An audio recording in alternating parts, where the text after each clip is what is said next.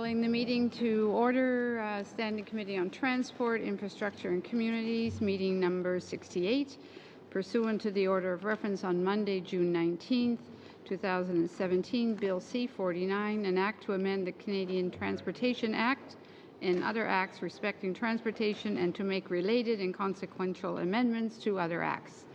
So to the committee, welcome. I'm glad to see that all came back for a second day, a week ahead of everybody else. And to our witnesses, thank you for coming this morning. We appreciate that very much. We will open it up with the Railway Association of Canada, if you'd like to take the lead. Merci. L'Association des chemins de fer du Canada représente. Thank you. We represent passenger rail and 40 local trains. Thank you. We represent more than 50 freight and passenger railway operators composed of the 6th class, 1 rail carriers identified in Bill, and 40 short line railways from coast to coast, as well as many passenger and commuter service providers. 49 potentially affects all of our members, including provincial railways and commuter railways, because of the proposed safety measures included in the bill. When I appeared before you last year to comment on the Fair Rail for Grain Farmers Act, I mentioned the negative effect that extended interswitching could have on the short line rail sector and suggested letting these provisions sunset. We were relieved to see that Bill C-49, by creating the concept of Class 1 rail carriers in its Section 2, has made clear that long-haul interswitching does not apply to short-line railways. In your report, you recommended, quote, that the Minister of Transport requests that the Canadian Transportation Agency examine the railway interswitching rates it prescribes to ensure that they are compensatory for railway companies. Bill C-49 does not request the agency to review interswitching rates, but goes one step in the right direction with respect to LHI by specifying that the rates set by the agency shall be based on comparable commercial rates. In addition to setting this average as a minimum, the Act says that the agency must consider the traffic density on the line and the need for long-term investments, which, if applied properly, should lead to rates above the minimum, which is the average rate. That is good news, but the devil will be in the details of future decisions from the agency. There are more experienced people from CN and CP with me to speak to the impact of long-haul interswitching and related service provisions on their businesses. Instead, I thought it would be useful to speak to the recent history of the railway industry, the success of Canadian railways in a public policy context, and some important and hard-won lessons from the past 3 decades of rail regulation and deregulation. Successive governments, and indeed this committee, have enabled the positive accomplishments of Canada's railway industry by introducing and improving a regulatory regime that prioritizes commercial freedom and reliance on market forces over government intervention.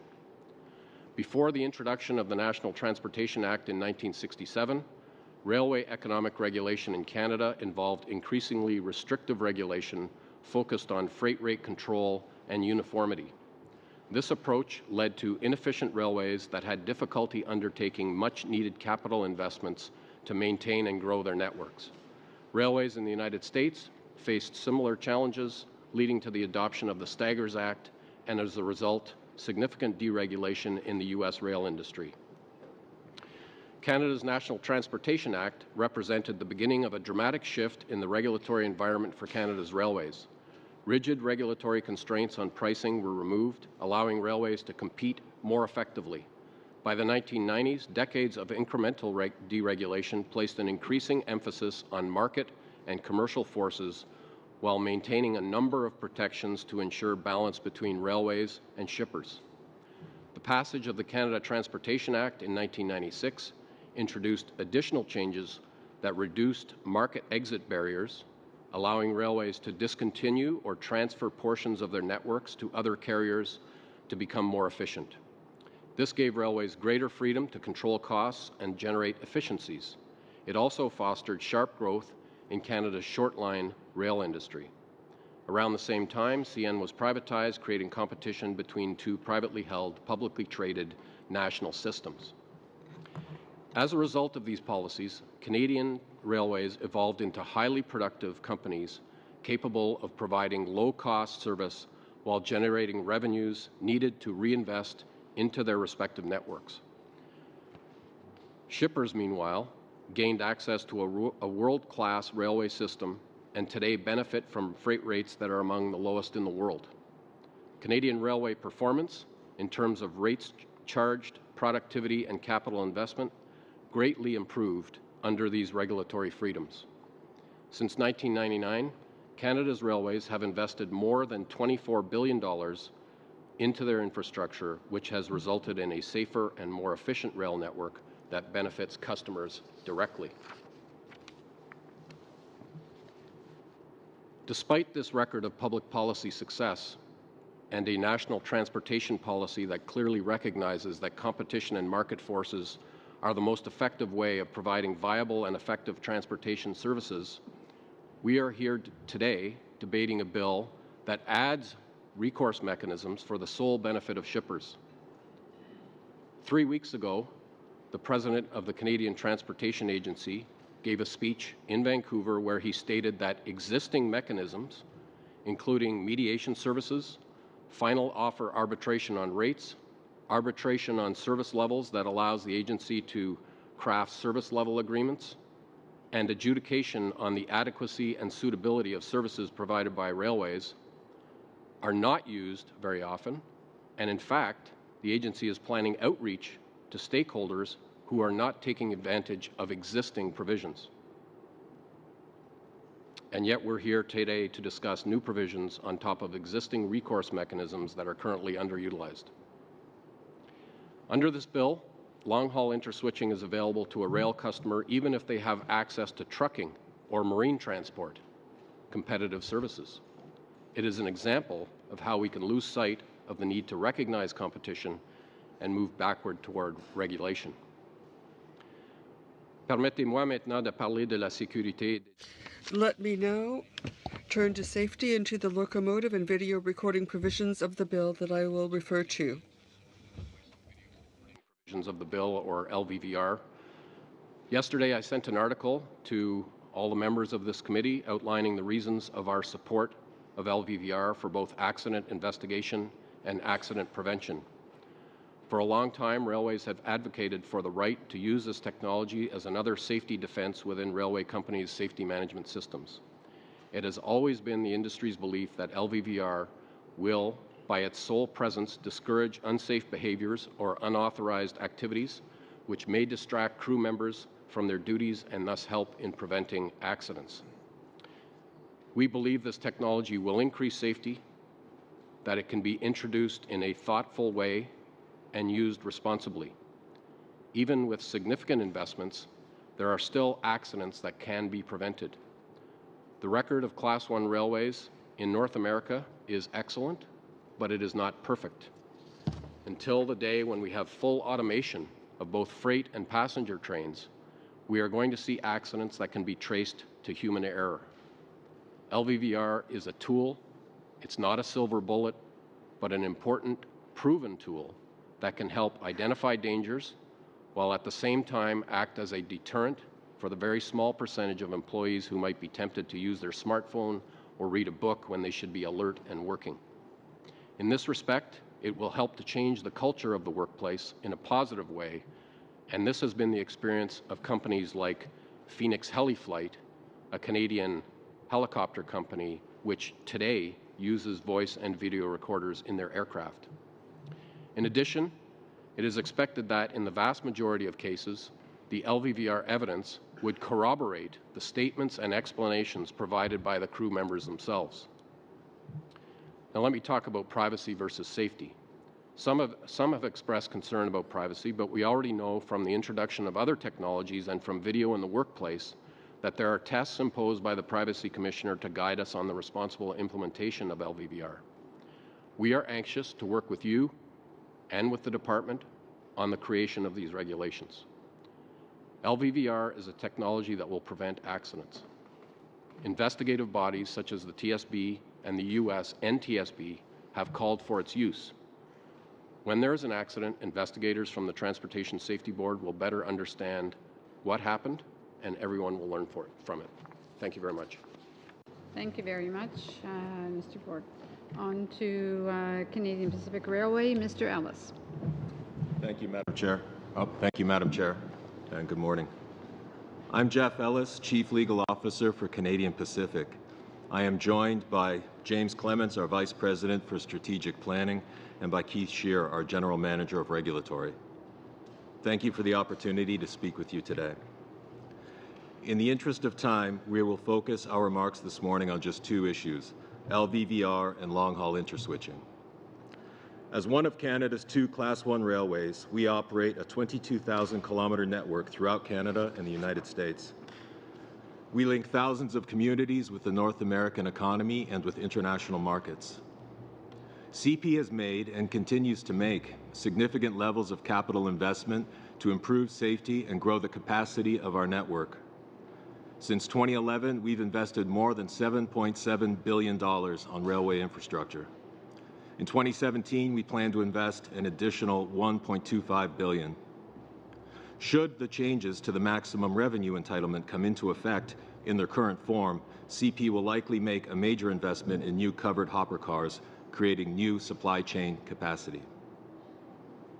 CP has been recognized as the safest railway in North America by the Federal Railroad Administration in the U.S.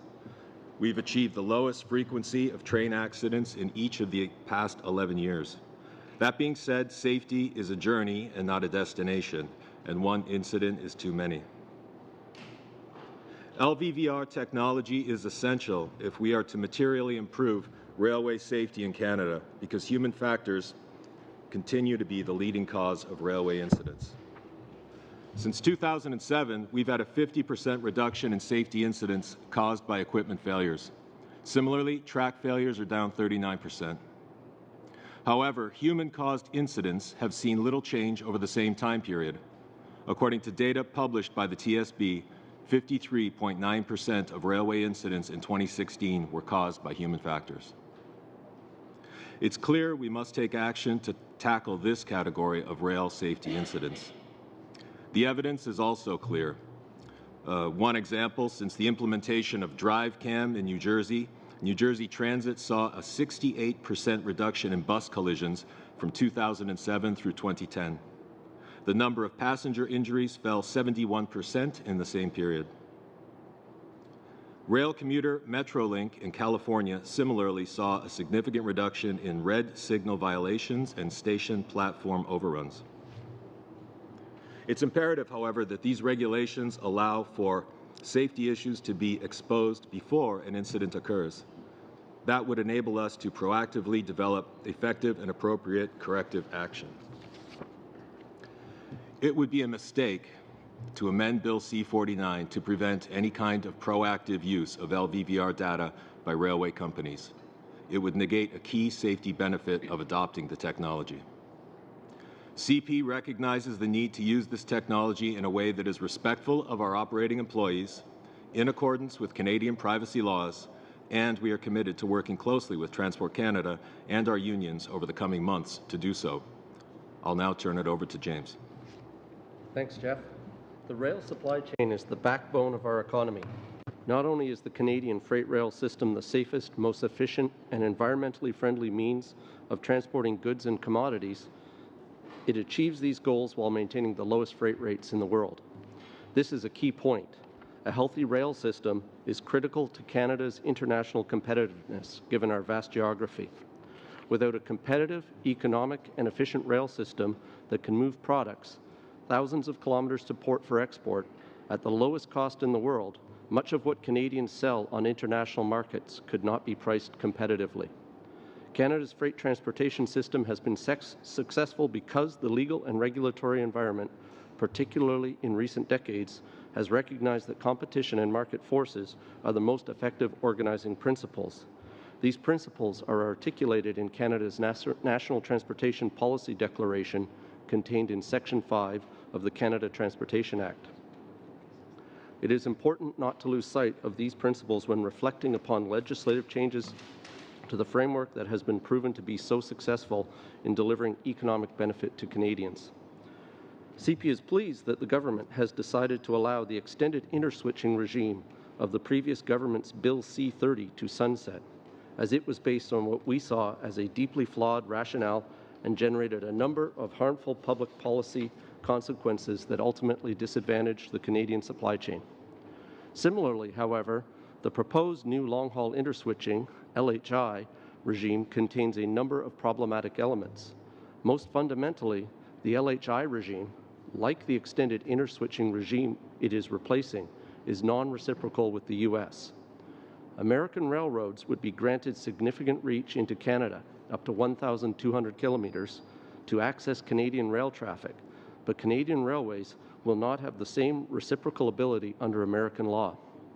The LHI regime is constructed in such a way it is asymmetrical in its impact, both in terms of non-reciprocal access for American railroads vis-a-vis CP, and in terms of CP and CN, because of CP's exposure to American railroads under this regime is much greater compared to CN, and given the geographical location of our respective networks, and it is further compounded by the two excluded corridors.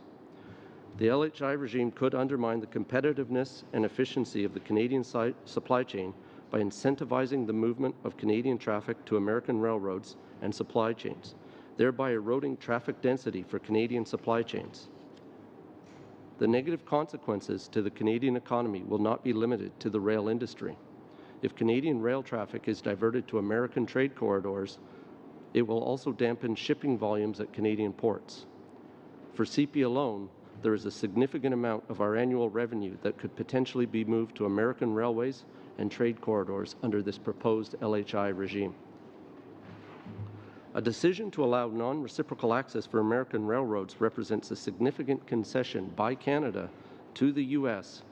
while NAFTA is being renegotiated. This strikes us as an unwise public policy choice for the Canadian economy. The proposed LHI regime ought to be reconsidered in that context. As drafted, Bill C-49 also imposes an obligation on connecting carriers to provide rail cars to the shippers in addition to its other service obligations.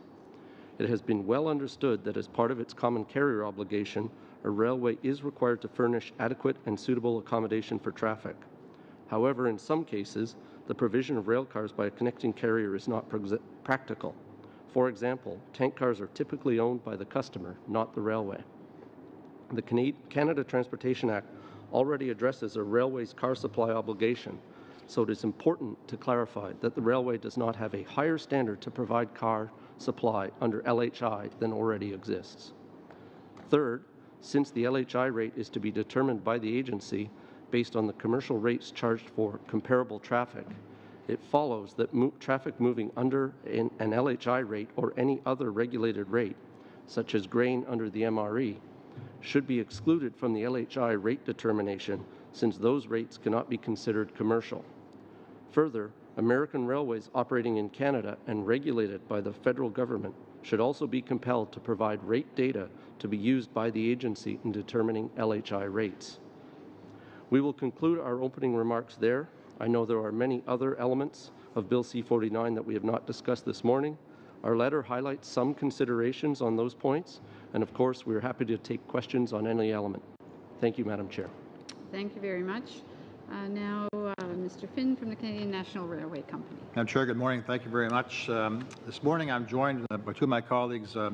First of all, Janet Drysdale, who's Vice President of Corporate Development and Sustainability at CN, and to my right, Mark Farku, who's VP Operations Eastern Canada. I'm the Chief Legal Officer and Executive Vice President of Corporate Services at CN. We appreciate very much the opportunity to meet with you today to discuss Bill C-49, which has significant implications for the rail sector in Canada. CN participated very actively in the statutory review of the Canadian Transportation Act with the Honourable David Emerson. We believe the panel did a good job in their review of the Act, identifying the sort of policy changes that are necessary to enable Canada to meet its goals for growing trade in the coming decades. Mr. Emerson and his colleagues commissioned a number of useful studies, and with regard to rail, we recognize that unlike some past reviews, the panel based their recommendation on evidence and data and less on anecdotes. The panel also accepted the clear evidence that deregulation of the rail sector supported innovation, which derived benefits to shippers, customers, and the Canadian economy. We are somewhat disappointed that not more of the panel's recommendations are included in Bill C-49. À la suite de la publication du rapport du comité d'examen, After the review panel's report was made public, we took part in the consultations of Minister Garneau. by Dominic Barton. We're particularly pleased with their first report's focus on the importance of growing trade and the need to strengthen and grow our infrastructure in order to achieve this. The Council also stressed the importance of having a regulatory system that encourages investment in infrastructure and enables the transportation sector to attract capital needed to invest in growing capacity. Je suis sûr que vous connaissez le CN. J'aimerais I know you know about CN, but I'd like to mention some important points. We run a unique network of 19,600 miles which serves 3 coasts, the Atlantic, the Pacific, and the Gulf of Mexico and Canada. Our network covers 13,500 miles and links the principal centres and points of access, which makes CN a strategic partner in the supply chain. The most important part of what we do is intermodal transport, and it is the part of transportation that is growing the fastest and is most competitive. and market-driven forces over the last 20 years have been the key underpinnings enabling investment and innovation in Canada's rail sector. According to the OECD, Canadian shippers today benefit from rail rates that are the lowest in the industrialized world, lower even than the United States. In addressing Bill C-49, we acknowledge the Minister's attempt to design a package that addresses the interests of both railways and shippers. However, we are concerned with the failure to recognize the degree to which deregulation has led to an environment of both lower prices and more reliable services for shippers, and the degree to which deregulation has enabled railways to invest heavily in maintaining and growing our network. CN's capital investment over the last 10 years have totaled approximately $20 billion. I'd like to turn the phone over to my colleague, Janet Drysdale. Thank you, Sean. There are a number of provisions in C-49 that run a high risk of unintended consequences. The part of the bill with the greatest risk potential is long-haul interswitching, which I'll subsequently refer to as LHI. LHI is a remedy which, until it appeared in this bill, had never been recommended, discussed, or considered. No assessment of this remedy on the rail industry has been performed, and we believe that significant, unforeseen, and adverse consequences could result from its implementation. CN has an extensive network of branch lines serving remote communities in all regions of the country. Those branch lines present a challenge as they are expensive to service and maintain, while at the same time handle low volumes of traffic. In many cases, the reason we are able to justify keeping those lines in operation is the long-haul business they generate. LHI makes it possible for a customer to require us to take the traffic to an interchange point and hand it to a competitor who would then get the majority of the move and its associated revenue.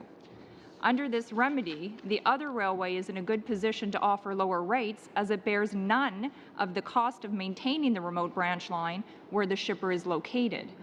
Needless to say, if this were to become a common occurrence, it would be difficult for us to justify the ongoing investments required to keep those remote lines operational. During second reading debate, LHI was identified as an option to captive shippers which would, quote, introduce competitive alternatives for their traffic and better position them in negotiations for service options and rates. Let me start with the notion of captivity. The bill defines captive as having access to only one railroad, completely ignoring a shipper's access to alternative modes of transportation. So if a customer ships product today using both rail and truck, C-49 considers them captive to rail. We are proposing an amendment to clarify the definition of captive, such that if a shipper uses an alternative means of transportation for at least 25% of its total shipments, that shipper must be considered to have competitive options and therefore should not have access to LHI. With respect to negotiating service options and rates, C-49 maintains a shipper's access to all of the existing remedies respecting rates and service including final offer arbitration, group final offer arbitration, complaints against railway charges, level of service complaints, and arbitration on service level agreements. Consistent with Canada's national transportation policy and that LHI provides a competitive option, we are proposing an amendment whereby a shipper that can access LHI should not have access to the other rate and service remedies. LHI also provides a non-reciprocal competitive advantage to U.S.-based railroads. Railways in the U.S. already have a significant advantage because of the much higher density of traffic on their lines. They simply have much more traffic per mile of railway. That higher density means more traffic over which to spread the high fixed cost of maintaining the network. Railways are most profitable on long-haul moves. Under LHI, we can be required to move goods a short distance and then transfer them to a U.S. railway that would get the long-haul move and most of the revenue that then becomes available for investment into the U.S. network at the expense of Canada.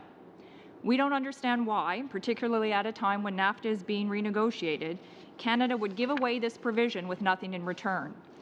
Providing such an advantage to U.S. railways creates a risk to the integrity and sustainability of Canada's transportation network, ports and railways, which depend on a certain volume of traffic to generate the capital necessary to keep Canadian infrastructure safe and fluid and to keep good middle-class jobs in Canada. We acknowledge that the exclusions in the Act limit the areas where this new remedy is available, but those exclusions are insufficient, especially near the Canada-U.S. border in all three prairie provinces. If we had access to similar provisions in the U.S., we would not be objecting. However, there is no right to interswitching in the U.S., and this absence of reciprocity is prejudicial to the Canadian rail industry. We are therefore proposing an amendment that would create an additional exclusion to provide that a shipper not be entitled to apply to the agency for an LHI order if the shipper is located within 250 kilometers of the Canada-U.S. border.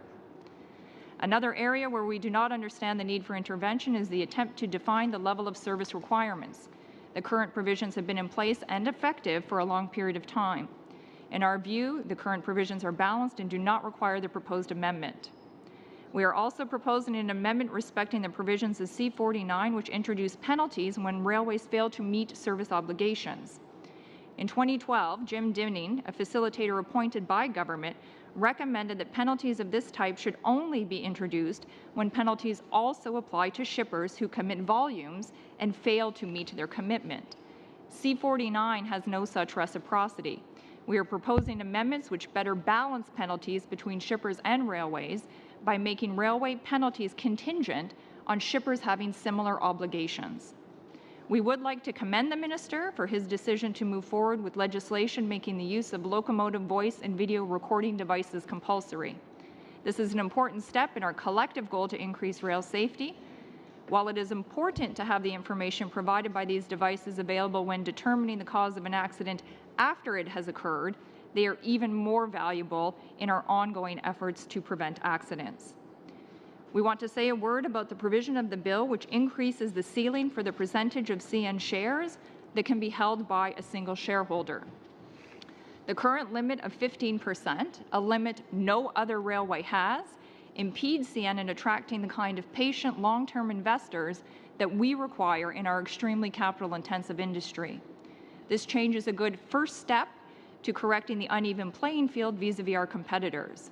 We will be asking members to consider a minor amendment to ensure that this change takes effect immediately upon royal assent. Finally, a word about grain shipments. In the crop year that just ended, CN moved 21.8 million metric tons of grain, the most we have ever moved in a year. We beat the previous record set in 14-15 by 2% and exceeded the three-year average by 7%. I'm also pleased to be able to tell you that in advance of the start of the crop year, grain shippers secured approximately 70% of CN's car supply under innovative commercial agreements that provide shippers with guaranteed car supply and which include reciprocal penalties for performance. We have entered into a period of dramatically increased service innovation and collaboration with our customers. We have achieved this through commercial negotiation, improved communication, and a better understanding of the challenges we each face. If the Canadian supply chain is going to move the increased volume of trade that we all support, and that we all believe can be achieved, it can only happen with collaboration across the supply chain. Regulation has its place, but experience shows that we reach our goals when it is the exception. We appreciate the opportunity to speak with you today and look forward to your questions. Thank you, Ms. Drysdale. You referenced some amendments. You've submitted a brief to the clerk. We have. Is it in both official languages? Yes. Do you have it in both official languages? Okay, thank you very much. Okay, on to questioners. Ms. Block. Thank you very much, Madam Chair, and thank you to our witnesses for being here today, day 2 of a 4-day study on this issue. Excuse me. And just very interested in hearing your testimony. And I guess I would start by saying that it goes without saying that we understand the importance of our railways to our country and our economy, and recognize that there needs to be a balance struck between the railways and the customers that they serve. And so certainly looking at the legislation that's before us today, I think we're all committed to doing that and ensuring that that this legislation does that. I think I would say that I'm a little bit confused by some of what I've heard today in relation to perhaps Mr. Bork's comments around C-49, describing this legislation as creating additional measures on top of measures that are rarely used. And I want to then look at the testimony that was given by Mr. Ellis and Mr. Clements in regards to long-haul interswitching, because I think those were the comments that Mr. Bork, or those were the measures that Mr. Bork may have been referring to, I'm not sure, where you defined the extended interswitching regime as being deeply flawed and generating a number of harmful public policy consequences that ultimately disadvantage the Canadian supply chain. And I want to reflect back on some of the testimony that we heard when we were studying the Fair Rail for Grain Farmers Act, and the stats that were provided to our committee during our study that demonstrated that extended interswitching was in fact rarely used.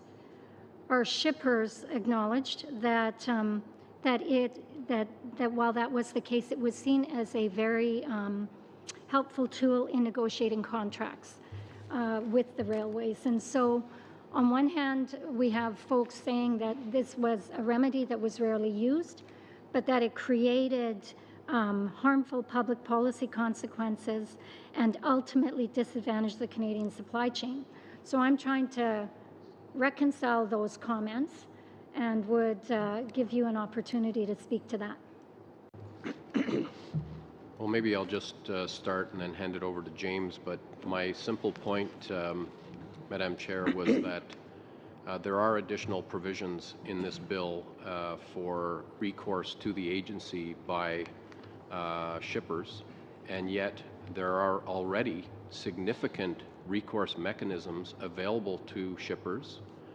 And as stated by the president of the CTA a few weeks ago, these services are essentially not being used very much, and to the point where they need to go out and try and drum up business by doing outreach to various customer groups to make them aware of these provisions.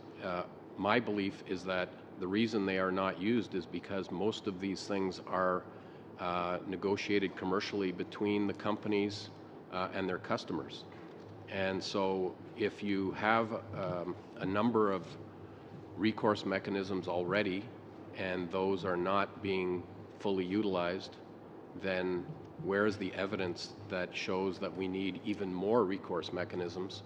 And I really tried to frame that in the context of the last 30 years of progressive public policy, which has led to more commercial framework and which has led to the success of North American railways, because essentially the same thing happened in the United States, to the point now where we have really the best railways in the world represented in this room in terms of productivity, low rates, safety, and the ability to pass on these productivity and efficiency gains to customers, which is proven in rates. Okay, thank you. So I'll make a couple comments first on where we saw some of the flaws in extended interswitching and then bring it across to where LHI has flaws. Extended interswitching was done at a regulatory costing at a prescribed rate, which didn't necessarily give us an adequate return. So you were effectively giving a regulated below cost rate to an American shipper or carrier to gain access to our networks. So that was one of them. Another component was that it was very regional, which I think the government has acknowledged in some of the amendments that they've made. And then what's carried over was the final flaw was this lack of reciprocity. And what we see is today, let's say the Burlington Northern has got a downturn in crude oil going to the Pacific Northwest.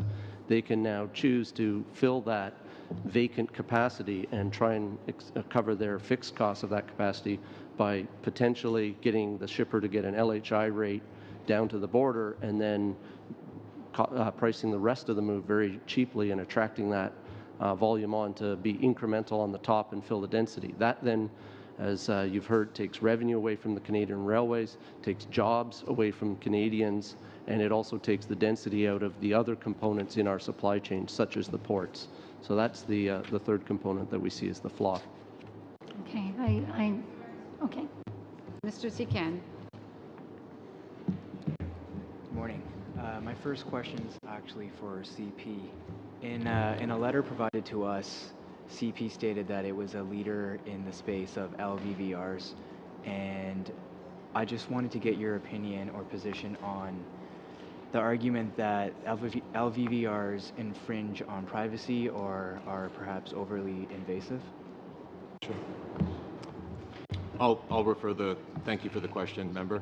I'll refer the question to Keith Shear with CP. Thank you. We know there's privacy concerns, but we also know that there's a process for that. We have, today you probably know, recording devices in the locomotives for conversations that occur between rail traffic controllers and the train crews. So those occur. We have black boxes, if you will, that were introduced in the early 80s after the tragic Hinton accident. So those record information as well. We know that the minister and the department will work closely with the privacy commissioner on the privacy issues and work through that process. And we also know through consultation with the minister that those processes will be developed in the regulation to follow. Thank you. My second question is for CN. Again, in a letter provided to us, CN's position was that changing the maximum revenue entitlement actually allows you to purchase new cars. Could you please speak to this? Want to take it, John? Yep. I think that actually might have been a comment from CP. I think the changes to the maximum revenue entitlement improve the situation with respect to getting the investment credited to the railway that actually makes the investment. It is a rather complex formula, and we do feel like there was an opportunity to simplify it further. So railway cars, we have to pay for 12 months a year. It's no different than leasing an automobile. You have a monthly payment. In the context of the way the MRE works, we only earn revenue on the actual amount of tonnage we ship over the mileage that we ship. So we do feel still that there is some disincentive left in the MRE, although the splitting of the index certainly is helpful in that if CN makes an investment in the cars, we no longer have to share 50% of the credit of that investment with CP. Okay, thank you.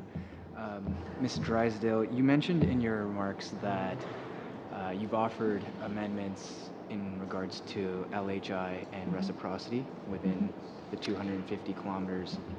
Yeah. Could you elaborate on that point, please? So while the existing exclusions included in the bill we think are very important and need to be maintained, they do not address the issue of U.S. reciprocity in the three prairie provinces. And to the point made earlier by my colleague at CP, there is still an opportunity for railroads to come into those three prairie provinces and to take business away from the Canadian rail network. Now, I want to make the point that if a shipper wants to ship to the U.S., we do that day in and day out, and we're prepared to continue to do that. But the rate for which we do that at should be commercially negotiated with BN in the very same way that we negotiate with BN, for example, when we want to access a customer, let's say in Chicago. So it's this notion of disparity between the two regulatory regimes that concerns us, and the fact that we're giving an unfair advantage to U.S. railways to come in and take Canadian traffic at a prescribed regulated rate when we don't have that same right to do so in the United States. Okay. And do you feel you were adequately consulted on the Minister's Transportation Strategy, 2030 strategy, and in regards to C-49? We certainly participated extensively in the consultation process, but clearly are dissatisfied with some of the outcomes that remain in the existing bill. Thank you. And the same question for CP. Similarly, we participated, and we respect the process and the fact that we were consulted. Nonetheless, we do have the issues that we've set out. Thank you. Thank you. Monsieur Aubin. Thank you, Madam Chair, and welcome. I'd like to start with a question on safety, and I'd listen to what you had to say on the importance you give to LVVRs, but to my mind, an LVVR would help the TSB after an accident. But my question is, what are the measures you would bring in, or that C-49 should provide for, in order to avoid the accident? Mr. Ellis mentioned that most accidents have to do with human error. So I have two questions about the incidence of human error, the degree of fatigue of the conductor, for example, and the TSB, who has said repeatedly that there needs to be a better defense mechanisms, technological mechanisms that would stop a train when the conductor had missed a warning that he should have perceived. It seems that this happens repeatedly, so what do you do in the major rail companies? What do you do to better manage fatigue and to have these means of physical or material defense? Well, I'll start. I think it's important. It's clear that for CN, safety is essential. Without safety practices, it would be impossible to succeed. But my colleague here can talk about the measures in place. We are comfortable with the fact that safety is our main value. Our pursuit, of course, is always to reduce any accidents and injuries and to prevent them. So prevention is one of the key elements that we focus in on. So when we are looking at our safety management system, we're always building on lines of defense. When we address locomotive voice and video recording, this is a tool that helps complement our efforts to further reduce that. So earlier we talked about privacy. We don't take that lightly. We want to be very pinpointed from a risk assessment basis how best we should use. J'ai bien entendu vos propos sur les... If you'll allow, I heard what you had to say about the LVVRs. I want to hear what you have to say about conductor fatigue. It's an area that we are actively working on very closely with our unions, and it's not so much fatigue, but it's the healthy rest of individuals. So when we look at safety, we're not looking at necessarily the situation that's arisen. It's how to prevent this situation from occurring. So when we get to fatigue, it's addressing proper scheduling. It's addressing healthy sleep habits. So it's an education process as well as at work In a situation when the individual is already fatigued, we have to look prior to that, and that's what we are currently doing, and working very closely with our unions. We are not necessarily having to wait for regulations. We are really trying to address these issues as we see there's a level of importance for it, and we're working closely with our unions on that. Merci. Monsieur Ellis, peut-être sur la... Mr. Ellis, on fatigue? But I'll answer in English if you don't mind. With regards to fatigue, we take fatigue quite seriously. Our company has been advocating, for example, for a 12-hour maximum workday as opposed to the current 18, and we hope that that's going to be a change that will come into effect eventually. And in the meantime, as my colleague Sean said, we're working closely with the unions because some of the issues around rest are tied up in collective agreements, but we don't dismiss the fatigue issue at all. That said, it's one lever among several that we need to pull. And in our view, LVVR is a critical tool, and it's been proven in other realms in transport that it is extremely effective, particularly when you can have proactive use, respecting privacy. We have absolute respect for privacy, Canadian privacy laws, and think that we can address it in a balanced manner that balances risk versus privacy protections. Est-ce qu'il me reste une minute? Do I have a minute? I haven't heard you on physical means of assistance. Is it in your short-term plans or long-terms to have additional tools? Well, here's an example. We have a pilot project with our employees which has a Fitbit. We want to see how their daily habits are such. We would be able to see what they're doing during the day and how it affects them. Now, this is perhaps subjective, but here's an example. We could have we have pilot projects along with the unions looking at the rest-work balance. We want to look at this together to see how it is that people can be better rested, and so and how it can be sometimes that they're not as rested as they should be. Thank you, Madam Chair. And I'm going to dig a bit deeper here for you folks and give you an opportunity to explain how C49 can actually become an enabler for you versus a disabler. And with that said, enable you to basically recognize your returns established by your strategic and business plans. So my question to all of you, and again, I'm going to give you the time to answer this in depth, is to explain to me or us how C49 can in fact contribute to satisfying the established objectives that you've recognized through your strategic and or business plans, and how it can become an enabler for your organization to then therefore execute those action plans that are contained within your business plan.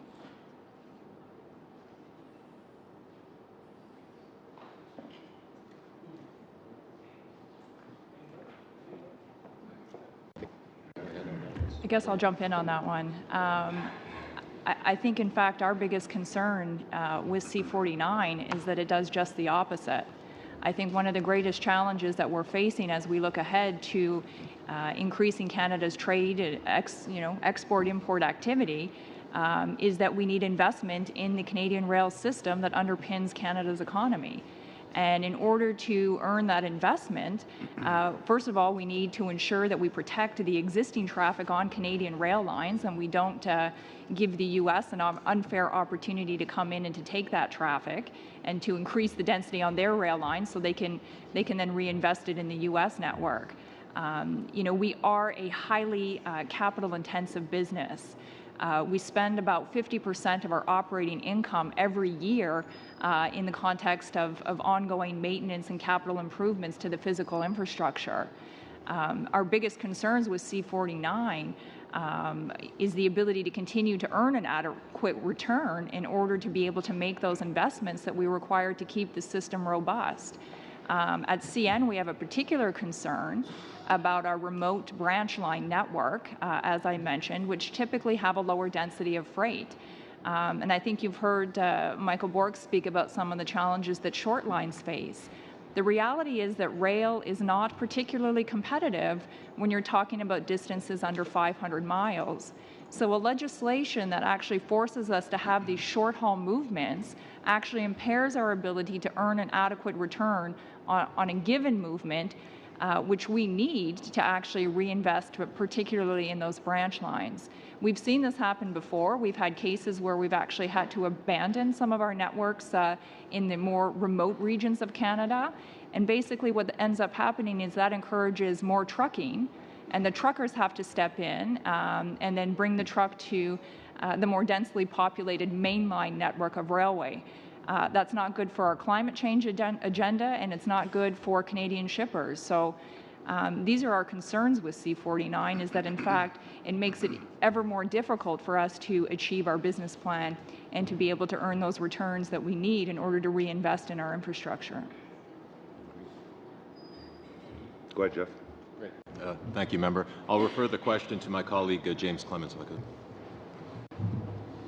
Yeah, I'm going to make a couple of comments. You know, we have sort of 5 pillars around our business plan, and on the what does it do to help us enable our business plan around safety, we would agree that the LVVR amendments as they're proposed are ones that would allow us to move forward and improve the safety. That's the first focus of our organization on anything we do is to operate safely in the communities that we serve across the country.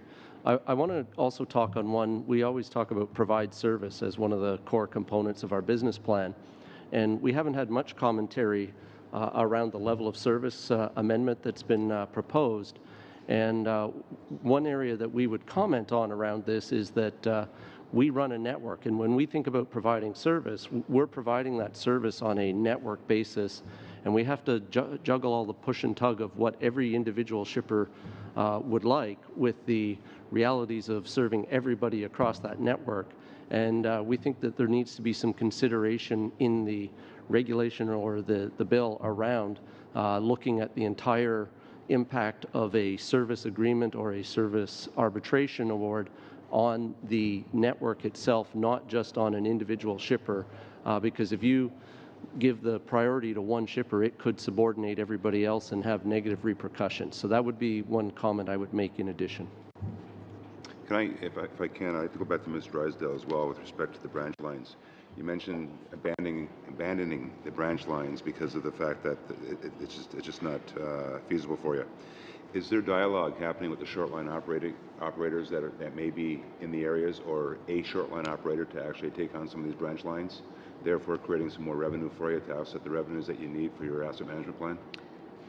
I think our experience with short lines has shown us that if it's not economically viable for us to operate, the likelihood that it's economically viable for a short line is very unlikely. So it's not a matter of having a short line operator come in to operate in those remote regions. The base level of traffic won't be there for them either. And our experience with some of the short lines is that over time, they haven't had enough capital in order to reinvest in their network.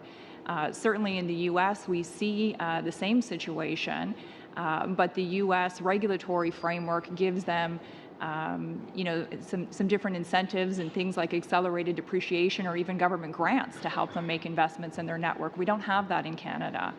And I think in the context of a line being viable, if it's not viable for us, it's not going to be viable for a short line. In the context of short-haul moves, it would be more likely that the shippers would either have to relocate, go out of business, or use trucking in order to get to the nearest major rail location.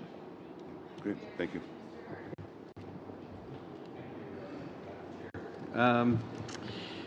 Wanted to start with Canadian Pacific. I'm looking at your letter, and this has to do with the LVVRs. There's a couple of comments in your letter that I'd like you to comment on for me. One line, it is simply unjustifiable to tolerate unsafe behavior by a crew operating a locomotive without taking appropriate corrective measures. If I was one of your bargaining unit members, I would take that as a threat. Can you comment on that? Sure, I can take that. Thank you for the question. So I'll start with our operating employees are very talented, they're well trained, they're well motivated, they know their jobs extremely well. And I've had the pleasure of working with many of them myself. But they're humans, and humans make mistakes. Furthermore, when you look at things like electronic devices, you see it in society today. It's, I would argue, a problem in society. It's a strong detractant from safe behavior. And it's certainly in the railroad environment, in the operating environment, we've got rules and procedures that say they must be turned off, stowed, not on their person, and we simply do not allow them in the environment. But without a means to actually monitor that on a ad hoc basis, we have really no ability to know that rule, that procedure is actually being followed. And that's just one example. So what would you do in a situation like that? I mean, you know, there's obviously corrective action, and then there's punitive action. Where would you go with it?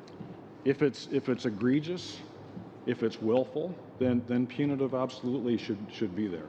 The minister and the public hold us accountable for safe operations. We take that accountability very seriously, and there's no reason that shouldn't extend to our employees. And for the most part, they understand that, and that's the way they operate. I want to shift gears to the LHI, you know, and I hear a lot of contradictions. On the one hand, I hear that, you know, we have one of the most efficient, low-cost providers of service in the world. That being the case, why would there be any threat from LHI, particularly given that even in the previous regimes, the extended interswitching limits were rarely used? So what's the threat? Go ahead, Ms. Drysdale, you can speak to that if you could.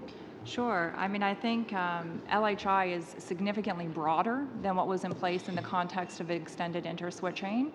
And the fact that extended interswitching was somewhat of a temporary measure may have also played into the fact that shippers perhaps limited their use. Our point with respect to both of those remedies is that if the shipper does have rate and or service issues, there are significant existing remedies to which that shipper can use. And we do see that. I mean, shippers do use the final offer arbitration remedy. They have used level of service remedies. And those remedies exist to help the captive shipper deal with the nature of being captive. Long-haul interswitching is a far extension of what we saw with extended interswitching that could be in excess of 1,200 kilometers. And so we do have deep concerns to the extent that shippers use it and or that U.S. railways encourage shippers to use it and the impact that that may have on the overall network business. Well, I look at the map, I look at the service map here, and what I see is that both your railways have extensive operations down into the United States. I don't see, other than perhaps the Burlington Northern Santa Fe line up to Metro Vancouver, a lot of incursion by American railroads into Vancouver or into British Columbia. Do you ever, in the course of your business, actually buy services from American lines? We do indeed. In fact, about 30% of our business is interchange business with other railroads. So what's the difference? The difference is how the rates are negotiated. In the U.S., it's done on a commercial basis, and what's being proposed here in Canada is to have those rates all fall under a regulated regime. That's the key difference. Would you not say, and I will turn this to CP because you've taken the first few, that in fact the reason why the interswitching wasn't used under the old regime very much is the fact that, you know, when faced with the competition, you guys lowered your rates. Thank you for the question. I'll refer to James. Yeah, I'll make a couple of comments. I'll answer that last question first. You know, the interesting scenario that happened is that we had negotiated commercial rates, and I'm going to use the Burlington Northern into Lethbridge as an example, where there was products moving in and out of Lethbridge under the bilateral agreements on creating through rates that Janet has referred to. And what happened is when extended interswitching came in at a prescribed rate, the shipper paid essentially the same amount. We got paid less, and the revenue for the U.S. portion of the haul went up as a result of the application of extended interswitching. Did you lose a lot of business? In Lethbridge area, we saw an impact. So if you looked at the whole of the system, it was relatively small, but in the Lethbridge area where you had Coots where the Burlington Northern connects, and you took that as a percentage, it was more significant than elsewhere. And again, that's one of the few locations where the 160 with the BN really applied. The other area was around Winnipeg. But I think we can count on the finger of one finger the number of times anybody went to the maximum limit. To 160, but I think I can follow up with statistics. We saw a significant percentage in that localized region move over. It was a regular occurrence with traffic moving on a regular basis in and out of there. We have moved a little bit away from that. My first comment I wanted to make overall. Sorry, I'm going to have to cut you off if maybe you can find a way of answering Mr. Hardy's question amongst some of the other questions. Mr. Shields, please. Thank you, Madam Chair. Well, appreciate the expertise that's here in the room today. Obviously, I have very little in compared to the knowledge that's sitting here at the end of the table. But again, listening to some of the comments made in the simplest way, I listen to it and I say, well, we've got the lowest rates. Then why are you worried about the competition from the U.S. side? If you got the lowest rates, you're selling the shoes the cheapest, you're going to sell more than the guy next door. So when you say that, then the rest of the arguments you go, there's an oxymoron here somewhere. But, and also knowing back in 2013 when oil was selling for $100 plus, you can make more money hauling the oil than you can the wheat out of the peace country. Yeah, I understand what you're doing. And then you had intervention, you didn't like the intervention. When somebody steps in and puts in a regional thing to take care of that so you can move wheat that's piled up, that's been there for a year. But the real thing that gets to me is the consolidation in North America, and you mentioned it. Can you talk to me about how railroads are consolidating in North America, both CP and CN? I'll answer your competition question first and take the opportunity, as the honourable member suggested, to answer the previous question as well. I want to know about consolidation. Yeah, I'll get there. You asked about I don't want to go there. I want about consolidation. That's what I asked about. All right. I made a comment. We haven't seen any major rail line consolidation in North America since the late 1990s. We have attempted as a company a couple of consolidations with Eastern U.S. carriers. We think in the long term that consolidation is something that is likely to happen, given the competitive pressures. When you start looking at, let's say, autonomous trucks and the ability for them to provide service, for us to compete, we're going to have end-to-end North American solutions to compete with the changing transportation environment and also address congestion issues and the troubles we have building infrastructure because of the not in my backyard syndrome. We have to maximize all of the existing infrastructure, and consolidation is a path to that. Good. I would echo Mr. Clemens' comments. Certainly, as it exists today, there are 6 major railroads in North America. 2 operate in Canada, 2 operate in the western United States, and 2 operate in the eastern United States. It appears unlikely in the context of recent actions that the U.S. regulatory environment would proceed with any type of consolidation scenario. That being said, as we think about the future and the longer term, the potential competitive threat from things like autonomous trucking and the difficulties that the U.S. Eastern railroads are facing with respect to significant declines in their coal business, that over time there may be economic justification and regulatory justification for the U.S. railroads to combine. So trucking, in the sense of the cost to municipalities with trucking, is huge, and that's an unknown cost that you're not talking about, that if the competitor, that municipalities pay a huge cost for. But reciprocity, how critical is that in negotiations here as we go forward, as we consolidate the industry north and south? How critical is reciprocity? Well, I think, in any competitive industry, we want to be on an even playing field with our competitors. And we aren't today. When we look at the U.S. regulatory framework, there's no common carrier obligation. They're not obliged to carry traffic. There's no final offer arbitration, no group final offer arbitration. There's no level of service arbitration. There's no interswitching. There's no extended interswitching. There's no long-haul interswitching. Is it to survive to have it? It's imperative that we have a level playing field with our competitors if we want to remain competitive in an industry that might eventually consolidate. Does it threaten our industry? Yes, it does. Okay. I would argue the threat goes this way is if I'm looking at it from a U.S. carrier chair, if I was the strategic planning individual at the Norfolk Southern, I wouldn't be interested in a Canadian carrier. I'd be looking west. And you could have transcontinental mergers in the U.S., and then I can just pick the traffic I want off the border points because of extended interswitching, and I know I have no threat there. So it might leave the Canadian carriers out in the cold in a consolidation scenario. Threat to your existence? I think it would increase the density and competitiveness of the U.S. network if they could combine and our regulatory environment didn't allow that or prevent it. Chief mythbuster for the railway industry, and there was a significant myth that was perpetuated here, and I must address it. Please. During 2013-2014, there was additional grain. There was 20 million metric tons additional grain produced by the agriculture industry. Yes, a lot of it was on farm. That's where they store it. We also had the worst winter in 75 years. In June, the ground was frozen in Winnipeg, and pipes were frozen. So, it was a significant winter. Nevertheless, we moved that grain. It required 2,000 additional trains of 100 cars each just to move the extra grain that was produced that year. So the industry moved the grain. It was a very anomalous situation of a bad winter. It had nothing to do with the movement of oil. There was no oil moved to the West Coast, which is primarily where all of that grain moved to the Port of Vancouver. So I just wanted to address that. Thank you. Country for a year. Thank you very much, Mr. Shields. On to Mr. Fraser.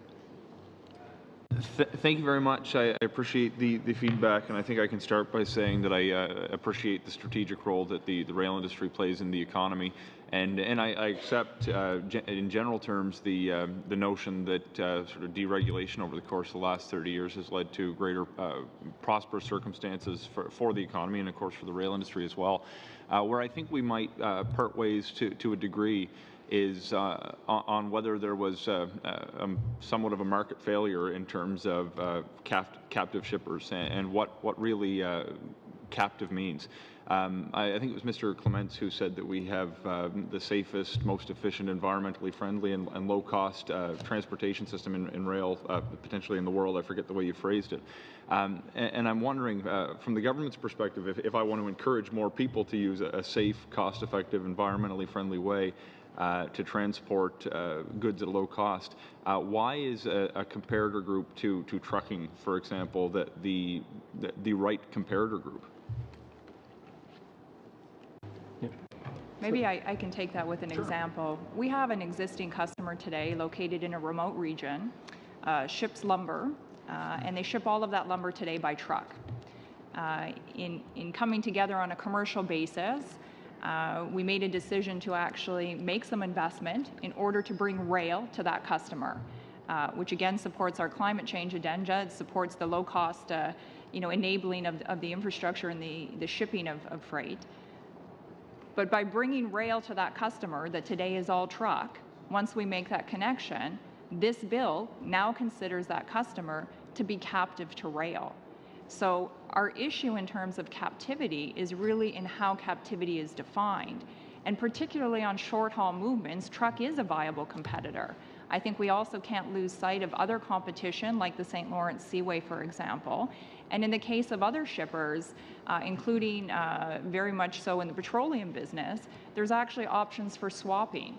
So producers will actually change, where they're sourcing product. So we face competition from product sourcing, we face competition from trucking, in some cases from pipeline. Certainly in the context of the Great Lakes St. Lawrence Seaway, we're very competitive in terms of the CNCP dynamic. So our issue is, in defining captive as only having access to one railroad, when that shipper actually may have access to other modes of transportation that are viable. So just, I think, Mr. Eisel, it was you who commented that the sort of interswitching regime generally requires you to essentially drop off someone's goods at an interchange point so somebody else can pick it up. Mm-hmm. When we went through a study of Bill C-30 previously on this committee, the widespread testimony that we heard, and there's comments to this effect today, was that in fact, that's not really what's happening. The vast majority of circumstances are really impacting the negotiation, and it is creating sort of pseudo competition where there is none in the rail industry. Is that incorrect? Is it really is the change taking place at the negotiating table as was the intention, or is it actually causing rail carriers to lose business to competitors? Well, we certainly have lost business to BN as an example. And in the context of negotiation, you have to remember that the vast majority of our customers are very large shippers. The top 150 customers of CN represent about 80% of our revenue. These are large multinational companies that have many means of exerting influence and pressure in the negotiation. Even if we look at grain companies as an example, and we think about the amount of capital that they're investing in new elevator capacity or in waterfront terminals, whether or not that elevator capacity comes on CN or CP is a huge amount of leverage in the context of commercial negotiations. So, you know, when we look at a lot of the existing regulations, like the final offer arbitration process or like the level of service agreements, to suggest that shippers don't have various means of exerting pressure in the negotiation. Some of these customers also, by the way, have extensive operations in the U.S., where the regulatory framework is different. But again, it gives them another means of exerting pressure. So I think that pressure existed before this regulation. I think it's a nice way of saying that we need even more because shippers need even more leverage. I don't find that to be true in our case, and I think our concern is that having that legislation and with long-haul interswitching, you know, broadening it even further risks the sustainability and integrity of the Canadian rail network, and we view that as a significant problem in the context of really being the backbone of the Canadian economy. If I can interject, it's I take your point that a major multinational corporation based in Canada isn't necessarily the weak partner at the bargaining table that some would have you believe. I come from a very rural part of the country in Nova Scotia. If we ship east, it's going on a boat. If we ship west, it's going on a train. My concern is folks that really are within the rail industry captive to a single shipper. There's really one rail line in Nova Scotia. They do face a lack of an ability. They have to accept terms or reject them realistically. This to me is about, if I take a step back and look at globally what's in C49, this is about providing service to all kinds of shippers in rural areas and smaller businesses as well.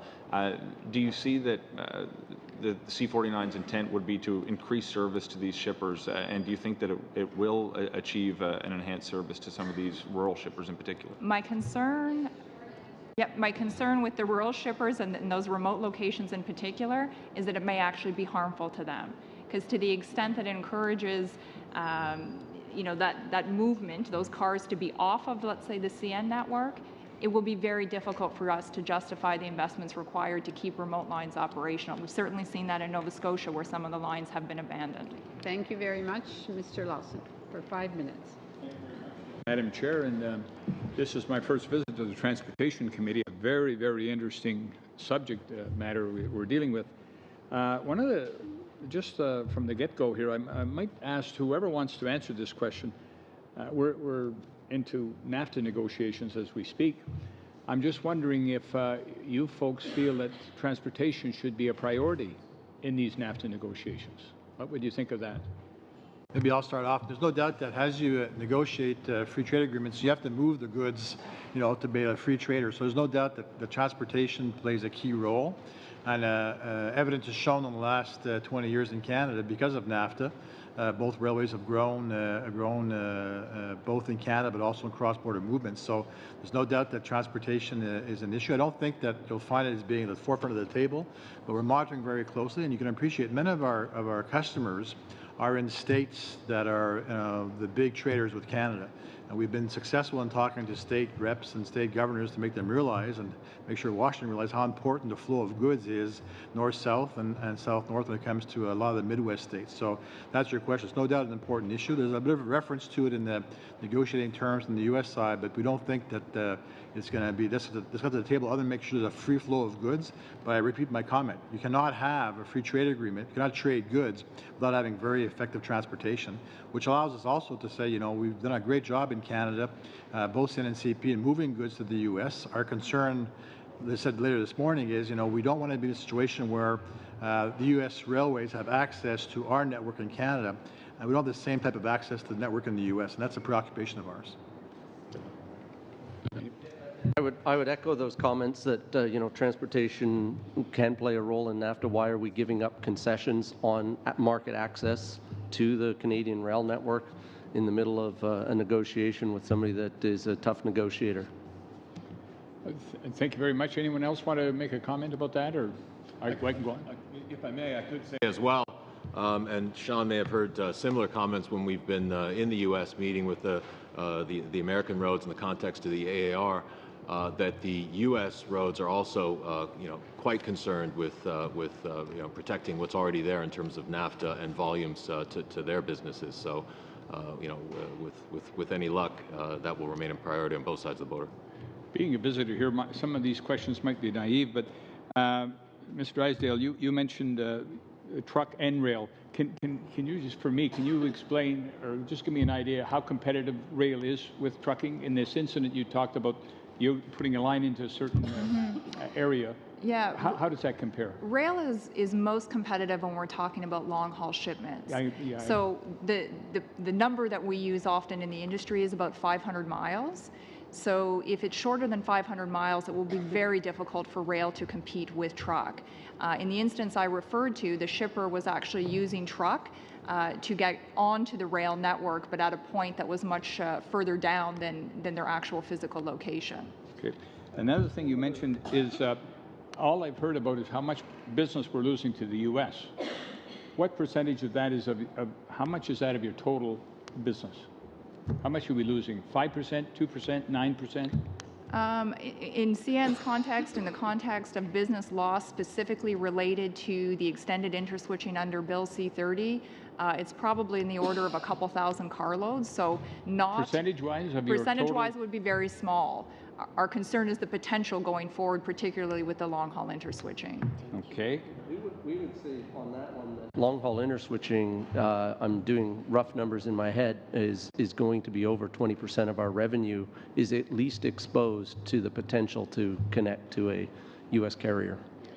Okay, I think CN invested $20 billion recently in infrastructure, and CP $7.7 billion or something, I think the figures were.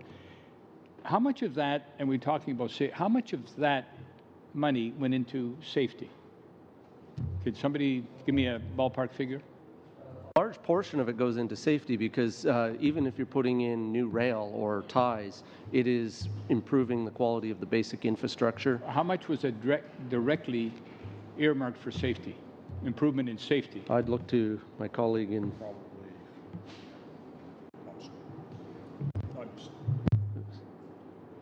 I'm stretching here a bit, but I would say probably in the order of 70% is into safety in terms of technology investment, as James has said, rail ties, ballast, cars, and locomotives. So 70% is earmarked for safety and 30% for profit making. Well, it'd be capacity expansion. Thank you. Monsieur Aubin. Thank you, Madam Chair. I'm going to remain on the subject of interswitching. Now, you talk about long-haul interswitching, and I know the devil is in the details.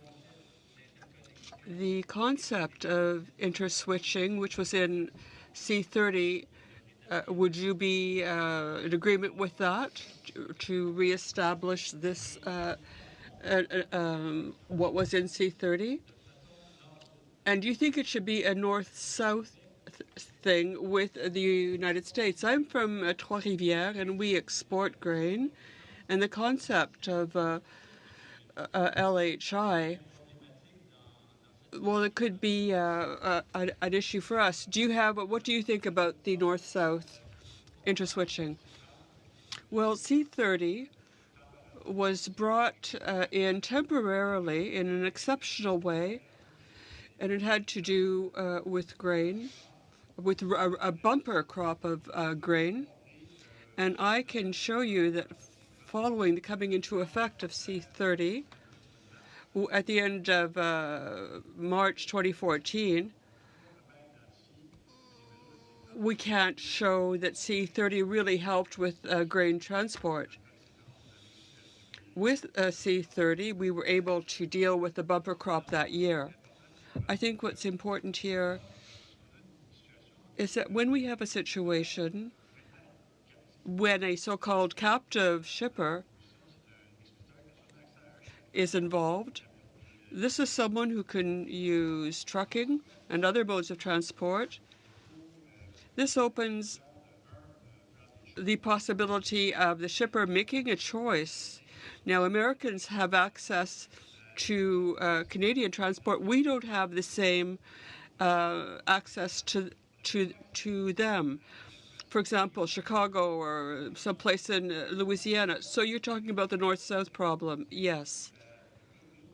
Well, as proposed, there is no doubt that east-west interswitching, there's a lot of competition, especially for industrial zones. With the measures in C49, there are exceptions so that the Americans don't have access to all networks. It's possible that a shipper in Trois-Rivières could use CN or CP through a local railway. But C30 was good for so many years. 1,200 kilometers, that was an interesting factor. It's gone beyond the 11 o'clock. I want to thank the panel members so very much for coming over today. You've given us a lot of really good information, and we thank you very much. We will suspend momentarily while we exchange for a new panel.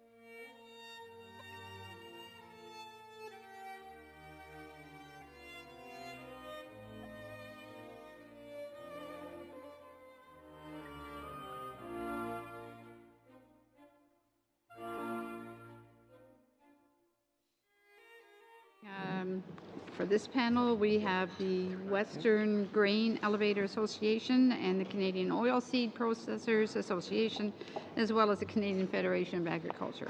And I'll turn it to the Western Grain Elevator Association to lead off. Thank you very much, Madam Chair and members of the committee. The Western Grain Elevator Association is pleased to contribute to your study on Bill C-49. The WGEA represents Canada's 6 major grain handling companies. Collectively, we handle in excess of 90% of Western Canada's bulk grain movements. Effective rail transportation underpins our industry's ability to succeed in a globally competitive market. We recognize this committee's comprehensive work last year. That was a very important report that this committee completed. The one published in December 2016 largely supported our points of view on the main issues. In C-49, a number of recommendations made by grain shippers were accepted and a number were not. We were asking the government to strengthen the definition of adequate and suitable accommodation to ensure the railway's obligation to provide service was based on the demands and needs of the shipper and not on what the railway was willing to supply. The definition proposed in C-49 isn't explicitly based on shipper demand. There are positives and negatives with this new definition. We were seeking the ability to arbitrate penalties into service level agreements for poor performance, along with a dispute resolution mechanism to address disagreements in a signed service level agreement.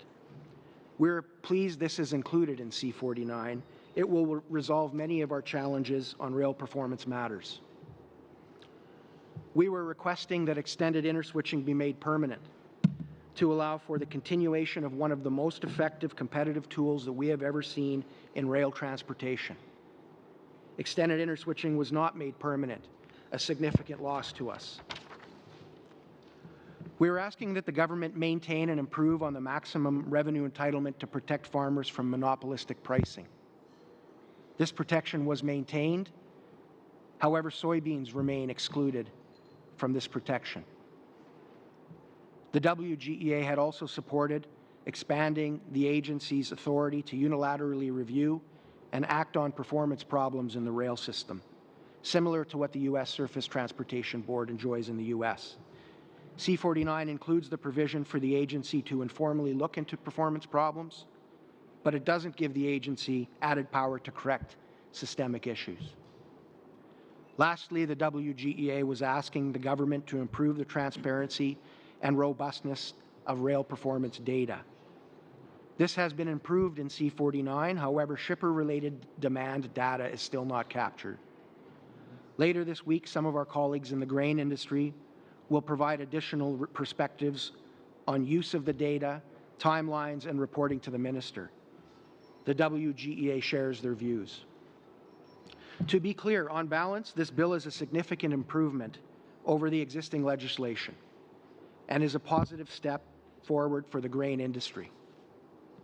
As a result, we are choosing to only offer 4 technical amendments representing the bare minimum of changes where the proposed legislation would not be workable and would not result in what the government intended.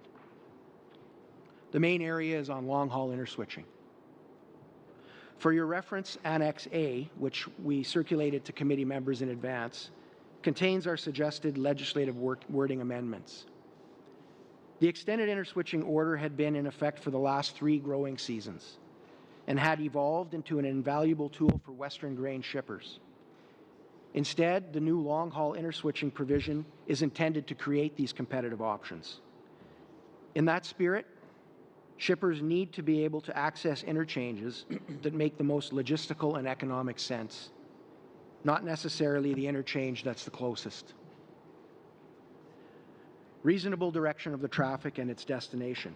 The current wording in Section 129(1) may give a shipper access to the nearest competing rail line, but this would be of little or no value if the nearest interswitch takes the traffic in the wrong direction of the shipment's final destination, if the nearest interchange does not have the capacity to take on the size of the shipment, if the nearest competing rail company does not have rail lines running the full distance to the shipment's destination. For the committee's reference, we've circulated Annex B, which visually depicts real-world examples of where accessing the nearest interchange neither makes logistical nor economic sense. 2 clauses need to be amended to better reflect the spirit of creating competitive options. If you go to map 1 in the package we circulated, you'll see an example of an elevator that has access to an interchange within 30 kilometers, but that interchange takes the traffic in the wrong direction. Bill C-49 stipulates in Section 129(3)(a) that a shipper may not obtain a long-haul interswitch if a competing rail line is within a distance of 30 kilometers. Sending a shipment in the wrong direction or to the wrong rail line is cost prohibitive and in those cases renders the interswitch useless. A shipper that happens to be within 30 kilometers of an interswitch that is of no use to them is excluded from long-haul interswitching and is put at a competitive disadvantage. A similar problem exists for dual-service facilities given the prohibition in 129(1)(a). The solution to this problem is to add the wording, "in the reasonable direction of the traffic and its destination," to Section 129(1)(a) and 129(3)(a). This language already exists in the legislation in 136.1 for other purposes and needs to be replicated in 129. Long-haul interswitching rates. Section 135(1)(a) of the bill directs the agency to calculate the rate by referring to historical comparable rates. But most comparable rates to date have been set under monopolistic conditions. If the rates themselves are non-competitive, and may be the very reason the shipper wants to apply for a long-haul interswitch in the first place, this process would not effectively address the heart of the problem. We're concerned that without an amendment of the nature that we're proposing, LHI will become like CLRs. 135(2) directs the agency to set a rate not less than the average revenue per ton kilometer of comparable traffic. This enshrines monopoly rate setting. In any reasonable marketplace, profitability is set on how much it costs you to do the business, plus a margin to generate a profit. Simply being able to charge any amount without regard to cost will result in rates divorced from the commercial reality of cost plus. We're seeking important changes to Section 135(1)(b) and 135(2) to ensure the agency has regard to the cost per ton kilometer, not the revenue, and that the rates are based on commercially comparable traffic, not just comparable traffic. If long-haul interswitching is to work, the rate has to be based on a reasonable margin to the railway and not at least as much and maybe more than they can charge in a monopoly setting. The third area where we have a concern is the list of interchanges. Section 136(9)(2) sets out the parameters for the railways to publish a list of interchanges as well as removing interchanges from the list. Grain shippers are concerned that the railways would have unilateral discretion to take out of service any interchange they choose. There is existing legislation already in play. Section 127(1) and 2 under interswitching has a process by which a party can apply to the agency for the ability to use an interchange, and that the agency has the power to compel a railway to provide reasonable facilities to accommodate an interswitch for that interchange. This same language should apply to long-haul interswitching. From an interchange perspective, both interswitching and long-haul interswitching could apply to the same interchange. Soybean and soy production.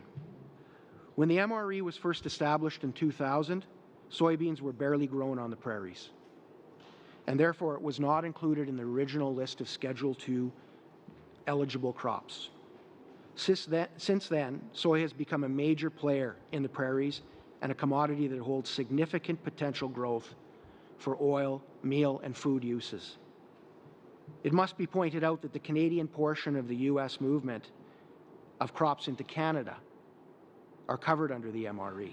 So as a result, U.S. corn, for example, that happens to be traveling in Canada is covered under the MRE, while Canadian soybeans are not. There's no reason why the government should not take this opportunity to add soybeans and soy products to Schedule 2.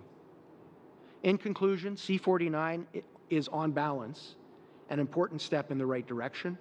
It's with restraint that we ask the committee to make only 4 non-invasive technical amendments to ensure it accomplishes what was intended. Thank you very much. Thank you very much. I will now move on to the Canadian oilseed processors. Thank you very much. Good morning, Madam Chair and members of the committee. On behalf of the Canadian Oilseed Processors Association, or COPA, I would like to extend our thanks to the committee for the opportunity to contribute to this important study of Bill C-49. My name is Christopher Vates, and I'm the Executive Director of COPA.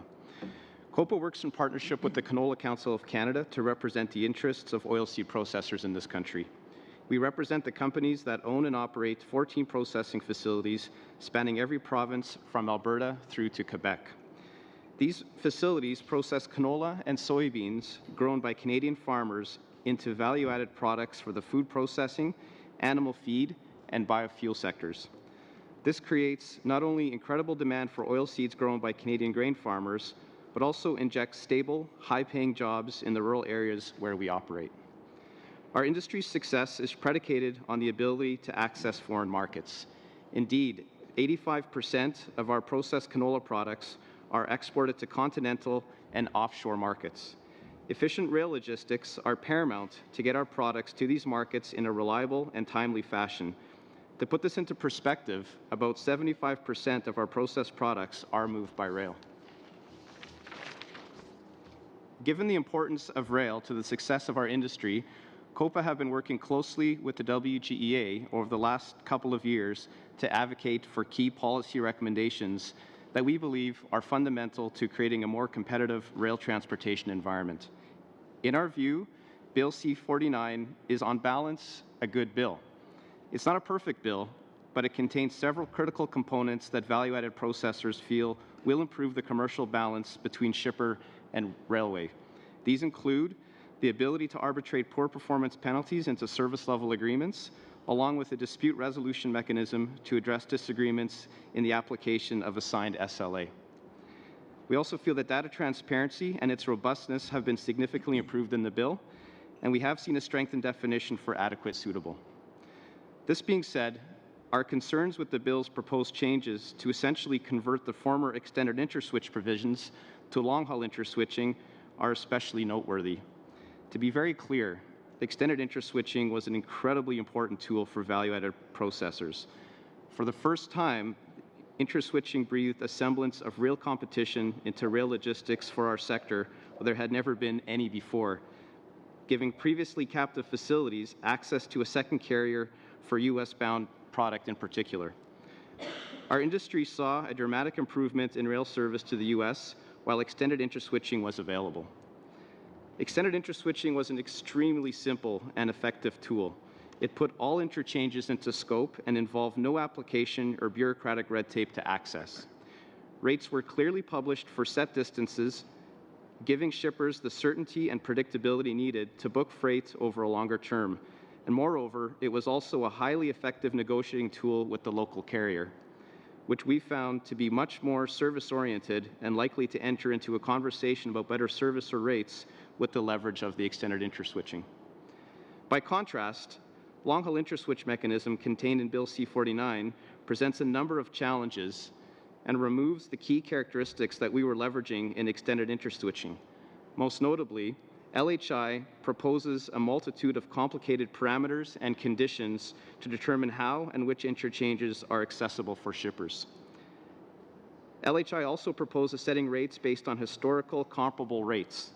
All comparable rates to date have been set under monopolistic conditions. If the rates themselves are not competitive, there is no incentive for my members to apply for long-haul interswitch. Left unaddressed, both of these provisions, as currently drafted, would render the LHI to be of little to no use. As such, we are interested to work with members of this committee to find solutions to put long-haul interswitch to work as a competitive tool for our industry, as we believe the government has intended in this bill. And similar to the WGA, there are 3 key areas of concern that need to be addressed to make LHI an effective tool. You will find some of our technical amendments, again similar to the WGA, in Annex A, which we circulated to the committee members prior to this meeting. Number one, in terms of our list of technical amendments, clarify that access to the nearest interchange means an interchange that is in the reasonable direction of the traffic and its destination, whether or not a facility is dual served or if there's another interchange within 30 kilometers. Prescribing access that is simply based on shipper access to the nearest competing rail line without taking into account other considerations would limit the value of LHI. Practically speaking, when determining the nearest interchange, consideration needs to be given to whether, 1, it is in the right direction of the shipment's final destination, 2, it is serviced by the right rail company to move the shipment to the desired destination, and 3, it is the right size with the necessary infrastructure to execute the interswitch. The intended spirit of the LHI mechanism is to give shippers competitive options. These have to be options that we can actually use and are applied equally among shippers. Section 129(1)A of the bill stipulates that a dual-serve shipper may not apply for long-haul interswitch, for example. Excluding dual-serve shippers simply on the assumption that they have competitive options is a false premise. In many instances, both rail lines do not service the traffic's final destination. Also, restricting access to long-haul interswitch places dual-serve facilities at a competitive disadvantage to those who do have access to the long-haul interswitch. Let me give you a quick example of what that means in practical terms. In Annex B, we have attached map number 2. In Alberta, in the town of Camrose, we have a member operating a processing facility that is dual-served by CN and CP. Under the long-haul interswitch, currently they do not have access to apply for long-haul interswitch, even though there is an interswitch opportunity at Coots in Alberta at the border, where they could have access to BNSF. So not only does that limit their access to markets served by BNSF in the United States, it also puts them at a competitive disadvantage to other members or other facilities that do have access to that long-haul interswitch because they are not dual-served. So number 2, in terms of the key technical amendments we're looking to propose, we're also very concerned about the ability of the long-haul interswitch provision to address shipper concerns over rate setting. In other words, the way C49 is currently written, it places a floor on LHI rates, indicating that a rate cannot be less than the average per ton kilometer revenue of comparable traffic. The bill needs language that gives the CTA the ability to consider commercially comparable competitive rates when determining the interswitching rates. Looking to historical comparable rates as a reference to determine interswitching rates ignores the fact that these rates have been determined under monopolistic conditions. The CTA should also give regard to the actual cost to move the shipment, not what the railways have managed to charge in the past when monopolistic powers were at play. In this way, the agency can ensure that a railway gets a reasonable rate of return for conducting LHI business on the one hand, and guard against perpetuating excessive rates set under circumstances where competition does not exist. Finally, the third amendment that we're looking to propose, we are concerned about the ability of a rail company to take unilateral decisions to stop serving an interchange or tear it up altogether without any further check and balance. Again, this runs directly against the original spirit of the new LHI to give shippers more competitive options.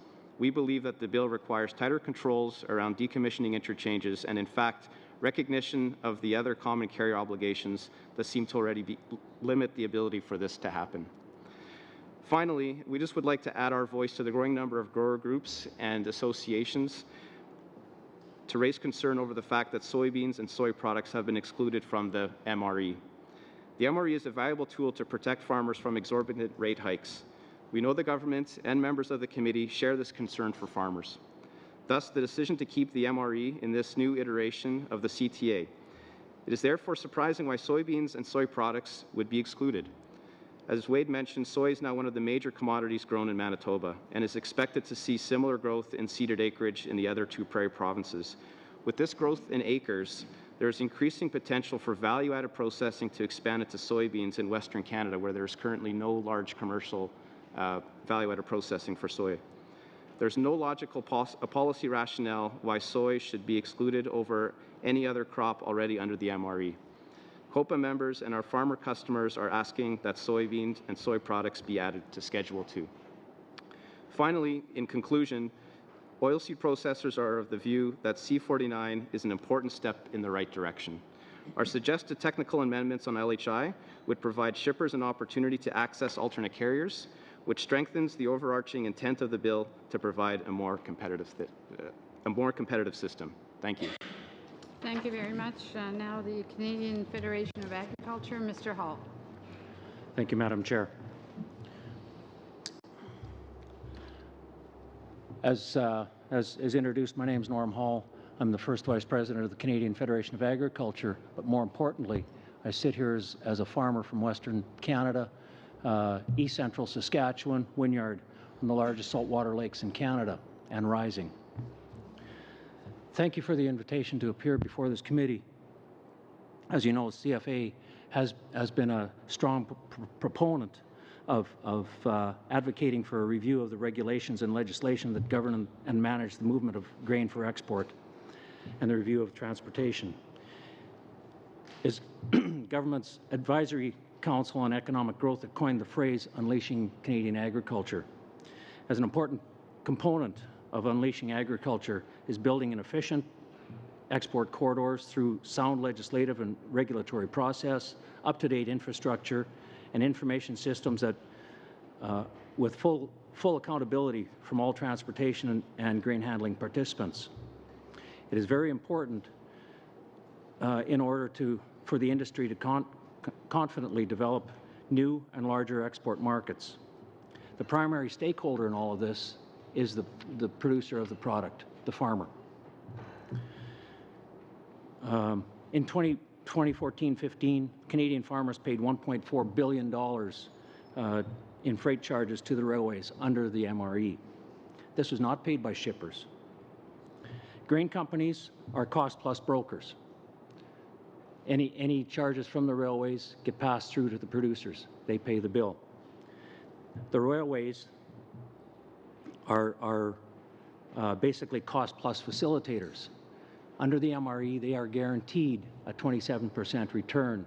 And a recent study by one of our members, APAS in Saskatchewan, saw that number was closer to 60 or 65% return to the railroads profit.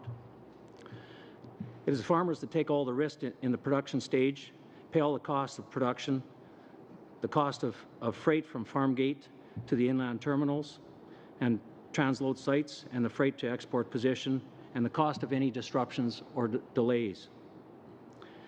Canada's railways and an efficient low-cost grain rail transportation system are critical to the country's agricultural economy and the financial health of the grains and oilseeds producers.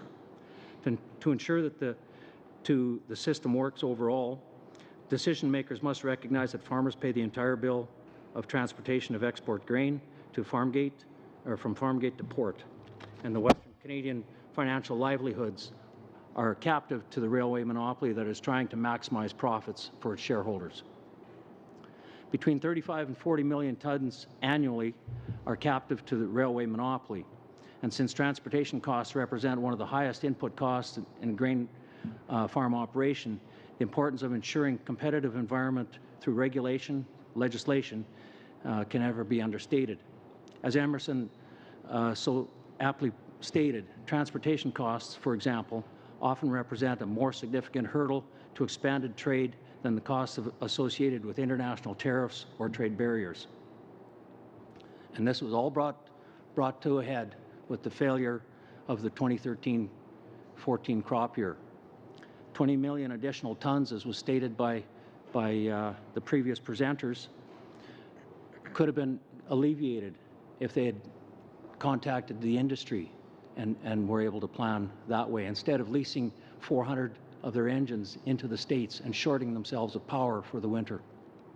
And while Bill C-49 is a great step in the right direction, it almost seems as if they're meant to look like improvements without real change, leaving railways with far too much room not to comply with the intent and far short of emulating a competitive environment.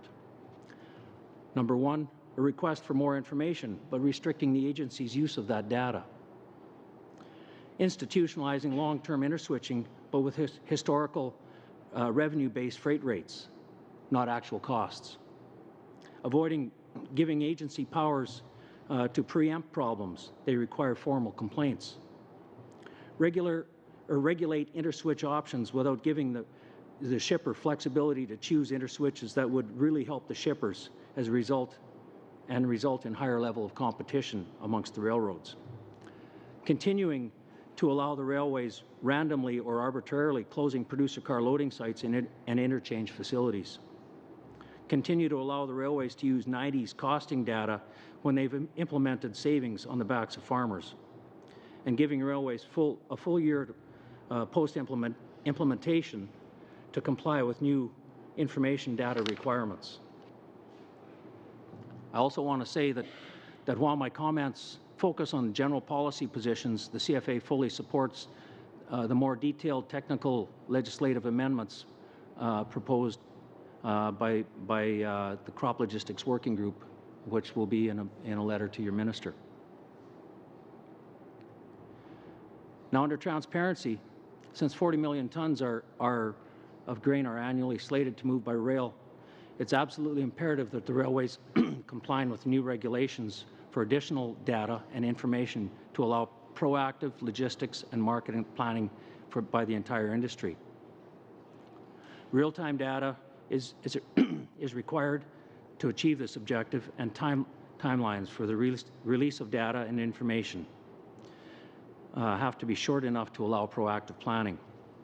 There's no justification to allow the 1 year after legislation comes into force before they have to comply. The use of data information by the agency should not be restricted and should be fully utilized to facilitate and manage the flow of traffic and grain volumes to preempt delays, backlogs, and disruptions. For example, if information or data is used for LHI administration, can be used in other areas and for other purposes, the agency should have the freedom to do so. Not for public release, but just for their own use. And further, the agency must be given the authority to find solutions to problems proactively without waiting for industry to file complaints. The legislation must be amended to give the CTA the added powers to correct service performance failures through their own volition.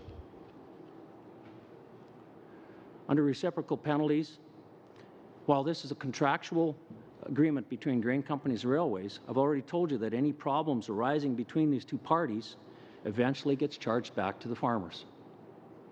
The CTA must have the mandate and the resources to monitor, regulate, and ensure compliance.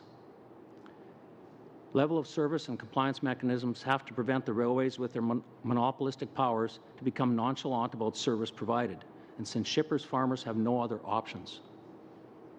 Producer car loading sites is a good example, and I'll talk about them soon.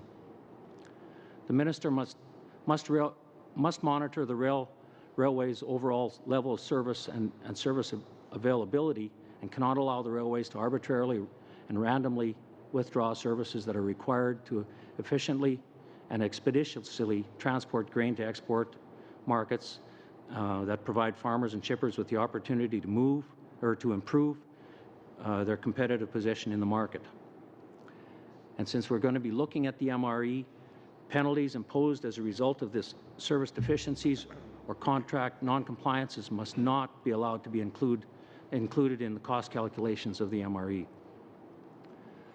Now, under the long-haul interswitch, LHI, railways are really concerned about losing market share. Welcome to competition. In one voice, they want to talk about having market-driven agreements, but yet as soon as that threatens their monopoly by allowing LHI and U.S. carriers to come up here, they don't want it. They want to have regulation in place. Now, under the current LHI, or I guess it's interswitch, 30 kilometers, there are 4 points in Western Canada that are naturally served by the 2 railroads. The 30-kilometer interswitch takes that up to a whole 14 out of 368. Under the 160 kilometer, that extended to 85% of all points, which actually allowed grain companies to use InterSwitch if needed, if service was poor. That is why InterSwitch is there. It's because of poor service. Then it gives the opportunity for one company to search for another company for better service. It's supposed to be for competition. Thank you very much, Mr. Hall. Are you almost complete? Sorry? Are you complete your testimony? Just about. Just a short bit on the MRE. While maintaining the MRE was a must, individualizing the railway investment is a good move, but it defies logic why legislation does not call for regular costing review. Tolerating a rail monopoly comes with an obligatory responsibility on the part of the government to monitor actual costs to prevent the railways from abusing their monopoly. Efficiency improvements by railways have reduced their costs and have largely come on the backs of farmers, closing down of inland terminals and forcing farmers to truck their grains further. Increased costs on roads to provincial governments, to municipalities, to the tune of about $600 million of added freight costs for producers from farm gate to elevator. Thank you, Madam Chair. Thank you, Mr. Hall. All right, on to our questions. Ms. Block. Thank you very much, Madam Chair, and I want to thank our witnesses for being here. We have quite a diverse, I guess, representation of witnesses today, which is good when we're talking about providing, I guess, a balanced approach to ensuring that the needs of our shippers are balanced with those of our railways who are providing a service to our shippers. And I made that observation during our last panel that we definitely understand the importance of our railway system to the economy of our country and the importance of our producers within that environment. And so I guess I had the opportunity of asking a question of our previous panel in regards to what I think has been somewhat of a confusing message that perhaps has come from our railway companies in terms of comments that were made in a study that was done a year ago when we were reviewing the Fair Rail for Grain Farmers Act. And as I mentioned earlier, stats were provided to our committee during that study that demonstrated extended interswitching was not used frequently. What we did hear from our producer groups was that they acknowledged that while it wasn't used frequently, and I think you mentioned it today, it was an effective tool used in negotiating contracts.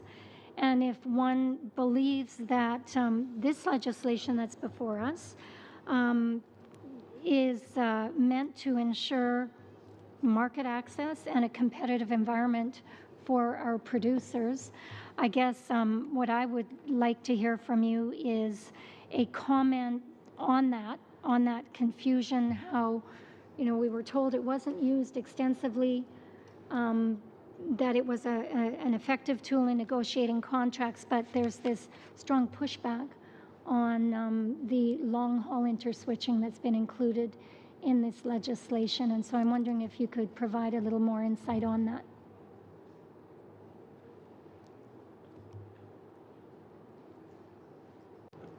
Thanks for the question. That's a great question. It's something we're a bit confused about ourselves because on one hand, we have a situation where both railways have said that they're concerned about extended interswitching because of poaching from the U.S. carriers into the Canadian marketplace. And on the other hand, we have Canadian rail carriers who have extensive networks already in the U.S. So, you know, those are, I guess, two elements to this discussion. We found that initially the rail companies were objecting to the extended interswitching provisions when they were coming into play, and but they began using the extended interswitching. They began soliciting business under extended interswitching, and using it as it was intended to be used, which was a competitive tool. And that's what we're after here. I mean, how many times, this is the fourth time I've personally appeared before the Transport Committee on different bills to amend the Canada Transportation Act, and the reoccurring theme is, how do we get the rail freight market to behave like a competitive marketplace? So that seems to be a well-accepted premise, yet when we get close to doing that, people seem to get scared and want to pull back.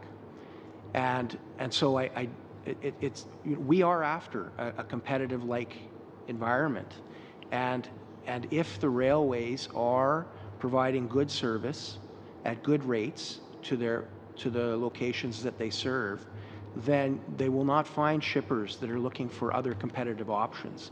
It's only when rates are too high or service isn't there that their shippers began looking for other alternatives to get product to the marketplace. The railways, and for reasons I understand, prefer to move product east and west because of the cycle times on their rail cars. So they prefer to move to Vancouver, to Thunder Bay, because the cycle times, they can get their assets back in the system quicker. When they go down to the United States, it takes a lot longer for them to get the rail cars back, maybe 30 days. So they're not that interested in serving the U.S. market, we find. When extended interswitching was brought into play, it allowed for Burlington Northern primarily to come in and take that and fill that void and take that traffic down to the United States.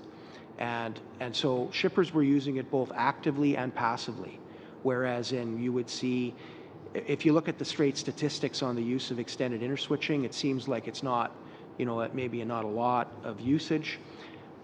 That's active usage. But passively, what would happen is a shipper would go to the railway and say, I need service, and these are the rates that I think are reasonable.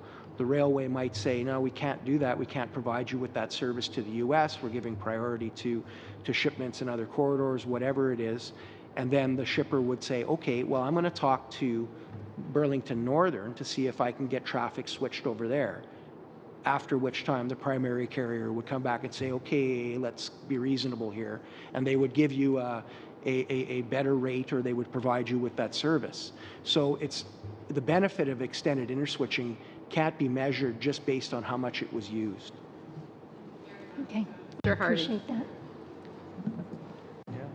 Oh, thank you. I thought Mr. Obama was going to go next, but I'll go now. Thank you very much. For 100 years, this room has been hearing these stories. For 100 years. And if these walls could talk, they say, God, we haven't heard anything new for 100 years. So, we're now at a point with a new piece of legislation where we're going to try and do something very ticklish, and that is define what we mean by adequate and suitable service. And if I listen to you guys, it says, well, let's lean toward the demand side. That's adequate and suitable. And if we listen to the railroads, well, let's lean toward supply, what we've got available. Okay, I didn't challenge them. I know this is unfair, but I'm going to challenge you. What does a win-win definition look like where you get something good and the railways get something good? Mr. Salkovich? Thanks. That's also a really good question. To us, it's based on the premise that we have to take a look at what's best for the Canadian economy. And what's best for the Canadian economy is to get products to the customers that we have throughout the world. And that's going to return as much value as possible to Canadians. So, therefore, when the premise of balancing the views of the railways and the shippers, we believe is slightly flawed in the sense that the railways are a derivative market. They're there They exist because shippers have product that need to get somewhere else in the world. Shippers are drivers of the economy in that regard. So we need to make sure that the definition of adequate and suitable provides the tools and the motivation that the railways need to bring on as much capacity as possible to meet the demands of shippers, just like you would see in a competitive environment. In a competitive environment, if you went to a Purelator company or a courier company and they wouldn't provide you with the service that you needed in order to get your package to where it needed to go, you would go to somebody else and you would get that service, and the product or the package would get where it needs to go. We need to try and simulate that here. And if we had the regular and normal competition in the rail freight market, that would just happen. But because we don't have that, and because it's not really achievable given the extensive cost barriers to entry of bringing in new railways, that sort of thing, we have to make the rail freight market behave as though it was a competitive marketplace, and that requires legislation. You could go on, I'm sure, a long time, but the fact is that at the end of the day, I think what the government would like to achieve is something that, you're getting what you need, the railways are getting what they need, and there's no need for government to come in and subsidize anybody, okay? Yeah. Because that's kind of a net loss for the country when that has to happen. So let's talk about then, let's look at this as a network. We probed the railroads on the issue of the fact that they do have extensive networks down into the United States. And I wanted to get a better picture of sort of the origin and destination, where you would look at what would be coming out of Canada and where it's going, and where the railways with their current networks and what they could actually organize with American carriers can actually serve the markets in Canada. Because one of the things we heard in the Fair Rail for Grain study was that the real attraction for interswitching, where they were actually going to use it, which was rare, was to get the product down to the States so it too could move to the West, right? Mm-hmm. So that's what we heard there, but are there other considerations? Where's the product actually going, and what role can our Canadian operations in the States actually fulfill this to make the whole discussion of interswitching almost moot? So the product goes, to answer your question about where the product's going, it goes to most states. Most states in the U.S. receive shipments of Canadian grains and oilseeds. Some of the more notable ones would be, the Southern California dairy market, for example. So the benefit of the interswitching is that you could get onto Burlington Northern and they would take it down to that marketplace for you, and you can increase, because you have increased capacity to the United States, you there can put on more sales to the United States. But what's to stop CN or CP from contracting with Burlington Northern to offer you kind of a seamless service? I don't believe there's anything stopping them from doing that. Is it a matter then that we could be in a situation where the U.S. rail lines, if they find themselves with extra capacity, basically dump their product on Canada? I don't know the answer to that question. It's a good question. Okay. 5 seconds. I'll leave it at that. Thanks. Thank you. Monsieur Aubin. Présidente, je m'excuse. Thank you, Madam Chair, and I apologize to Mr. Hardy if I put a question that was perhaps put over the past 100 years, but joking aside, we've often heard when talking about C30 that the measures dealing with interswitching and everything provided for in C30 had to do with an exceptional bumper crop. Am I wrong, or has technology progressed so far that what was an exceptional harvest is now standard?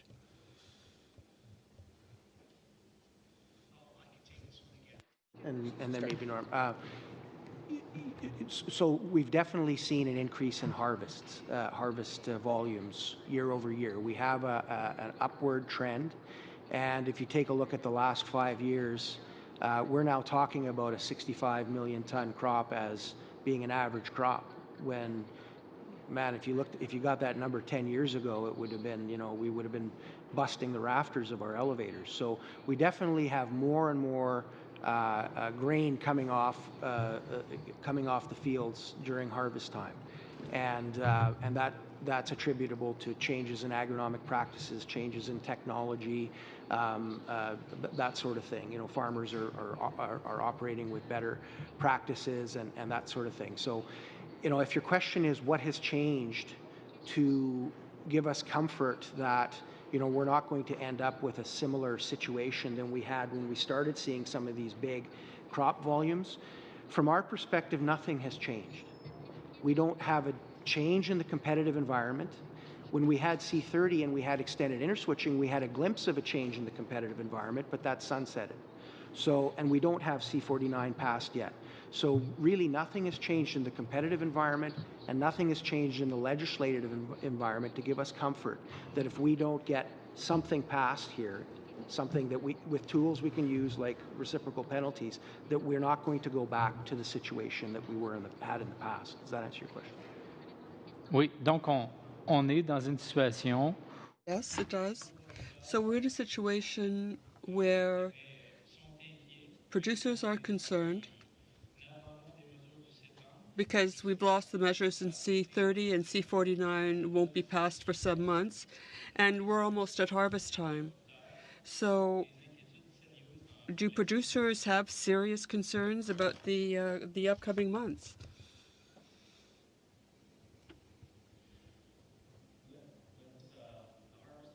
Right now in Western Canada. Maybe I'll back up just a little bit. Wade talked about the higher volumes of harvest that we've had over the last 5 to 10 years. And a lot of that is because we actually had moisture. We had higher than normal rainfalls over the last 10 years that we haven't had before. He's right, technological advances and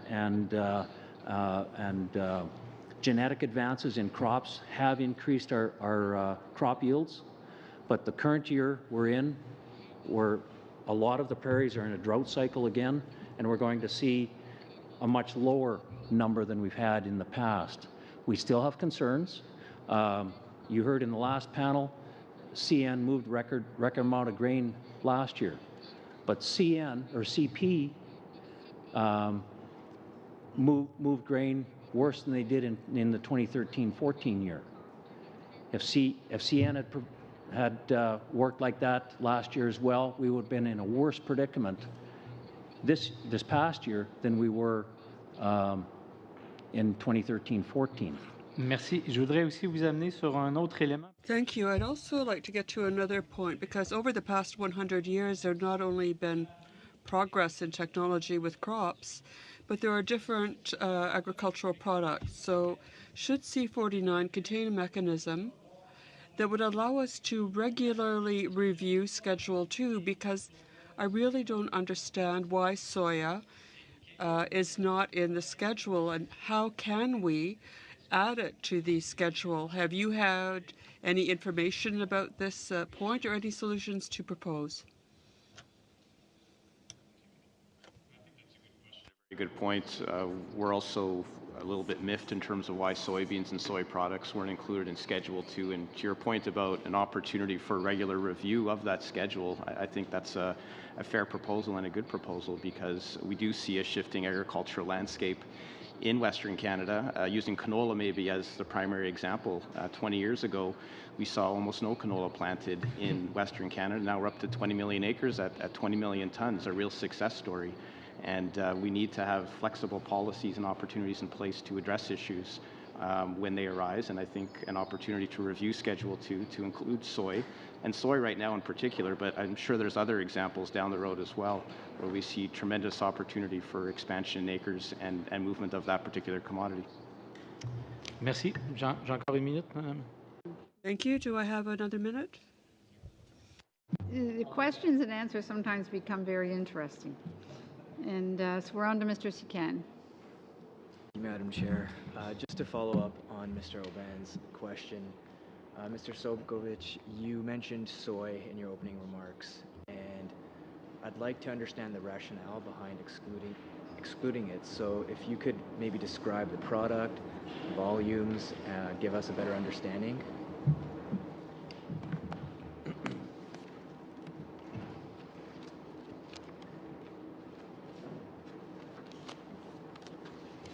Just bear with me for a second. I have some statistics on soy.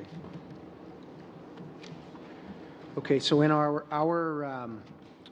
technical in our package of technical amendments, we say that soybeans represent 3.14 million acres in Western Canada, and production is growing in leaps and bounds year over year. In 2016, acreage was 1.88 million. In 2015, it was 1.66 million. Other commodities like flax, canary seed, and buckwheat represent smaller acreage, but are included in Schedule 2. And soybeans and soy products should be included as well. So soybeans started in Ontario. They were a crop there, a growing crop there, and they've since migrated into Manitoba. They've surpassed the volume on other crops. When you have a certain amount of arable land in Canada and you're growing more soybeans, it means you're growing less of something else that's covered under the MRE. So when you have expanded soybean acres, you have reduced acreage of other crops, and therefore the MRE is becoming less effective for farmers because they're growing the soybeans instead of these other products. There are many uses for soybeans. They're looking at it for crushing, for turning into oil here in Canada, looking at doing the same for abroad. It's got a lot. It's probably the fastest growing crop right now in Canada and the one that holds the most potential for us. And we definitely see a need to have this added to Schedule 2 or have some sort of a process by which it can be added by regulation. And I'm actually going to share my time, and forgive my ignorance, but is soy a pulse? Is it a grain? What's the classification for that? It's a good question. Some people consider it a pulse. We consider it an oilseed. Okay. Madam Chair, I'd like to give the remainder of my time to... You have 3 minutes. That's enough to work with. Thank you. The railways talked to us about what a captive client is, and suggested that if you have access to a road, effectively if you have access to trucks, then you would not be captive. How do you feel about that? You know, I suppose you can come up with a solution to anything. I mean, that doesn't have the railways involved. And I mean, it's going to sound silly, but you could load grain onto backpacks and carry them across the mountains with Sherpas. It's not a viable alternative. And so, you know, when it comes to the costs of trucking grain and all of the implications to our roads and everything like that, farmers truck grain from their farms to the elevators.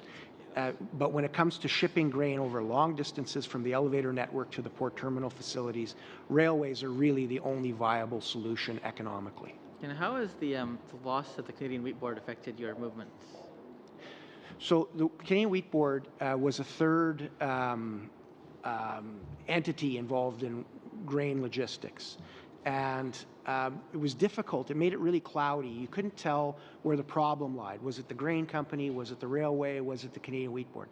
Now that that's been removed, it's allowed each grain company to plan their logistics for their entire pipeline. The Canadian Wheat Board would plan logistics for wheat.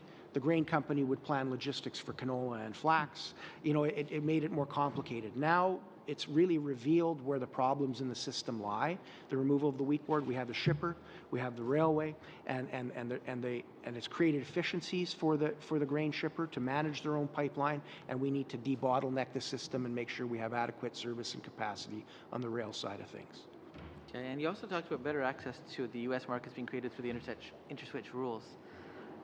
Large railways both claim to have lost traffic because of these rules. So do you read that you send fewer cars overall via CN and CP as a result of the U.S. interswitches as you described them?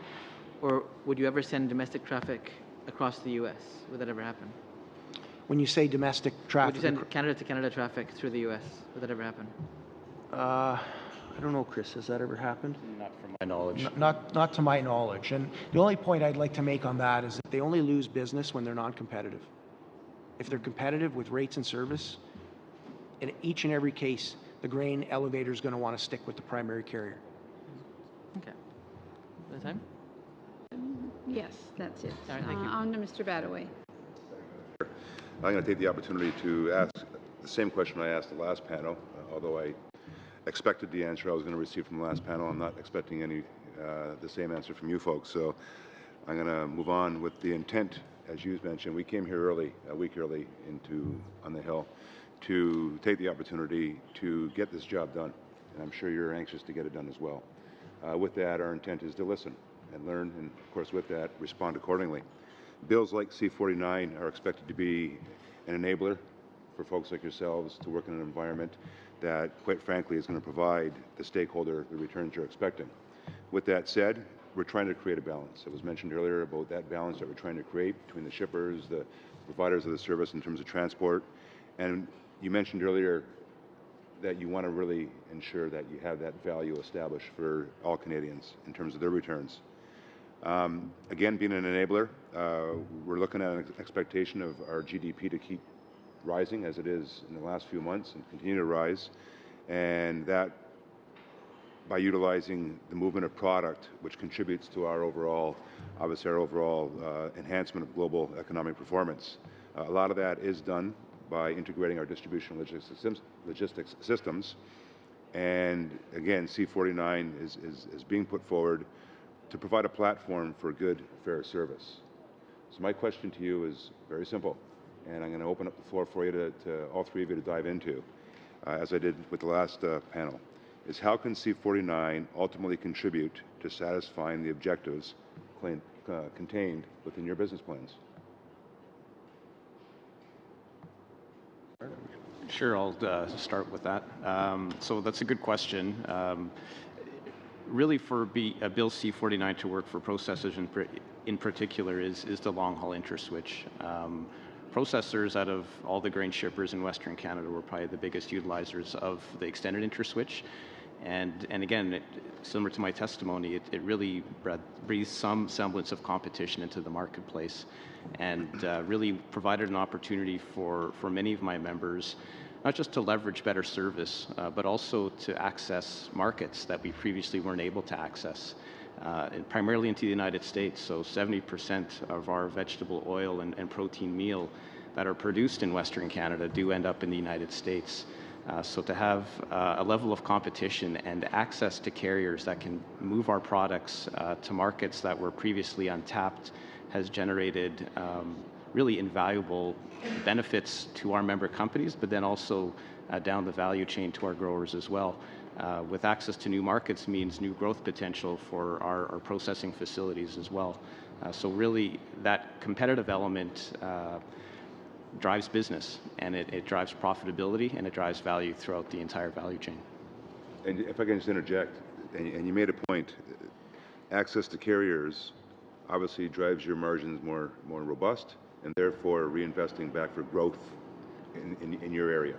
Yeah, that's right. And it's not necessarily a question of more robust margins all the time. It's just being able to grow and to sell more, maybe even at the same margin, but to be able to continue to produce more and add more value throughout. Great. One of the main opportunities we see for us in C-49 is the reciprocal penalties piece. We have long been after the ability to get commercial contracts with railways. Every other link in the chain has commercial contracts. We have contracts with farmers with penalties on both sides for failure to perform. There's contracts with the vessel owners. There's contracts with the end-use buyer. And it's just, that's the way business is conducted. And up till now, we've been operating primarily on railway tariffs. So that's a unilateral set of rules and penalties imposed by the railways, supported by statute. So now we have the ability, Bill C-52 introduced the ability for service level agreements, but it lacked teeth. There was no ability to include penalties for non-performance in those service level agreements. We think that this will go a long way because now shippers have the ability to try and negotiate penalties, and we're talking about balance penalties here, the same type of penalties they charge us for certain things. We want to be able to charge them for failure to do certain things. And so if we can have that in place and something that resembles a normal service contract that you would find in a normal competitive and marketplace, we think that'll go a long way. Thank you for the question. Farmers are not considered shippers under the Act. So we're in a unique position. We pay all the costs, but we have no rights when it comes to shipping. Monsieur Aubin asked about the larger production, and we are continually improving our production methods and producing larger crops, and therefore we need larger markets. And without an efficient transportation system, all of that is for naught. We have the right to order producer cars just in case Wade's members don't perform. We have a safety valve, but we have no right to service those producer cars from the railroads. And 2013-14 and 14-15 were large, some of the largest orders of producer cars in history, but because of poor service, a lot of those orders were canceled. And those producers are not using producer cars again, and therefore the railways are saying, well, those sidings aren't being used, we're going to shut some more down, which exacerbates the problem. So what we're looking for is a more efficient system to get our crops to export position, not always to the ports, but to the U.S., to Mexico, and to the Canadian domestic users. Thank you. Mr. Shields? Thank you. Appreciate the witnesses being here, and again, hearing variety of opinions from one panel to the next makes it an interesting morning. Mr. Hall, in the sense as you are the producer, when costs increase, you're in a situation where you've got nowhere to pass those costs on other than just absorb them. So when we talk about soybeans probably added, or hopefully it will be, when you look at that list, is there any direction in the sense of producers out there? Are they going to touch crops that aren't on that list, or does it sort of dictate where you may go as a producer? It can. In the case of soybeans versus other crops, we're seeing that one railway will haul soybeans at the MRE rate, where the other railway hauls it at MRE plus $10 per ton. So in some cases, that will affect where you haul your soybeans once you've produced them. And soybeans, canola, and crops like that are higher value crops, which produce more profit. Guys are going to continue to grow them, and they'll run them to the other railway as opposed to the one that's charging more. And you're right. We have no way of getting it from the marketplace other than the cost that's offered by Wade's members and Chris's members. So we have a regulatory in place that may prohibit us from growing new industries where there is a market. Yes, and Wade's right. Canola was a small crop 30 and 40 years ago, and it's become huge. Soybean is expanding exponentially every year. What's going to be the next one? And we need a flexible way of getting new crops put under Schedule 2. It may be hemp if we can get it out of the Health Act and under agriculture where it should belong, because hemp's going to be a growing one coming. You as a producer, in the sense of market competition, going to your neighbor sitting beside you, do you have access to different places to market your grain through brokers? Is there a competition that's to you to go to different brokers? Is it there? We have that opportunity, and you know, it's all on where they're going to market it and who they're going to get to ship it to, and so you shop around just like you do if you're looking for a pair of shoes. You look for the best deal. So that's what you want then to continue through to the other end to facilitate your broker for your product. Yes, and also when we're, you know, Wade talked about service, and many times we'll have a contract with one of his members for an October delivery, and if there's not the proper service, we could be waiting for January, and we've got financial commitments to meet, and yet we have no recourse because they have no recourse, and so that reciprocal penalty is a huge benefit to producers, even though we are not the shippers directly. So we've heard about arbitration resolution process. You, to a producer, have you availed yourself to any of those services that are out there, or have heard of them? Do you understand them? I personally understand them because I've been in this policy game far too long. But as far as using them, I'm not a shipper. I can't use them unless I'm shipping a producer car directly. Okay. 2 minutes. Do you, in the step of the regulation, where would you, let's say, well, you've got amendments out there, you've got 4 of them.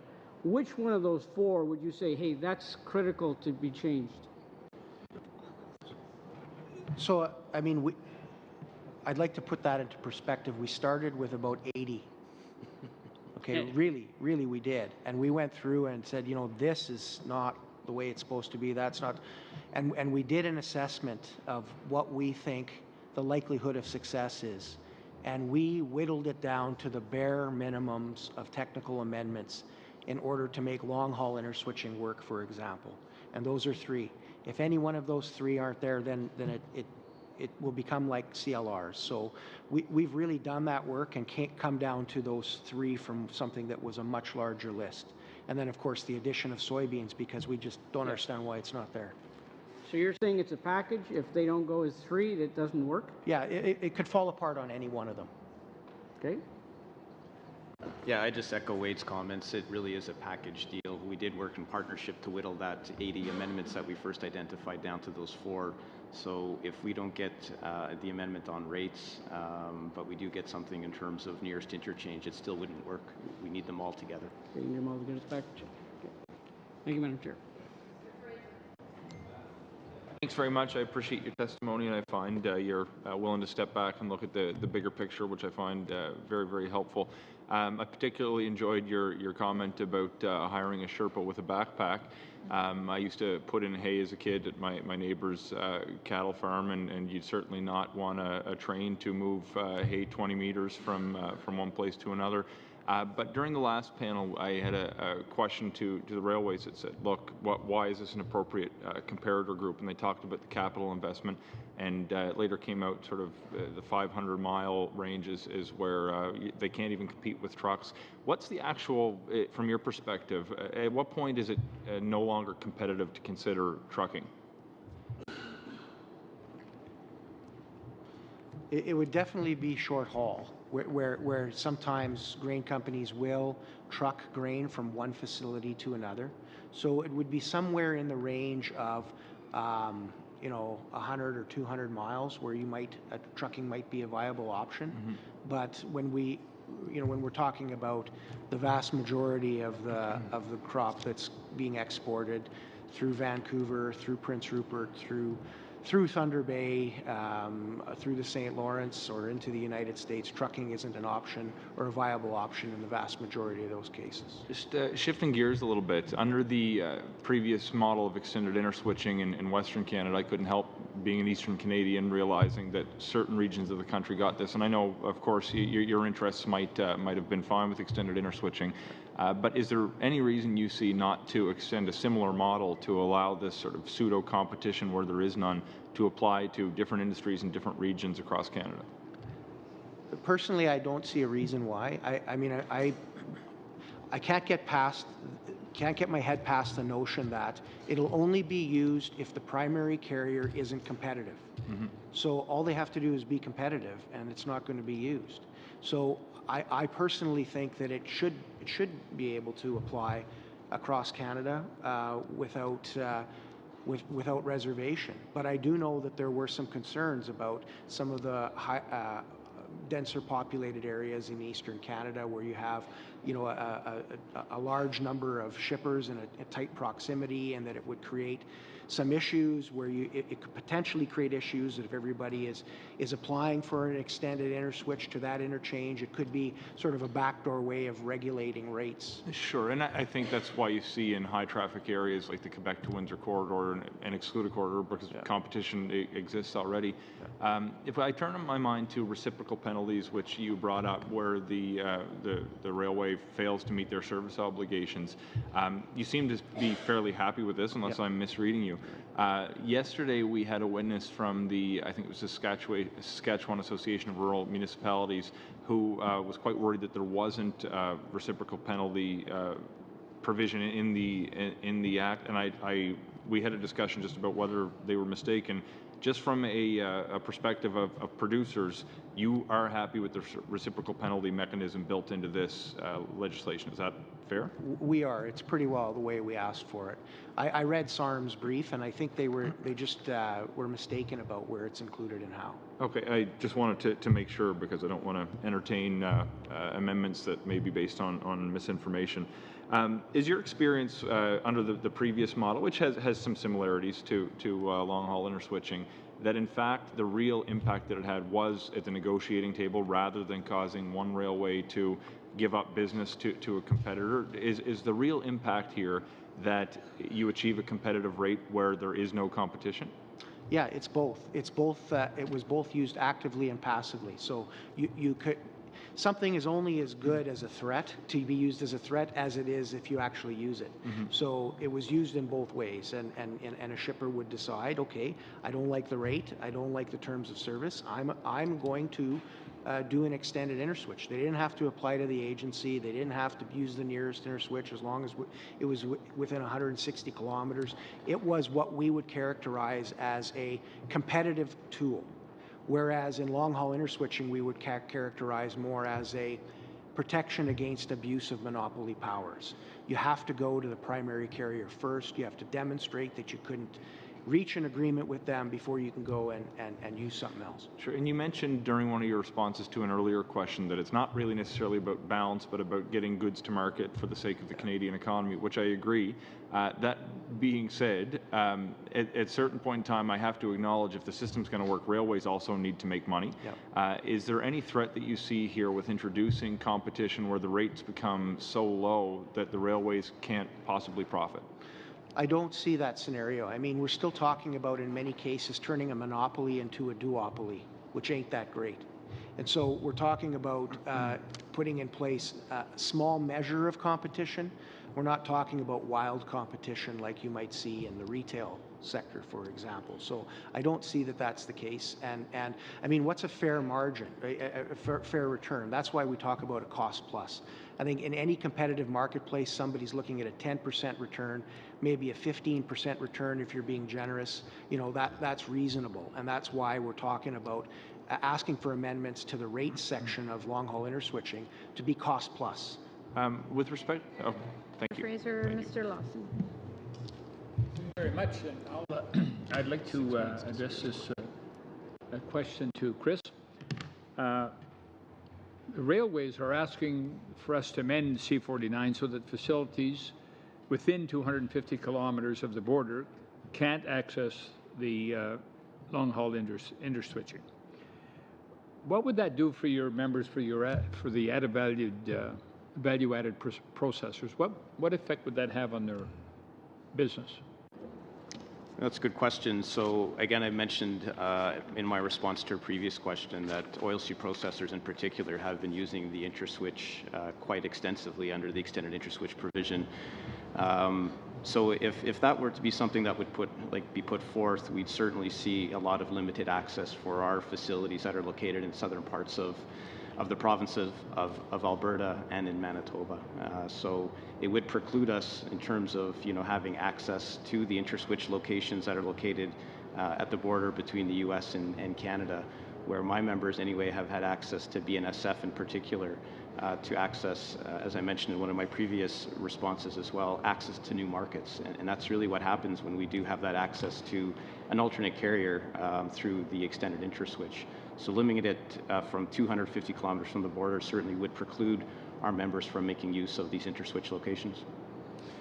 Okay, I'm not sure who I want to address this to. I'm a visitor to this committee, and I'm very intrigued by this discussion. And I'm wondering how, like you mentioned that, Wade, that interswitching isn't used that often, but the threat is very valuable. That perplexes me. I would think that the railway companies would have some pretty good negotiators there, that they would be able to deal with that. You say that it's active and it's passive. I'm not sure that. How do you explain that? That you're negotiating with me, and so you say, well, if you don't give me the deal that I want, I'm going to go to the competitor. That's business, But you get away. It seems that you get away with that bluff every time. No, it's not a bluff. You'd be prepared to move your business to the competitor.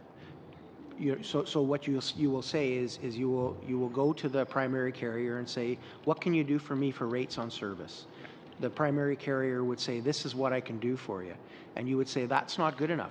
I need to meet a time window for my customer in the U.S., and you're not providing service that allows me to get product within that contract window. Is that time or money? Both. Cost? Both. It could be rates, or it could be service, or it could be both together. You'd say your rates are too high, and you can't provide service, or you can't provide service in the time that I need it. So I'm going to a competitor, and I'm going to get an interchange to move traffic from CN to CP, for example, or from CN to Burlington Northern. Is that always available with a competitor? It's available with a competitor as long as there's an interchange within 160 kilometers that can accommodate that traffic. You can get a better deal with the competitor. Exactly.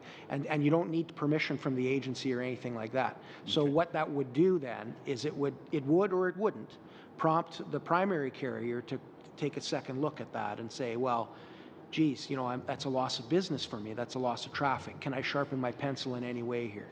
One of the railway folks mentioned that it's cost prohibitive to deal with anything. Trucking works. They can't compete with trucking up to 500 miles. Okay. Okay. That's where their break even or their cost, where they're most cost effective. So why can't you do this with does trucking not work? If they charge as much as a truck transport for the first 500 miles, that's where their break even point is. Why would you not use trucking for the first 500 miles? To get trucking to the interswitch? Yeah. Yeah. That's a good question. There's an answer to that, but they can do. They tell us, the railway people tell us, they can do trucking. Truckers can do it cheaper than they can. So that would be the competitive way to handle that, wouldn't it? Chris, you want to answer that? Or maybe they can't I'll do my do best with to the maybe volume indirectly answer the question. So when we saw the period in 2013-14 where we had really a service meltdown when it came to rail performance, we were forced as oilseed processors to use trucks because we usually would prefer to use the rail. And as a result, we need to do that to service our customers. But they weren't at competitive rates. I don't have the rates in front of me. I don't have exact numbers, but anecdotally, my members tell me that was a last resort to use the trucks because we were risking shutting down our operations otherwise. Rail service to move longer distance is the most efficient and cost-effective way to move. But up to 500 miles, supposedly, that we were told by the railway people. So. Yeah, we were seeing, now my memory is being jogged, back in 2013-14, there were situations where we were trucking grain from one elevator to another because that elevator was getting good service and that elevator wasn't getting good service.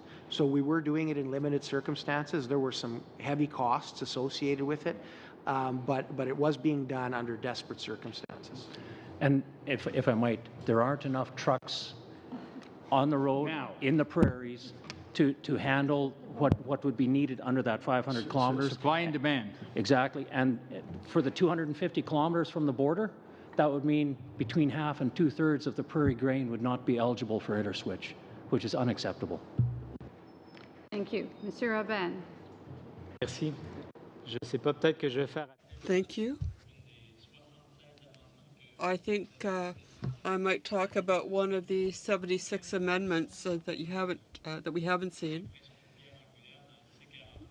It seems that there is a cornerstone in C49. There are the rail companies that say that this is no longer necessary, and you say that this is just about vital. But according to C49, a rail company is obliged to give a 60-day notice before it takes away an interswitch. so it could withdraw from the InterSwitch, but on the Transport Canada site, I see that the rail companies have obligations, general obligations. They have to honor certain things. Do you know what they're talking about when they're talking about general requirements or general obligations? Is C49 more precise about what happens when a rail company issues that says it's going to be withdrawing in 60 days?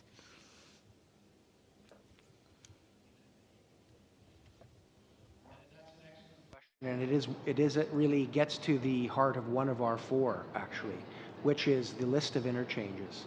So right now there are two different sets of, or with the introduction of C49, there would be two different sets of instructions or requirements under publishing a list of interchanges. For long-haul interswitching, it would say the railways have to publish a list, and they could remove anything from that list with 60 days notice. Yet in the existing Act, there's already, bear with me here, boy, my glasses. There is already a provision 127.1.2 and 127.2 on determination. No, I'm sorry. I'm looking at the wrong thing.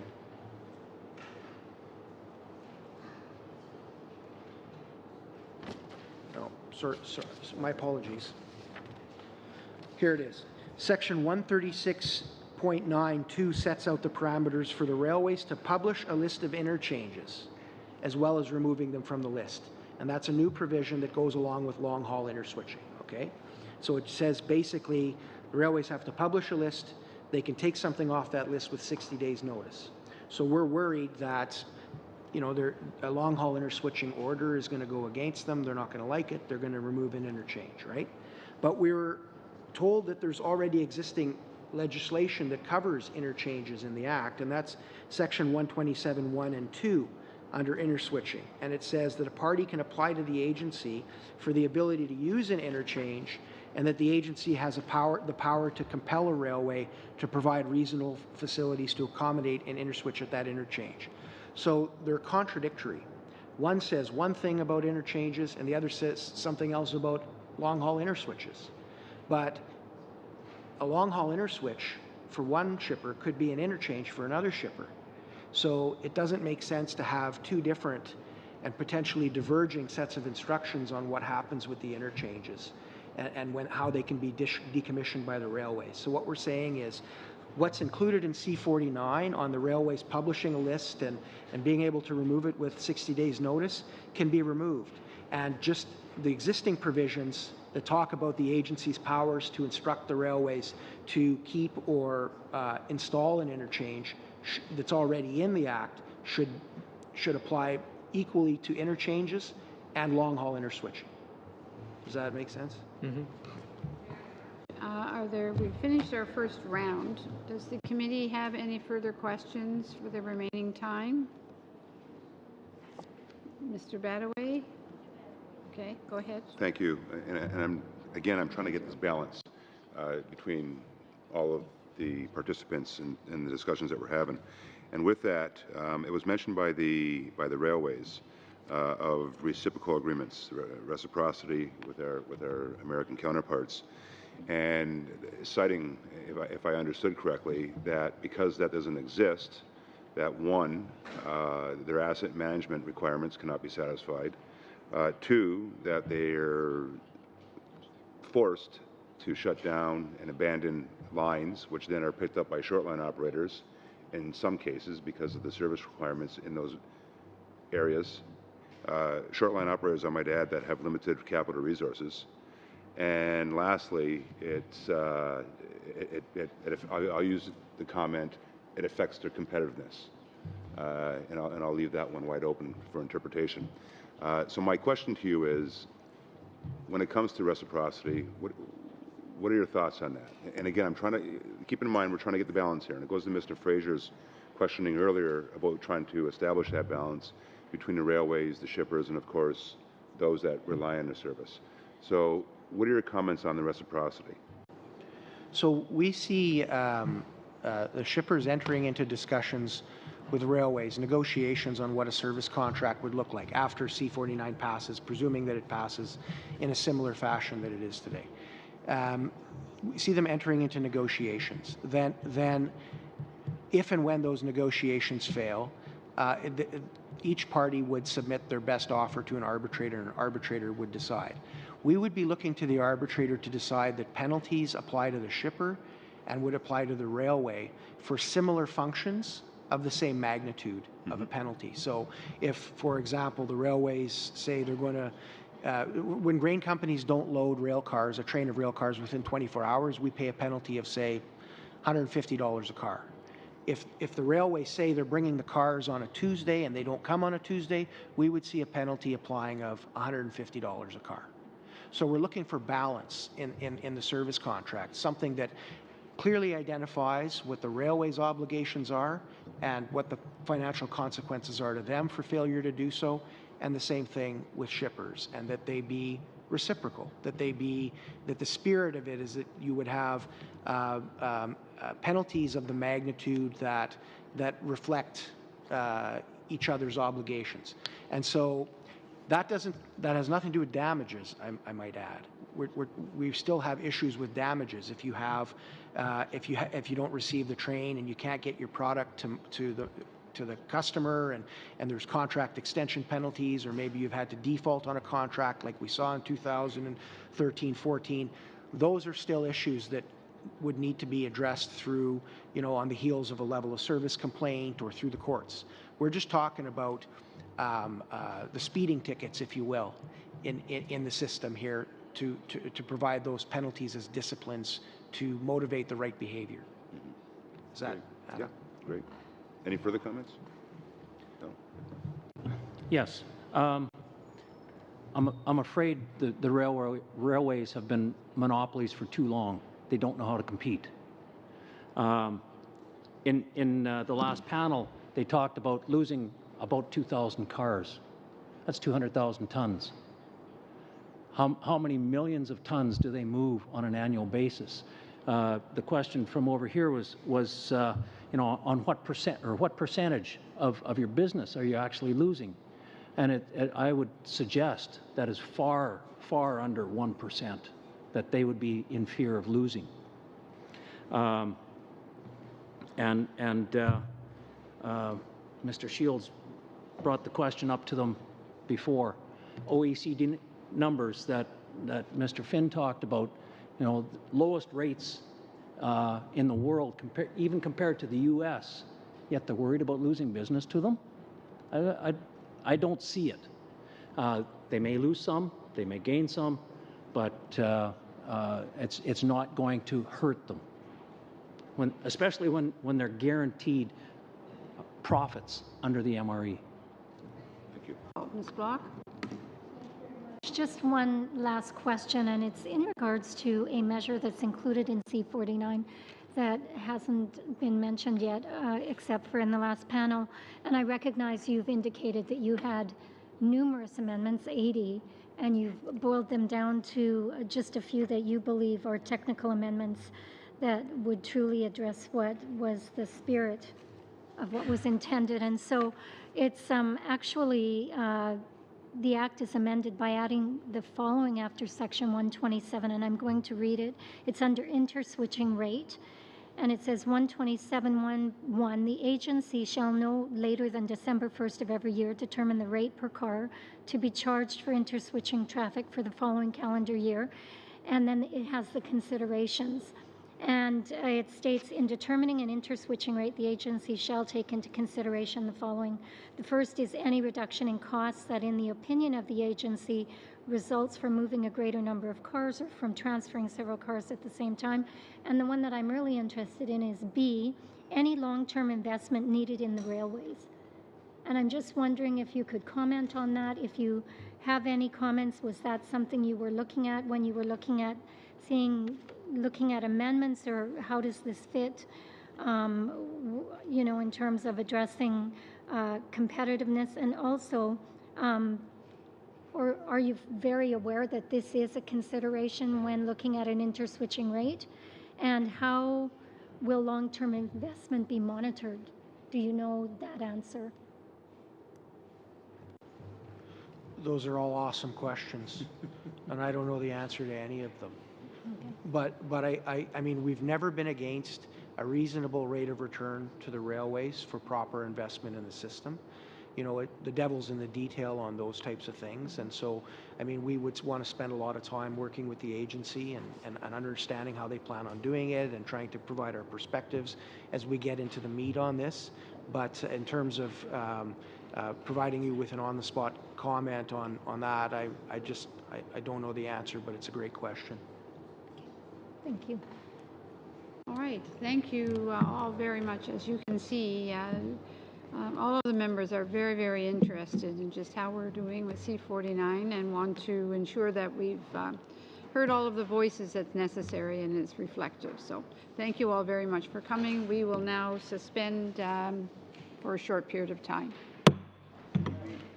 Huh?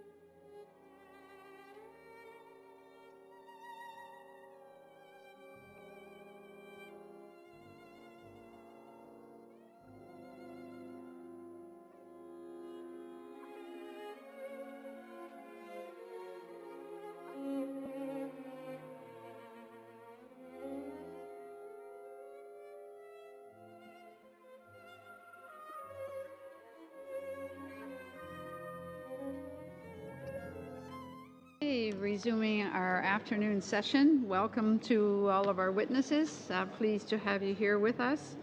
So we have the Western Canadian Shippers Coalition and the Western Canadian Shortline Railway Association and the Alberta Wheat Commission.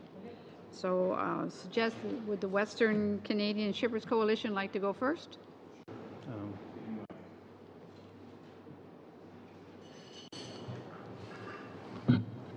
Thank you. Good afternoon, Madam Chair and members of the committee. On behalf of the Western Canadian Shippers Coalition, WCSC, I would like to thank you for the invitation to participate in the session. My name is David Monpetit, and I'm the President and CEO of WCSC. With me today is Lucia Stuhldreher, our legal advisor. WCSC represents companies based in Western Canada that move mainly resource products through the supply chain to both domestic and international customers. Our organization focuses exclusively on issues related to transportation. WCSC has been actively involved since its inception in providing shipper perspective on numerous amendments to legislation. Most recently, we participated in the 2015 review of the Act led by David Emerson, as well as subsequent consultations initiated by Minister Garneau.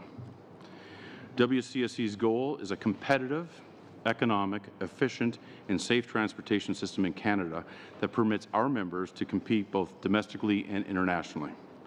Our members represent a wide variety of commodities, including forest products, oil and gas, cement and aggregates, and sulfur, just to name a few. I have a list of current members are included in the brief, if you'd like to take a look further. One thing they have in common is that they all are users of rail transportation. Their facilities are located where the natural resources are. Their remote locations and large volumes they ship make them completely dependent on rail to move their products to market. In the vast majority of cases, our members have access to only one rail carrier at origin. That creates a significant imbalance in the commercial relationship, even for very large shippers, which the majority of mine are. Being able to move a small portion, as indicated this morning, like 25% of product, by another mode does not change that in any significant way. Our members do try to negotiate commercial agreements for rail freight rates and service, and their preference is to resolve disputes commercially. But in the market in which they have to do this is not competitive. The option of taking their business to a competing railway when faced with excessive freight rates, large price increases, and non-performance or substandard performance simply does not exist. Effective shipper remedies act as a kind of backstop in commercial negotiations carried out on a non-competitive market. The fact that such remedies exist and they can be used helps introduce a measure of balance to the shippers. With respect to Bill C-49, WCSC is focusing on the following key areas: railway data reporting, railway service obligations, more accurate, timely, and effective remedies, agency powers, a mandatory review of the rail-related provisions of the Act, and finally, access to competing railways. Lucia Stuhldreher, my colleague, will walk you through the concerns and specific recommendations in this area. Lucia. Good afternoon. With respect to the data reporting requirements in Bill C-49, our comments are focused on railway service and performance data. Policymakers, regulators, and users of the transportation system need this information in order to make evidence-based decisions. They need it to be detailed, and they need it as close to real time as possible. WCSC has two main concerns with the interim requirements that are in the bill. First, the information is too highly aggregated to be of any use. For example, the railways will need to report on a weekly basis the average number of boxcars online anywhere in their system in Canada. Now, those cars could contain refined metals originating in the Montreal area, pulp from a mill north of Edmonton, newsprint from the Maritimes, or any number of other things. The published data will not tell us that, because unlike in the US, where CN and CP have to report separately for 23 separate commodity groups, all of this is going to be aggregated in Canada. There's been a suggestion also that rather than publishing this information separately for each of the railways, as is done in the US, It may need to be aggregated for CN and CP, and that would further mask what's actually happening in the system. In short, as it stands, this will produce general, high-level statistics that are not of any practical value. Secondly, the information is not going to be available on a timely basis. First, you've probably heard already, the bill defers any of these requirements for a full year. Once they do kick in, there will be a 3-week delay in the publication process. And just for the sake of comparison, that's 3 times as long as it takes in the US to put this information in front of the public. Historical information is probably useful in tracking overall trends and maybe in assessing past service failures. But when it comes to day-to-day decision-making, it's of very limited usefulness. So we have recommended some changes to those provisions. Second area I want to talk about is adequate and suitable service.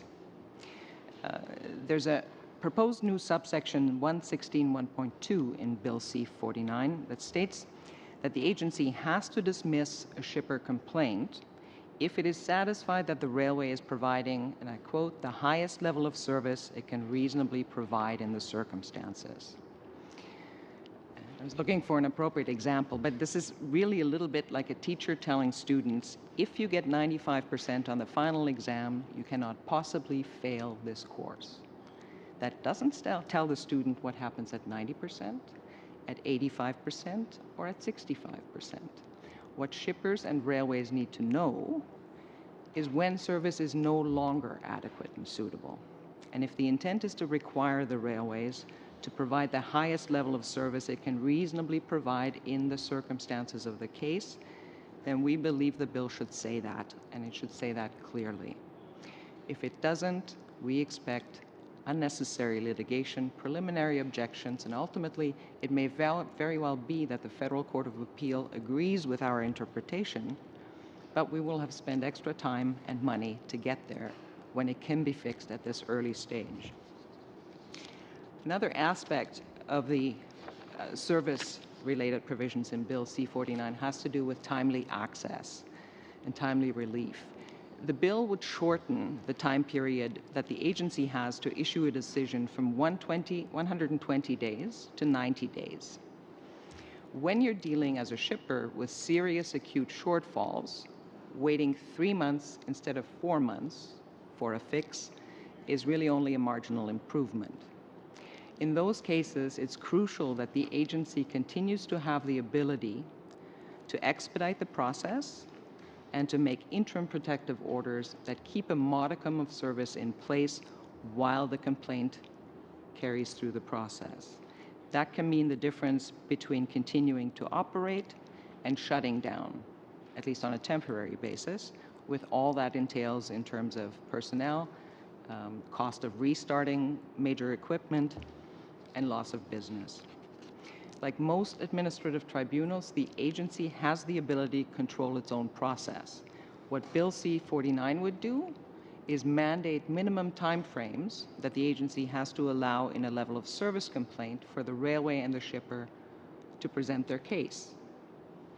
That means the agency will not be able to expedite that process, and it also calls into question whether the agency will be able to issue interim relief on a timely basis. And so we've made some recommendations to deal with that. Fourth area I want to touch on is more broadly the agency's authority. One of the things that WCSC has advocated for some time is giving the agency the ability to investigate matters within its jurisdiction on its own initiative. You've heard in the earlier part of these meetings about the investigation the agency initiated about the Air Transat tarmac delays. A similar initiative was taken by the U.S. Surface Transportation Board in the case of CSX and widespread complaints about deteriorating rail service that affected a broad range of their customers. Giving the agency that ability will allow them to address those kinds of systemic issues better. The second point here in this area relates to final offer arbitration in freight rate disputes. A crucial piece of information that's normally not available to the arbitrator in those cases is how each of the final offers stack up in terms of covering the railway's costs and providing a sufficient return above those costs. And you heard this morning from the railway witnesses how significant that issue is to them. The agency is an independent body. It has the requisite expertise to make cost determinations and to provide them to the arbitrator. And we're recommending that an agency determination of costs be part of what is provided to an arbitrator in every final offer arbitration. Before I get into long-haul interswitching, there is one area that WCSC noticed was missing in this act and in this bill. That's been historically, part of every major amendment to the railway legislation. And that's a provision requiring the minister to initiate a review of how those amendments are faring. We are suggesting that that would be appropriate here. All right. Okay, next, Mr. Kelleran from Western Canadian Shortline. Good afternoon, Madam Chair and Committee. Thank you for inviting me to speak today and for giving the Western Canada Association opportunity to input to the Transportation Modernization Act. First of all, I'm thinking after listening this morning, this might be my last trip to Ottawa. According to CN, we're dead in the water. All our members, we don't operate over 500 miles of track. Some originate as little as 23 miles to as high as about 247 miles. So let me start by saying we've just done a bit of an update on the Western Canada Association.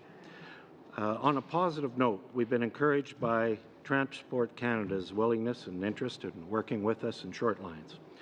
Our relationship over the past couple of years has grown very strong, and we really appreciate being consulted and included in discussions surrounding the direction of both policy and regulatory changes. This cooperation with Transport Canada is making us safer and a better informed short line partners. We've also been encouraged by some inroads with, believe it or not, CN. There's a renewed sense of cooperation on such efforts as our safety train program in Saskatchewan, and some joint efforts where CN have allowed short line partners to do inter-company switching or switching at terminals where maybe they weren't very good, and the short line partners got in and supplied some excellent service. I think there was discussions this morning about where is there a win-win. That is one of them. They've also allowed one of our short line partners to operate on their track into one of their mainline terminals and set off cars and take out their own cars. Again, a very efficient operation, and again, really a cost-effective way of doing business and a win-win for both. The Western Canadian Shortline Association, was previously the Saskatchewan Shortline Association, is a non-for-profit, membership-based organization that represents the interest of 14 short lines of Western Canada. It was mentioned this morning, I think CN talked to you a little bit about they had 70% of their customers locked up in service agreements. The WGA mentioned that they have about 90% of their farmers involved in their organization. I'd venture to guess that that other 10 or 30% are customers of ours, and we're here today to maybe talk on their behalf a little bit. While present in all western provinces, Saskatchewan has the most extensive network of short-line railways. Saskatchewan short lines own and operate 24% of Saskatchewan's 8,722 kilometers of track. We employ about 183 residents. And when I say residents, these are folks that have grown up and they live in the area that we work.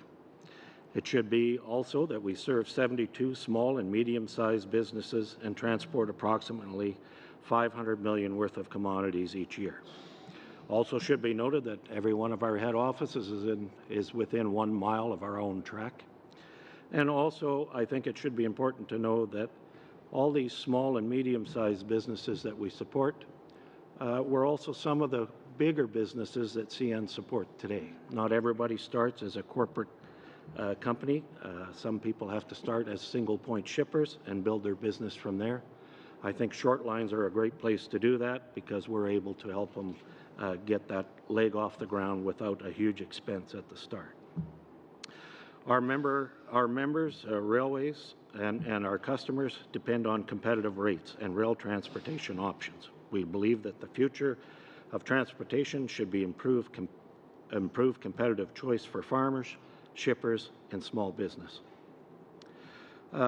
It is our fear in the proposed legislation it will further deter competition. The newly introduced long-haul interswitching rate mechanism is designed in such a way as to be inaccessible to our shipper customers.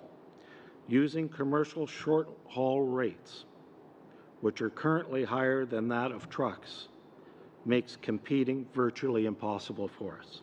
The legislation is prescriptive and small shippers are not capable of spending years in litigation with Class 1s, meaning they will not bother to apply some of the mechanisms available to them as was discussed this morning. It's inconceivable for a producer to take on a Class 1. They're not only scared, but financially it does not make sense. This paired with the sunsetting, the 160-kilometer interswitching mechanism, and the rapid disappearance of the producer car risks putting shippers and short lines in a worse position should the legislation be passed as is. We believe the intent of this legislation was not to put small business or short lines out of business, but that appears to be the direction we're going. I will begin with a quick discussion on current rate structure for short-haul and single-car movements to provide some context to what I've been saying. Short-line railways have a variety of customers. Many shippers are single-car shippers, or what we used to, or still, I guess, referred to as producer car shippers. We would like to assist all of our customers with their transportation needs and movements. This is not feasible because of excessively high short-haul and single-car rates imposed by the Class 1s. These goods are often forced or shipped by truck and add significantly greenhouse gas emissions, destroying our provincial highways and roads, and decentralizing small business economic growth. Shipping by truck for distance less than 500 kilometers is typically more affordable than shipping by rail. The only point I want to make to that is the fact that on a short line, we are cheaper than a truck. We can compete with the truck. The problem is when we give that car over to our Class 1 partners, as you heard with them this morning, they are unable to compete at that rate. To give you an example, we have a line we run from Leader to Swift Current. We go 120 kilometers. We can run in there for about $650, which would be about half of what a truck would be. But if he wanted to move that car to Moose Jaw, another 122 kilometers away, we've been quoted rates from CP of about $2,600. All of a sudden, we can't compete anymore. What does the producer do?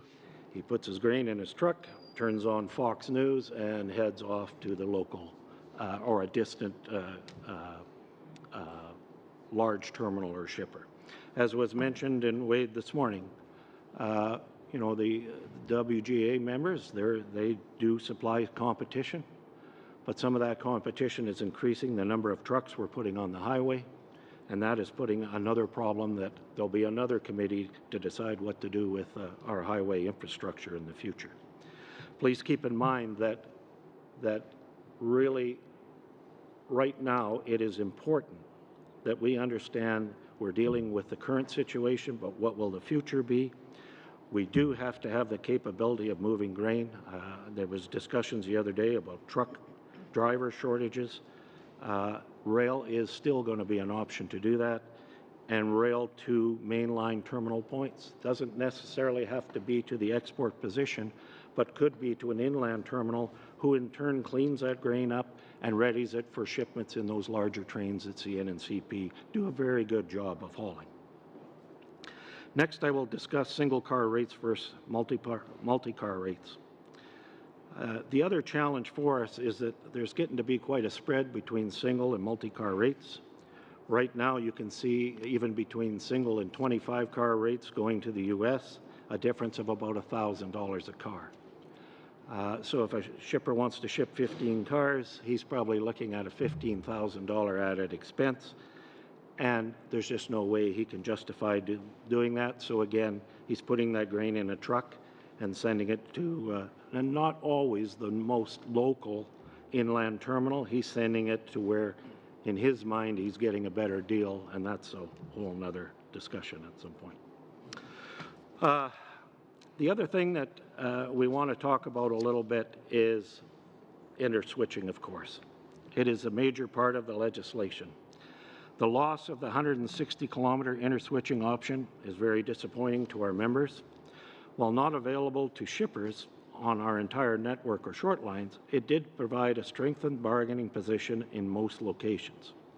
The return to basically a 30-kilometer switching zone will only make that available to 2 of our 14 members. The rest will be outside of that to make it cost effective. This affects our ability to attract new customers without access to multiple rail lines. Businesses recognize that they will be captive to the Class 1 that connects to our short line.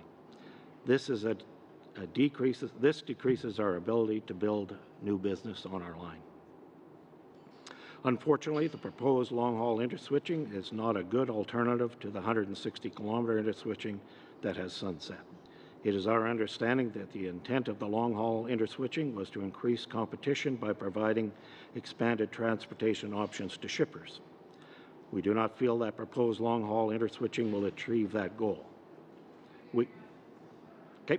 For your time, if whatever you have left, if you can fit it in with some answers to some questions there.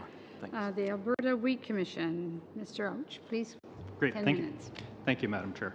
My name is Kevin Auk, and I'm pleased to appear before this committee this afternoon alongside our industry partners from the Western Canadian Shippers Coalition and the Western Canadian Shortline Railway Association to provide a producer perspective as part of this committee's review of Bill C-49, the Transportation Modernization Act. I am chair of the Alberta Wheat Commission, an organization dedicated to improving the profitability of over 14,000 wheat farmers in the province of Alberta. I also farm in southern Alberta near the town of Carmagate. And I'm here today because rail transportation has been one of the Commission's top priorities since its inception in 2012. Costs associated with railway failures are ultimately passed down the supply chain to producers. And as a price taker, I cannot adjust the price of my product.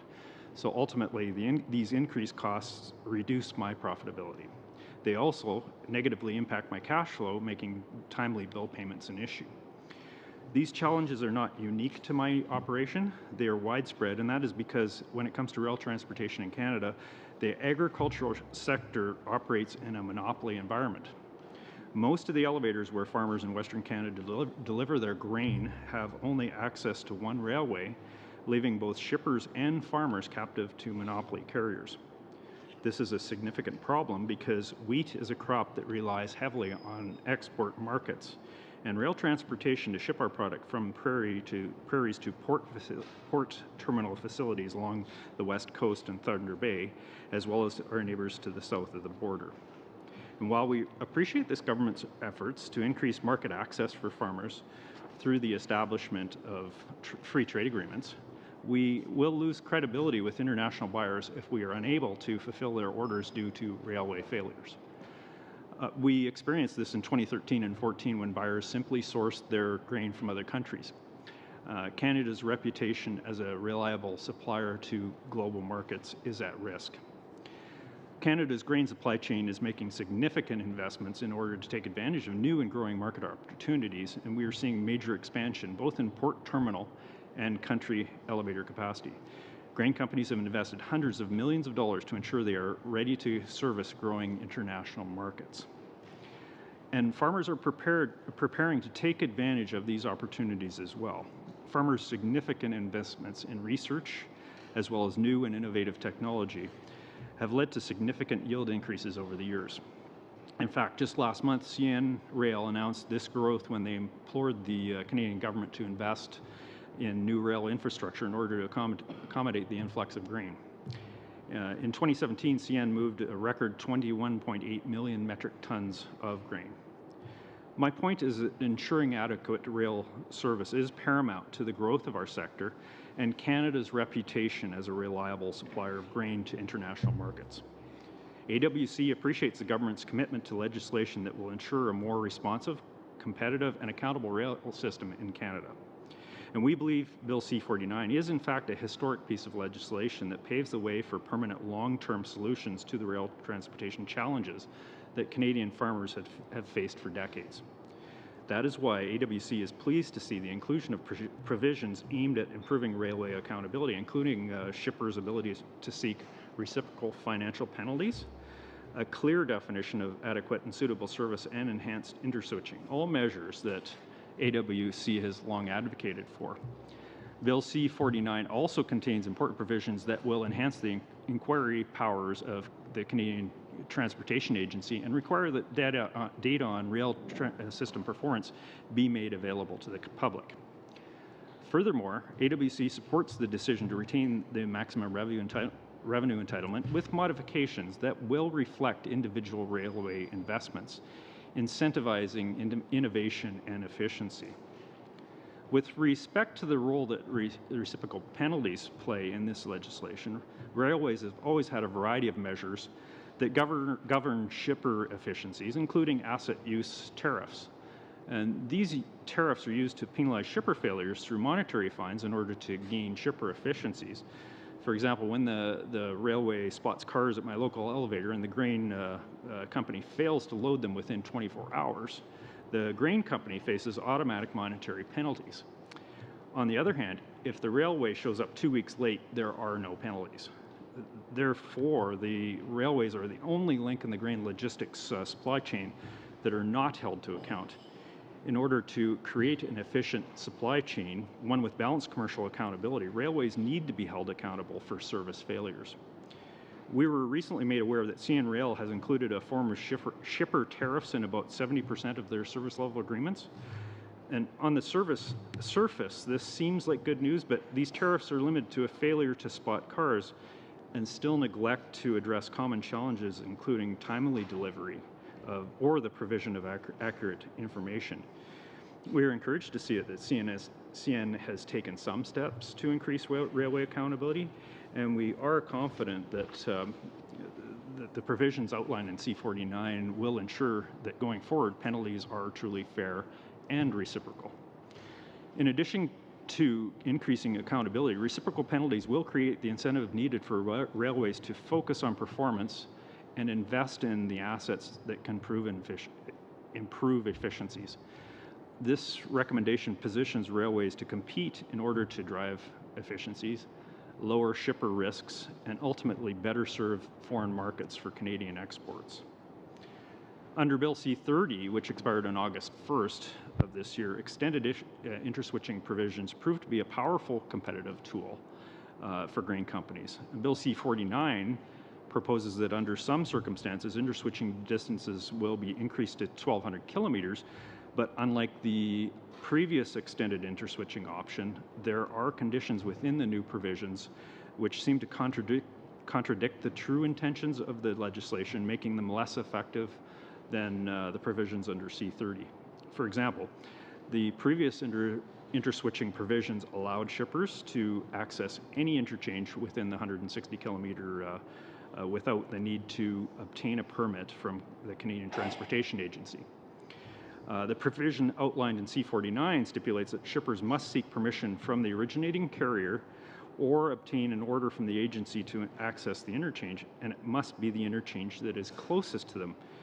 Not only do these changes make interchanging more onerous and complicated, they can essentially render the provision useless in a variety of scenarios, including if the interchange in question does not service the appropriate corridor, in other words, it moves the product in the wrong direction, or if the nearest interchange cannot accommodate the size of the car load, or it is serviced by the wrong rail company. The nearest competing line does not necessarily have lines running the full distance to the shipment's final destination. To address these challenges, we would ask the committee to consider the amendments put forward by the Crop Logistics Working Group. of which AWC is a member, which would allow shippers to access the nearest interchange that can accommodate the requirements with respect to the direction, size, and preferred carrier. Costs incurred by shippers are ultimately passed down the line and on to producers, and that is why our members are also concerned about the formula outlined in C49 to determine the rates associated with long-haul interswitching.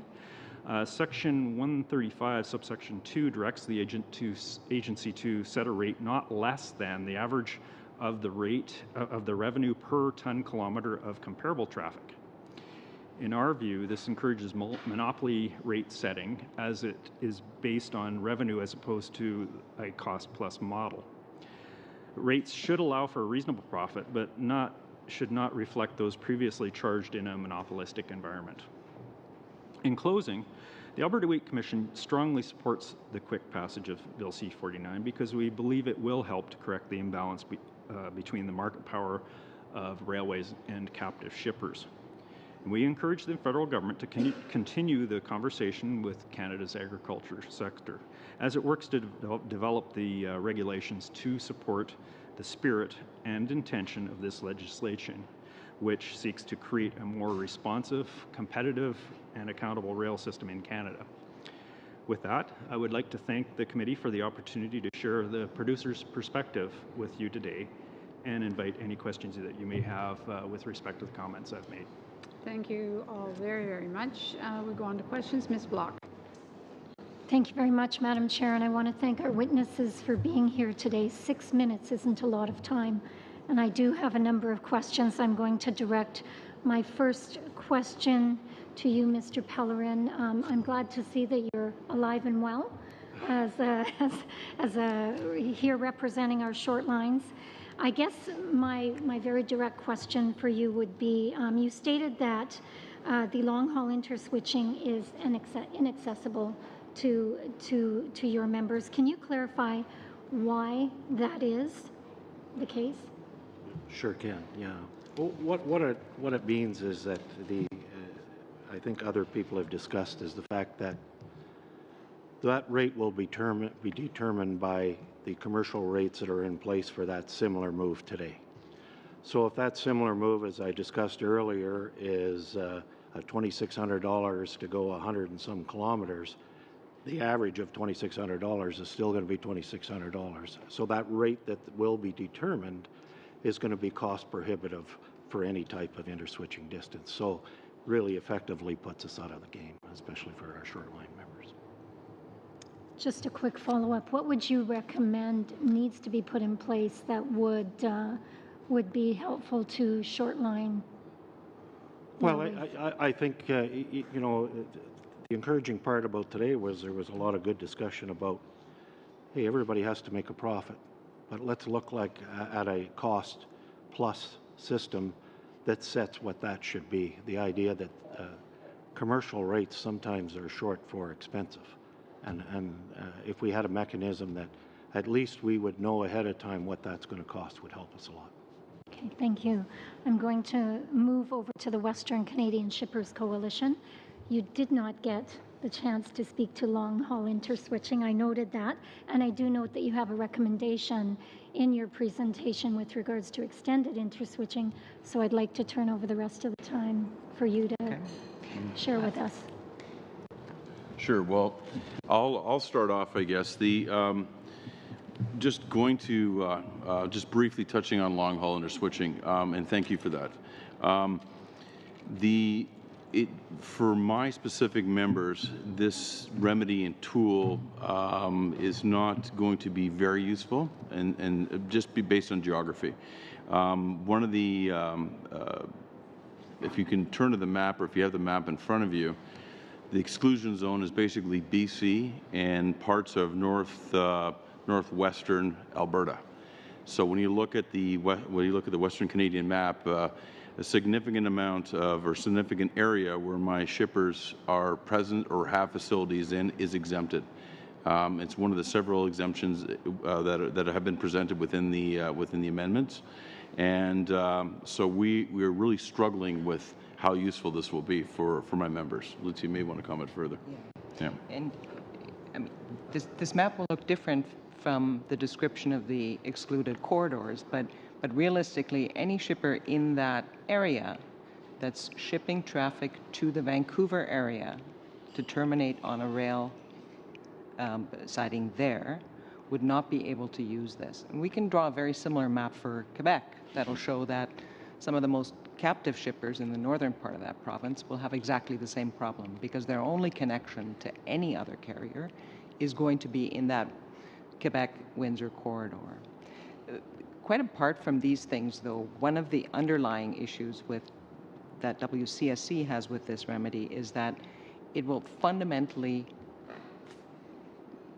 succeed or fail with the willingness of any one of the railways to act as a connecting carrier and to compete for that traffic using long-haul interswitching. And just like its predecessor, the CLR, that can make or break that remedy. We haven't seen any willingness to do that, to compete using CLR since the early 1990s. And we don't see anything in the long-haul interswitching remedy that changes that dynamic. On top of that, the scope of traffic that's eligible for long-haul interswitching, geographically as well as in other respects, is much narrower than what could theoretically take advantage of competitive line rates.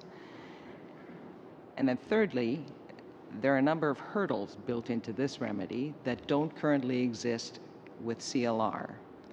So from that perspective, and given the experience with CLR, that even though we may have seen some willingness to compete up to 160 kilometers under the Bill C-30 regime, we haven't seen anything beyond that.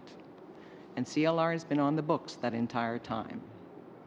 So we're concerned that we're not going to see what is really required, which is a willingness to compete on the part of CN and CP, because certainly in Western Canada, the majority of interchanges are between those two carriers, that is necessary to make a remedy like this work. Yes, the requirement for an agreement with the connecting carrier is taken away, but the fact that people haven't been able to get that agreement is really just a symptom of that underlying more fundamental issue, which is that CN and CP have declined to compete. And those, I want to make sure, are not my words. Those are the words of the statutory review report that issued in 1992. They were repeated in 2000 and 2001, and I think something along those lines is also in the most recent report. Thank you very much. Mr. Badaway. Thank you, Madam Chair. First question, I want to dig a bit deeper on the remedies, if I can. And we look at some of the documents in front of us that have been presented to us by the different presenters. My first question, and I'm not sure I can direct it to, but in terms of investigative powers, what are your thoughts on the investigative powers of the CTA? I'll start, I guess, with this one. I think my opinion, it has been a bit of a miss in Bill C-49. I think Mr. Emerson touched upon this yesterday, and has been brought up in some of the discussions during thus far. I think it's an area where it should be relooked at again. It's if you have investigative powers, and especially its systemic problems within the system, within the transportation system, in the transportation corridors, you can be proactive versus reactive to these problems, and that's why we highly encourage this. And we've every submission and every chance we've had a meeting with either the Minister's Office, Transport Canada, and even the agency, we're encouraging that they give them more ability and more power to do this. If I may, and Mr. Emerson talked a lot yesterday, spoke in great depth actually on governance, and of course, good governance. Mm-hmm. Do you feel that the investigative powers of the CTA will actually promote better governance with respect to our trade corridors? I do, yes, I do. I think it would, especially if you are looking at long-term sustainability and enhancement of these trade corridors, I think it's important. Also, from a competitive standpoint, not just domestically but internationally, I think it's important to make sure that our trade corridors are fluid, active, competitive, and that ongoing issues that in some areas that we face. And don't forget, some of these issues do ebb and flow based on weather, based on commodity movement. Some commodities are softer at some points, and sometimes there's heavy movement. We've seen that with grain, we've seen that with coal, and different commodity groups. So you want to ensure that you can address any issues or ongoing issues within those corridors. I think in giving the agency that ability to look into it and find remedies to it, and again, however they want to structure that or should be structured, whether it's in order to improve it, that's left up to them. But I think it's an area that does need to be focused on. So would it be your opinion that you would actually add to the accountability, credibility of the capital side when it comes to maintaining the infrastructure, whether it be a rail line, whether it be a canal, whether it be a railway or a airport and things of that nature? Do you feel as well it would move away from self-interest and agendas to more of the value and the return to the Canadian consumer ultimately, as well as thirdly, it would actually add to our overall enhancement of our economic global performance? Well, I guess I can direct my comments more to the rail area, since we focus more on the rail and trucking area. But from an overall perspective, without having expertise in air, etc., I think overall perspective is anything that you can do to enhance without an agenda such as that would be beneficial, because there are agendas. Everyone's going to have their own agenda. Organizations will, the whole bit. A non-biased look at it would most likely be preferred and beneficial. Thank you.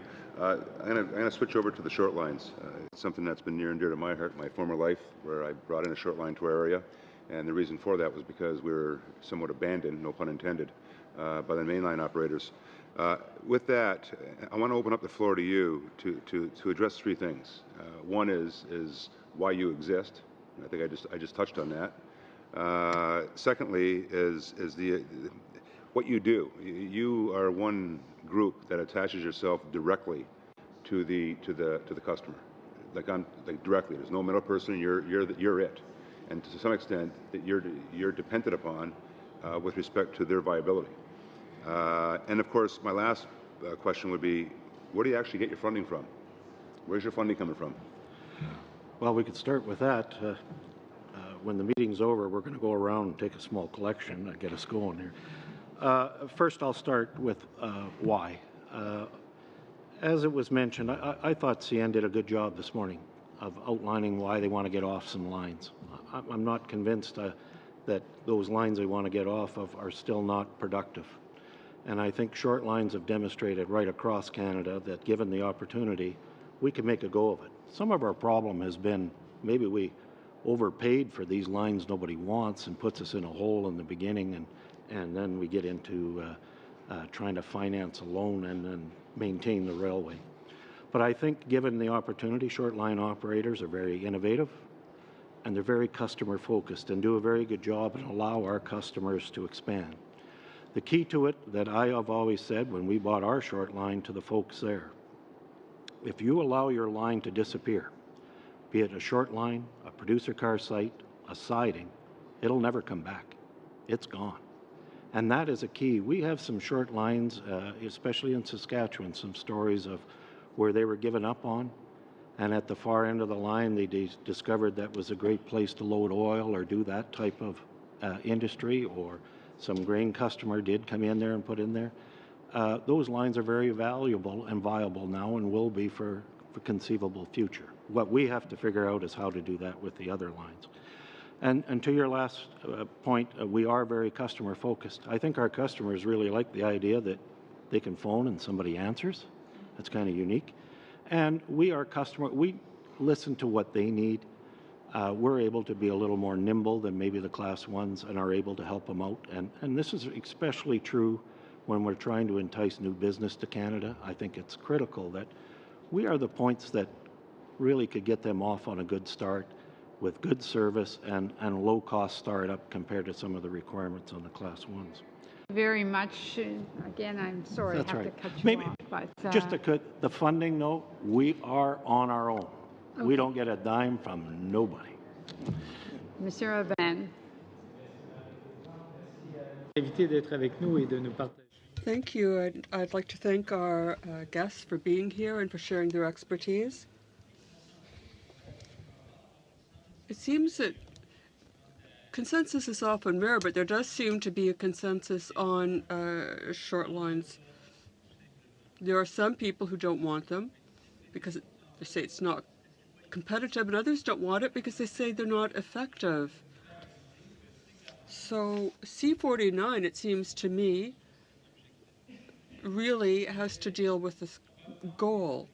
Now, if we were to look again at the objectives that we're trying to get at through interswitching, do you want what was proposed in C30, or do you want the changes in C49, or a measure on interswitching that would be somewhat different? I didn't actually get to our recommendation in the last go-around, so because of where WCSC's members are located, outside typically that 160-kilometer radius, some of them have the potential to use, some of them have facilities within the 160-kilometer radius or potential to develop facilities in that radius. And from that perspective, the 160-kilometer regulated interswitching is much preferable because you can actually use it in planning purposes. A one-year rate that will change every year depending on factors that you have no control over, you can't use in a business plan. You can't use that to attract investment. So from that perspective, a regulated interswitching rate that everybody sees, that's transparent, and that people know as they're planning their business and as they're negotiating how they participate in this with the local carrier and the connecting carrier and everybody else involved, is much more user-friendly. Beyond that radius, though, as I said, it all depends on whether or not the connecting carriers are prepared to compete. And from that perspective, CLR, LHI, CLR has less restrictions in it than LHI does. I think my personal perspective is it's a bit of an academic debate because I don't see a huge uptake on either one of those in the current environment. Est-ce que cette opinion est partagée par les autres membres du panel ou? Do the rest of you agree with this, or do you have anything to add? Saskatchewan, especially with some of the short line grain shippers, access to what was in Bill C30, I think would allow some new businesses to start to take a look at our short lines as opportunity to build on, to give them access to other Class 1s. The way it's structured right now, I think that new business would be reluctant to build on a short line for the fact that you might as well at least get within that 30-kilometer zone to give you those options. So I think, to be honest with you, I think my answer would have been if we didn't have Bill C30, this one's worse. So I'd rather not have it at all compared to what we had before, if that makes sense. Okay. Merci. J'ai aussi été interpellé par... Thank you. I also noticed a statement that you made in your opening statement.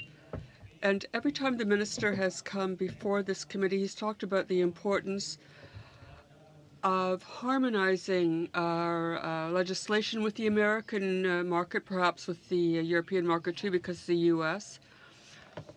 is our main exporting country. Now, if I understood what you said, we're light years away from what the Americans are doing about the data they have, the data reporting. Now, did I understand what you said on data reporting and to make this useful? pointed out really had to do with the performance reporting that each of the railways in the U.S. system, and that includes CN and CP in respect to their U.S. operations, the data that they report on a weekly basis and on a monthly basis. Within the space of a week, that information is on the website of the Surface Transportation Board, and it's visible on a railway-by-railway basis, and it shows a breakdown of 23 different commodities.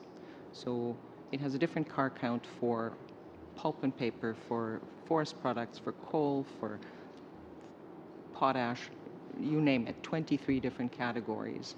And to us, that is really the minimum kind of level of detail we need to see. And because of how large the country is and the fact that CN and CP operate pretty much across it, we would like to see that on a railway-specific basis as well as on some kind of geographical granular level, because otherwise it's not useful.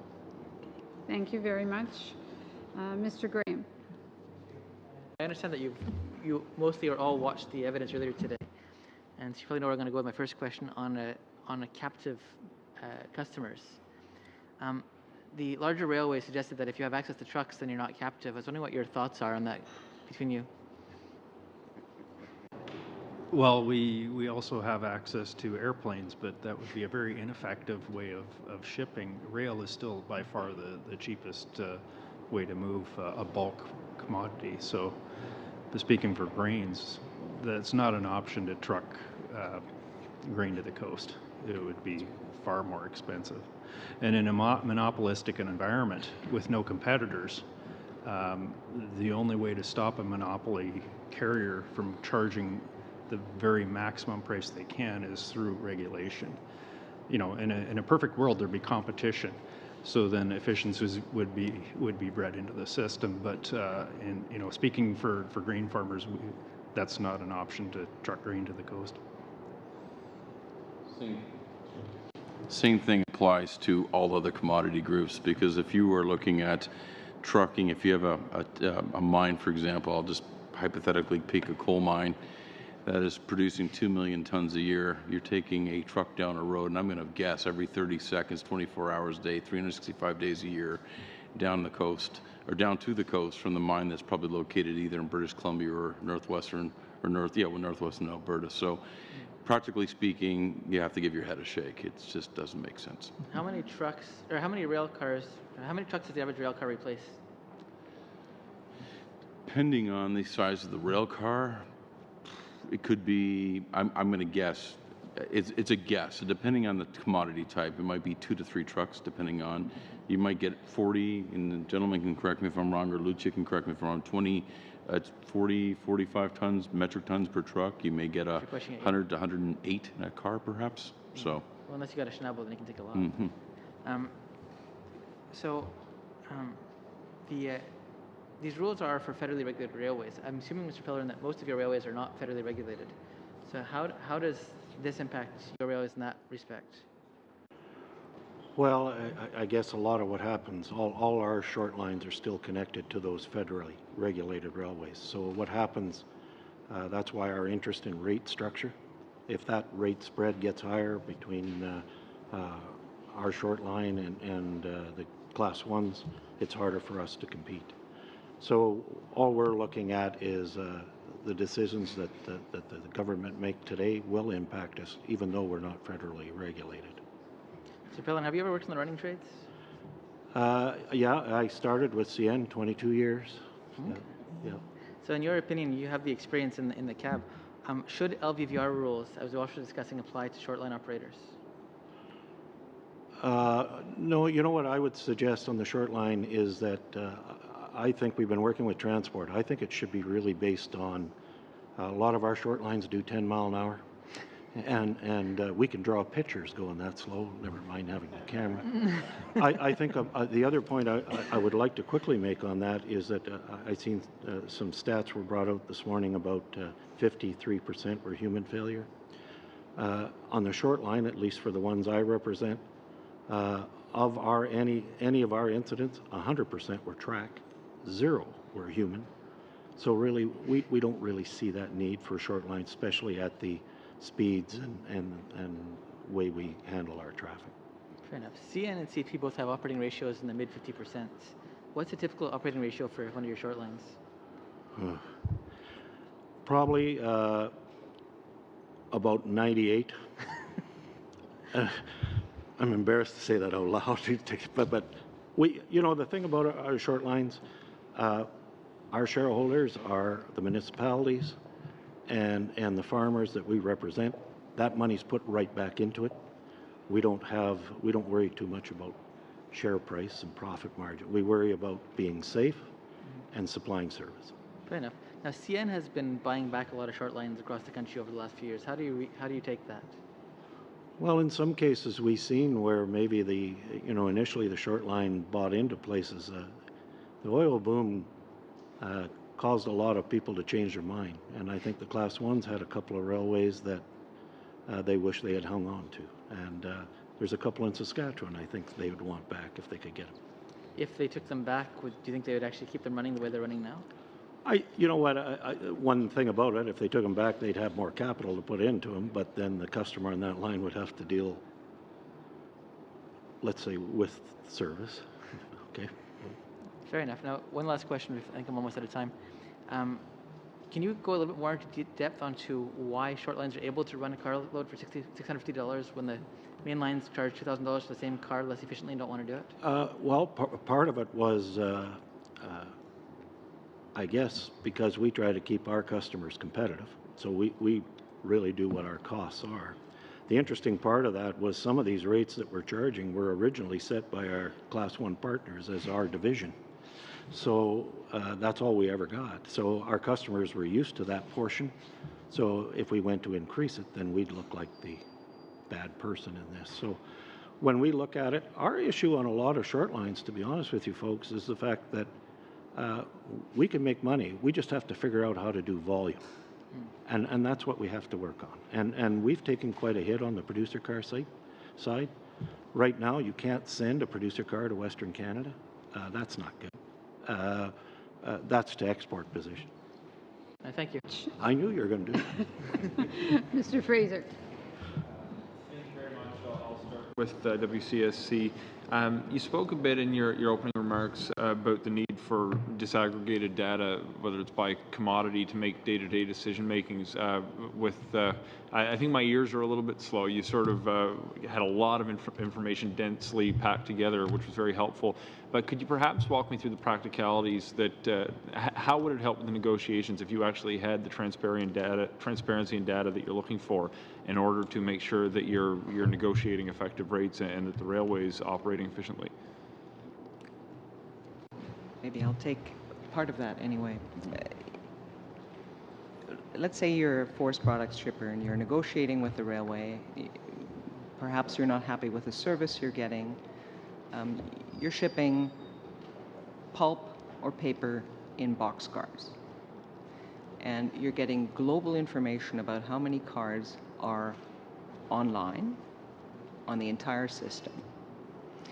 For your product, similar products being shipped from the opposite end of the country, other kinds of products altogether. And so you have no sense of whether or not the supply of cars generally available in the system has been reduced. And that industry in particular is seeing shortage of rail cars, and you have a number of members in WCSC that are in that industry. And there is no transparency in terms of has there been a reduction in capacity that the railways have implemented, because you can't see that. You can't see whether your shortage is peculiar to you or whether that's something that is happening across the system. You can't tell whether the metal producers are getting more of these cars and your particular industry is not. None of that is there, and you don't see where those cars are. So if you have a time sequence of cars in a particular area, you see that cars don't seem to be moving there to the extent that you can, that may influence your decisions to ship somewhere else where it may be more fluid. So none of that granularity is available. Yeah, and you don't necessarily have a view of the overall network itself. We don't have that ability. We don't have the tools and everything else involved. If that is our tool, there's no other way that we can really investigate or check for ourselves where if one side, if service has been transferred to one side and is taken away from another, we have no way of determining that. This helps us determine that. This helps us give us a better global outlook of how the network looks. Sure. Okay. I'm curious as well about the dispute resolution mechanism contemplated in the event that service obligations are breached. Do you think that the final offer arbitration is an effective way to deal with these kind of disputes? Is there a better way to do this, or is this an improvement over what we've had historically? Final offer arbitration typically is a forward-looking thing, so it doesn't really directly deal with a past service problem. Most often, final offer arbitration is focused very, very much on rates. You can include other conditions, but the more conditions you layer in, the more complicated the process gets, and it's fairly tight to begin with. So you can use that going forward to establish some terms, just as you could the service level agreement provisions. But in terms of dealing with things that have already happened and addressing those, it really is just the complaint process, the level of service complaint process under Section 116. Sure, and if I can just jump around conceptually for a moment, the bulk of the testimony that we heard today really was about interswitching, and of course the Class 1 railways were saying, look, this is something that you're going to complicate, it's going to force us to give our business away to competitors, essentially. Is your view, do you agree that that's the case, or is the real impact here introducing competition in the negotiation table, where it's actually going to cause them to be flexible in their price to the point where you're offering reasonably realistic market rates? Go ahead. Yeah, I don't know any shipper whose first instinct is to go start a complaint process or use a regulatory process. These are business people, and their preference is always to try and negotiate something. So part of the usefulness of these remedies is that they provide, as David mentioned earlier, a kind of backstop in an environment where you don't have the option of saying, fine, I don't want to deal with you, I don't like your terms, I'm going to go to your competitor. That doesn't exist, or it only exists for a small portion of your traffic. So the fact that this is out there, that there is a remedy, and that it is usable, performs that same function for lots of shippers. And so it's as important for that negotiating function that the remedy work and be usable as it is for somebody actually wanting to ship traffic under an interswitching usable whether order. it's used or not. Exactly. Mr. Ock, you spoke. 20 seconds? All right. Thank you very much. Mr. Shields. To the Alberta Wheat Commission, you mentioned just slightly cash flow. Could you expand on the issue of cash flow in this particular thing? You mentioned it. For example, in 2013, when we had the level of service that was basically deplorable, we had a very large crop that year. Farmers had contracts for a harvest delivery, and some of these contracts weren't realized or weren't deliverable because of the rail backup until months later, if not 6 months, 8 months later, before they got their contracts delivered. Well, the grain company does not issue us a check ahead of time because we've got a contract until we deliver it, right? So that disrupts our cash flow. We have a contract planning our cash flow. We have payments to make.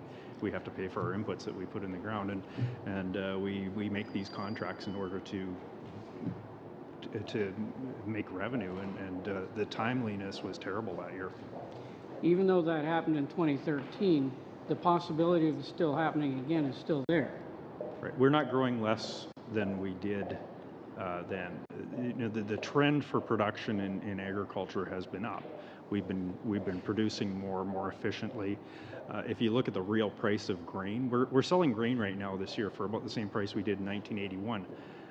So the only way we can the only way we can make money is by doing it more efficiently and producing more, right? So there's not going to be less grain on the system in the future if we keep following the current trends. So you can get caught in that cash flow at any given time, Yes. which leads to income showing up in different years at different times, bills being having to be paid without it, and cash flow in another year. Yeah, you've got a challenge there. Data. Is data to your organization that's been mentioned a number of times already? Is that something of an issue? Well, it helps our the people we sell to, right? You know, we've heard their testimony. So there are, you know, the grain elevators buy our grain and they ship to our exporting customers. So if it's important to them, it's important to us. Okay. Back to the data one more time. I know you've answered this a number of times. Having had through the process with municipalities, provincially and federally, FCM, trying to get the railways to let us know what's in their cars as they go through our communities, because it's our firefighters that are dealing with what's coming through. That has been one arduous process to get them to get in time. We'd like to know in time when it goes through, but of course they want to tell us a month later what went through your community.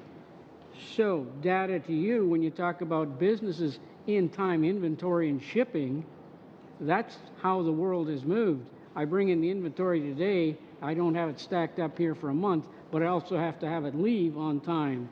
Is that the business end that you're talking? Because our business world has changed. So that's a critical piece then.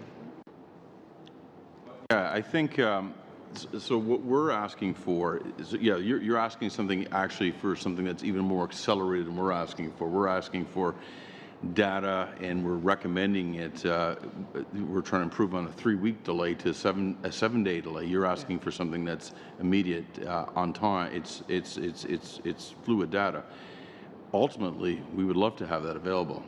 I think for us, it's at this point it's crawl, walk, run, sprint, and we're probably at the crawl stage, and we do want to get to walk before we can sprint. But I would ultimately like to see that, because then you would have real-time information on, for example, what's important to you going through your community. We would have real-time information on where our cars are, where they're located, how they.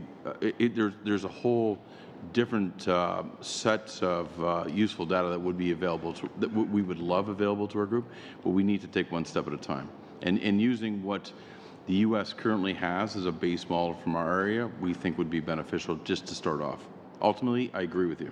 But if you're building an economy and you want to advance our economy as wide and big as we are, isn't that where we should be going? Absolutely. I wouldn't argue with you for one minute. If we want to compete with what's coming across the ocean from in the Pacific, how are we going to do it if we don't do this? Well, there is, and several other countries and several other modes of transportation do provide real-time data. Right. So it's there, and that's what we're competing with. And I always stress with our group is we have to think about competing internationally, not just globally and not just locally. We have to look at a larger perspective. Right. I agree with you. Okay, and you talked about what was missing was the minister's review of amendments. That had been there before, and what you're saying it is absent this time. Sorry, are you speaking about investigative abilities? Those no, type I'm of talking about the review of the amendments that you mentioned before being absent. Okay. Yes, I can address that. When the CTA first came in '96, there was a provision requiring a mandatory review of the Act within a certain amount of time. I can't recall exactly what that time frame was, but subsequent to that, whenever major amendments to that Act were made, that was updated. And so there was another deadline set for a review of how the Act was working. And this time around, there seem to be some very widely diverging views on, particularly on the long-haul interswitching. We feel it's not going to be terribly useful to our members. The railways are apparently very concerned about it. There may be some shippers who will use it. I think it would be we think it would be very useful to policymakers to see who's using it, if anybody, how it's working, and but it's not there. It's not there. It's not there. Do you know if it was used in the past, or if maybe corrections were made, or anything in the past when this process was there? Well, I mean, the latest review that Mr. Emerson conducted was one of those reviews, right? Right. He's recommending something more ongoing and evergreening, but at a minimum, we think there should be a requirement or a commitment for this to be reviewed again to see how it's actually working, if at all. Thank you very much. Mr. Hardy. Wanted to talk about the CTA's decision cycle. Mr. Maupetit, you mentioned that or perhaps it was you, Ms. Soldrer, mentioned that the time it takes to get a decision out of the CTA on an issue could result in some bad outcomes. In fact, for the shipper, do you have an example of how a CTA delay, created an adverse result? Give an example.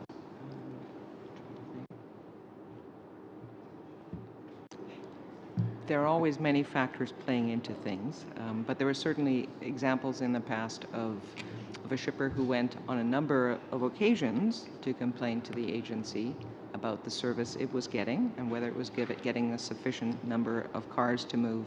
I believe it was specialty crops from Saskatchewan, and each one of those went through the full process, and ultimately that shipper did not stay in business. Now, probably lots of factors contributing to that.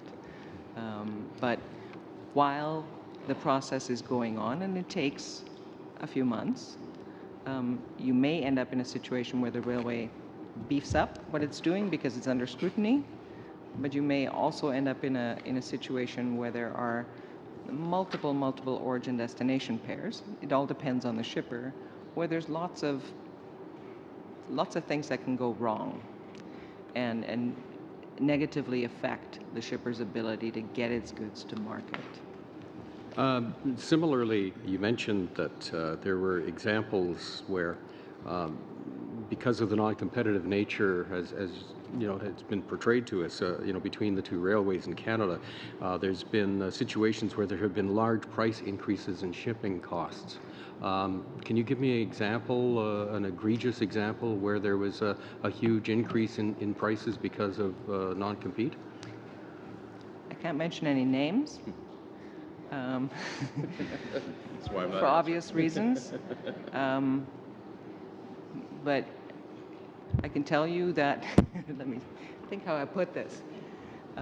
It would not be out of the realm of the possible for a railway with market power to say to a shipper, you can either have a 5-year contract with increases of 15%, 15%, 5%, 9%, something in that range, or you can ship without a contract and we're going to ding you 50% from one year to the next. Yes, that's happened. Okay. All right. It'd be nice to get a specific example. I am sorry I cannot disclose those.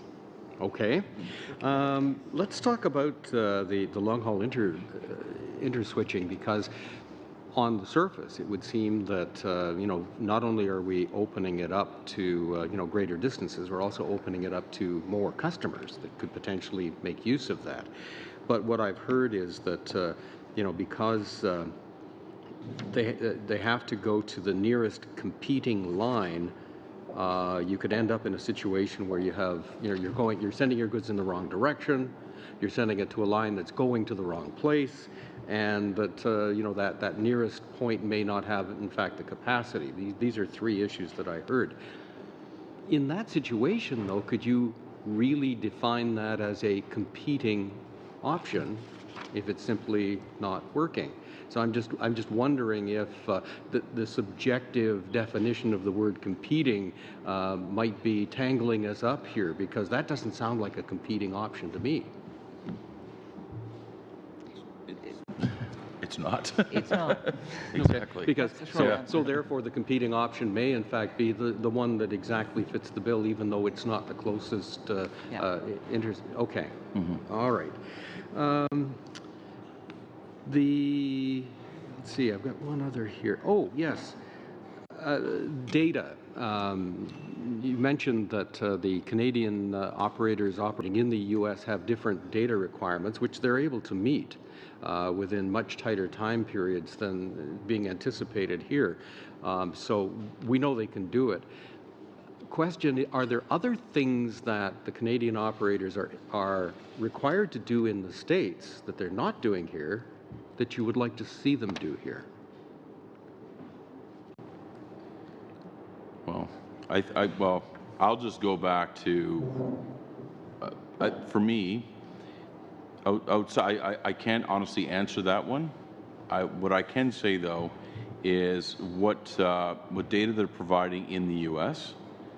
would be, if they can provide it in the U.S., there's no reason why they can't provide it here. Right, and that's we're why just I using have to that leave as it one at. example of something they are doing. I just wondered if there were other things, not necessarily, you know, to do with data. Okay. There are other things. We've limited our remarks to service and performance metrics. There's a great deal more financial information that's available in the U.S. than there is in Canada in terms of we hear waybill an awful lot information about and those types of things. All the time. Okay.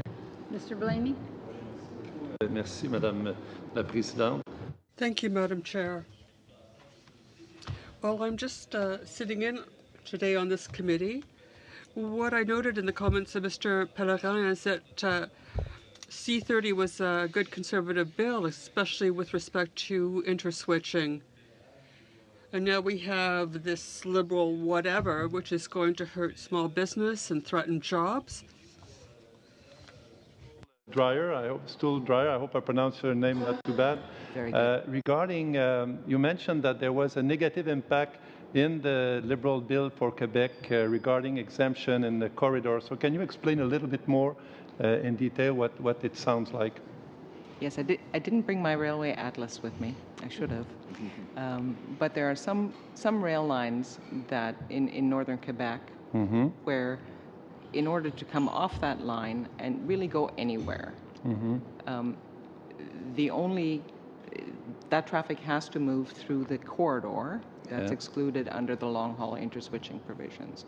So it's CN lines that connect with the main CN system or with other carriers in the Montreal or Quebec area, and that's the only place where a connection exists. Some parts of Quebec could connect through, I believe it's Noranda, Val d'Or, but there are significant lines in northern Quebec that don't have that option. Really, the only place where they connect with a second carrier would be in the corridor, and so long-haul interswitching as drafted is out. It's very similar to the scenario that we're facing in British Columbia. Any way we can fix this or amend the bill or? You would have to take out you'd have to take out these exemptions. So we recommend we take out the exemption. To deal with a specific issue of interchanges in those corridors, you could simply delete the reference to interchanges in the description of those corridors. And you would make it more effective. Okay, thank you. Possibly. Thank you. Mr. Pellerin, my question is for you. You are representing small businesses. You are working with small and medium businesses, and you mentioned it's in your introduction that this bill would negatively impact those businesses again with this mechanism. So can you expand more a little bit, because this is a little bit scary when you say that this could even run some of your members out of business? Well, really what it does, you know, the theme of today from the get-go has been competition. And this, for short lines, at least for 12 of the 14, reduces that competition. So in essence, what it does is it makes it more difficult for our customers to compete. And that makes it hard for the short line. As I mentioned several times, our issue isn't our ability to operate. We have to work on our ability to increase volumes, and we need to, along with our customers, we need to be competitive. So do you feel that this bill would help you to increase your volume? No. There's, as this bill is written right now, if you just look at it from a straight short line perspective, There's nothing in it that helps us. It's disappointing when this government is claiming they want to create jobs, work for the middle class, and you are here, you come here, and you say this will reduce competition, this will actually increase the greenhouse gas, and this is not good for the economy. Any way we can fix this at this time? Well, I think that what we need to do is go back and look at C-30, the conservative bill. There were some issues. We were also here discussing that a couple of times that wasn't perfect. What I think, the point we're trying to make in our visit here is this does nothing for us. And we have come here to Ottawa several times saying we need some help. We're in tough shape. We need help. This isn't helping us. So, we need to continue to talk if we want to help short lines and our customers that are on the short lines. We need, anyway, if you have any recommendation about amending the bill, come show them to us and we'll do our best. But as you know, we're not a majority, but we'll do our best for you. Thank you, sir. Thank you. I'm done. Thank you. Thank you. Monsieur Aubin. Merci. Je vais faire un peu. Thank you. When you said we have to continue the discussion, we have to keep talking, we're looking at an omnibus bill which affects all kinds of things. You may not be interested in the Passengers' Bill of Rights except as a consumer, and cabotage may not be your cup of tea. But there are things in C-49 which are of particular concern to you. Do you think that C-49 is going ahead too quickly and too imprecisely, and will not be a real solution to your problems? I can put the question in another way. With a few amendments, could we make C-49 acceptable to you, or is there just too much to do? For WCSC, we have made some suggested amendments to language tweaks in the proposed bill, and based on what is in the bill right now and some of the suggested tweaks, plus some of the other areas that we had expressed to the government to look into, we think we could enhance the bill to make it a better bill than what was presented to us. Yeah, you know what? We walk a bit of a fine line because our customers too. We don't want to. There's some positive things in for our customers away from the short line. It was mentioned earlier. There's some concern about even this year because the bill's not passed. We're kind of sitting out there in the open. So we want to be careful not to bog this down either. What we're saying is that it's just straightly from a short line perspective. There's nothing here that helped us survive. And that we need to change that. Now, can we do that? Does that have to be part of this bill? I don't even think so. But I think what we need to do is recognize the fact that I don't want anybody in government to think that this is helping short lines. That's for sure. Okay?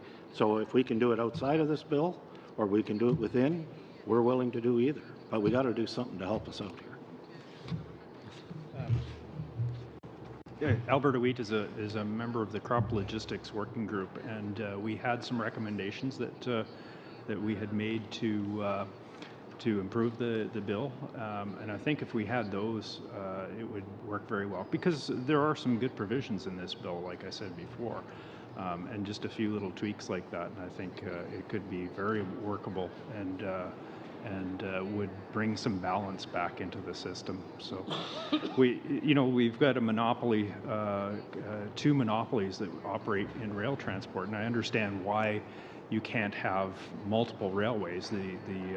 There is a large infrastructure investment, but what we're looking for is some way to approximate a competitive system, and I think this bill does go towards doing that. Jean? Sorry. Okay, we do have a couple of minutes left on the clock. Are there any of the members that have additional questions, or do you want to do another round? We don't have enough time for another round. So, Ms. Block, is there any questions on your side? Mr. Blaney is, yeah, okay. Mr. Badaway is interested. He has a question. Okay. Thank you, Madam Chair. And I just have to make a comment first off. The session that we've been having this past week has been very non-political, and I'll tell you that changed. I had, which now is going to give me the opportunity to respond. And I want to make 3 points based on Mr. Blaney's comments. If in fact C30 was good legislation, then why did the previous government also introduce the Sunshine Clause? Second to that is why did we hear very loud and clear? I'm sorry, the Sunset Clause. Second point is why do we hear loud and clear from the witnesses criticizing long-haul interswitching during the Fair Rail for Grain Farmers study? And lastly, why did the previous government also take it upon itself to commission David Emerson to review the system as well as propose long-term solutions as proposed to C30? So, sorry, my apologies, but I had to correct the record. Question is, sir? So my question is, Madam Chair. I just responded, Madam Chair. I didn't start it. Okay, I'm watching the clock very carefully. To get back to the productive dialogue that we've been having, I'm really interested, Mr. Pellerin, in your comments, and again, the reason why we're here, because quite frankly, we do want to strike that balance. We want to ensure that, albeit we heard a lot of the challenges from the main lines, from the Class 1s earlier, some of which I would agree with, most of which I wouldn't. Your situation is something that fills that void. It fills the void for those most important, those who are our priority, which is the customer, and of course value to the Canadians. So I'm going to ask actually the same question that Mr. Blaney asked, and that is in fact, what can we do through this bill? What can we do through C49 to actually make it better and make it more conducive for you to be part of the ultimate performance that we have globally with respect to our economy, which is to make our transportation system more robust, which you're a part of? Well, maybe one thing we could do would be that a point we didn't make today was the fact that some of the opportunities available to shippers through the CTA short lines don't have. I've got to convince one of our shippers to take on that issue, and they're not always very happy to do that on our behalf. So that might be a good start, to allow short line railways some of the same opportunities and avenues through the CTA. I think the CTA have a very good handle on the system and would be able to help us out in really short order on certain terms, especially issues like we have service issues. We give our customers traffic to the Class 1 carrier and they sit there for 10 days. That's not right. And we have to get that fixed. So we need that opportunity ourselves. Would be a good start. Thank you. All right. Okay. Thank you very much to our witnesses again. Each one of these panels has so much valuable information. It's amazing. We'll know C49 in and out by the time it gets back into the House. So thank you very much. We will suspend until the next group come to the table.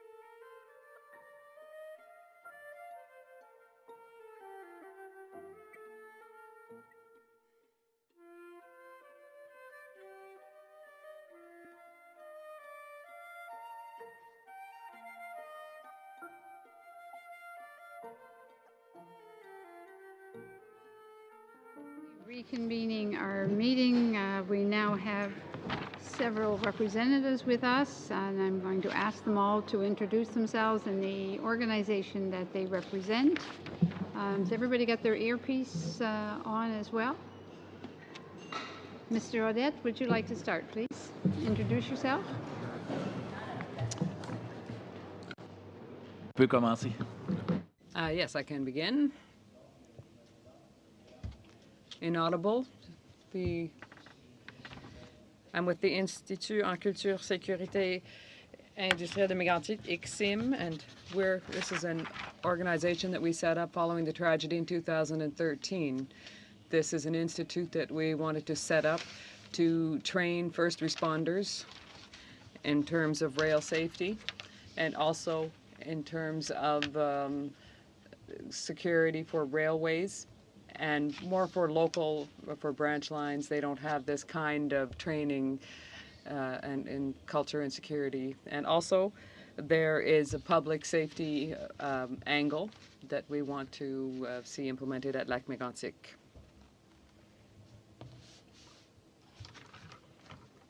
To go on with, you have 10 minutes, Mr. Odette. Okay. Parfait. We're very interested. Okay, thank you. The committees, the only travel the committee has done since we've convened has been a trip to Lac Mégantic. So we're familiar with your organization and your desires as well. So we're happy to have you here with us today. So if you'd like to go ahead and speak to the initiative. Yes. Well, indeed, the fact of being here to introduce our organization this is why I'm here. As I said earlier on, this was set up following the tragedy of 2013. Local business people decided to take this in hand and see how we could come out of this tragedy in a positive way. So we created partnerships with the University of Sherbrooke, for example, the Beauce-Appalaches College also, which is in our area, and the local school board. So we have 3 levels of teaching institutions that are working with us in this partnership. Also, CN, the railway company, is a project with partner with us, as well as Desjardins. As you know, there's a single training center for first responders in Canada, which is an Anglophone unilingual institution, GIBC in Vancouver and Burridge. And what we wanted to do was create that a similar kind of training center in the east of Canada that would serve mainly Francophones and also Anglophones in our area, because we know that Canada is a very big country, and for us, whether they're from people from Quebec, Ontario, or the Maritimes, to go all the way out to Vancouver to get trained is very expensive. So what we really want to do is set up this kind of a center in Mégantic following this tragedy. As you were saying earlier on, Madam Chair, the Standing Committee visited us in June 2016. One of the recommendations was that Transport Canada collaborate with the municipality of Lac Mégantic in the establishment of this kind of a centre, and we're here to talk about that today and draw attention to this project. What we want is that Transport Canada standardize the training through accredited organizations. And another point we're asking for is that Transport Canada standardize and make mandatory specific training that are specific to rail problems. And we know that there are 1,200 cities in Canada that are crossed by rail lines, and these people don't have the training at the outset. So we're working on that. We've tabled a brief that we have sent ahead to you.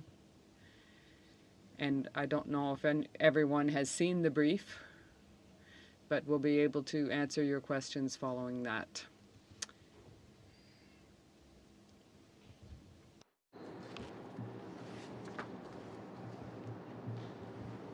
Odette, unfortunately, we didn't, the clerk did not receive the brief. If you would, if you would please resend it so that the committee has the information.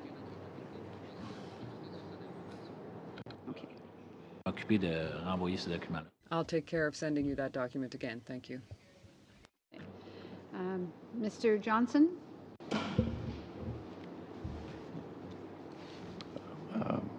Thank you very much. Chair, members of the Standing Committee, clerk and witnesses, good afternoon, everyone. My name is Brad Johnson. I'm the General Manager of Logistics and Planning for Teck Resources.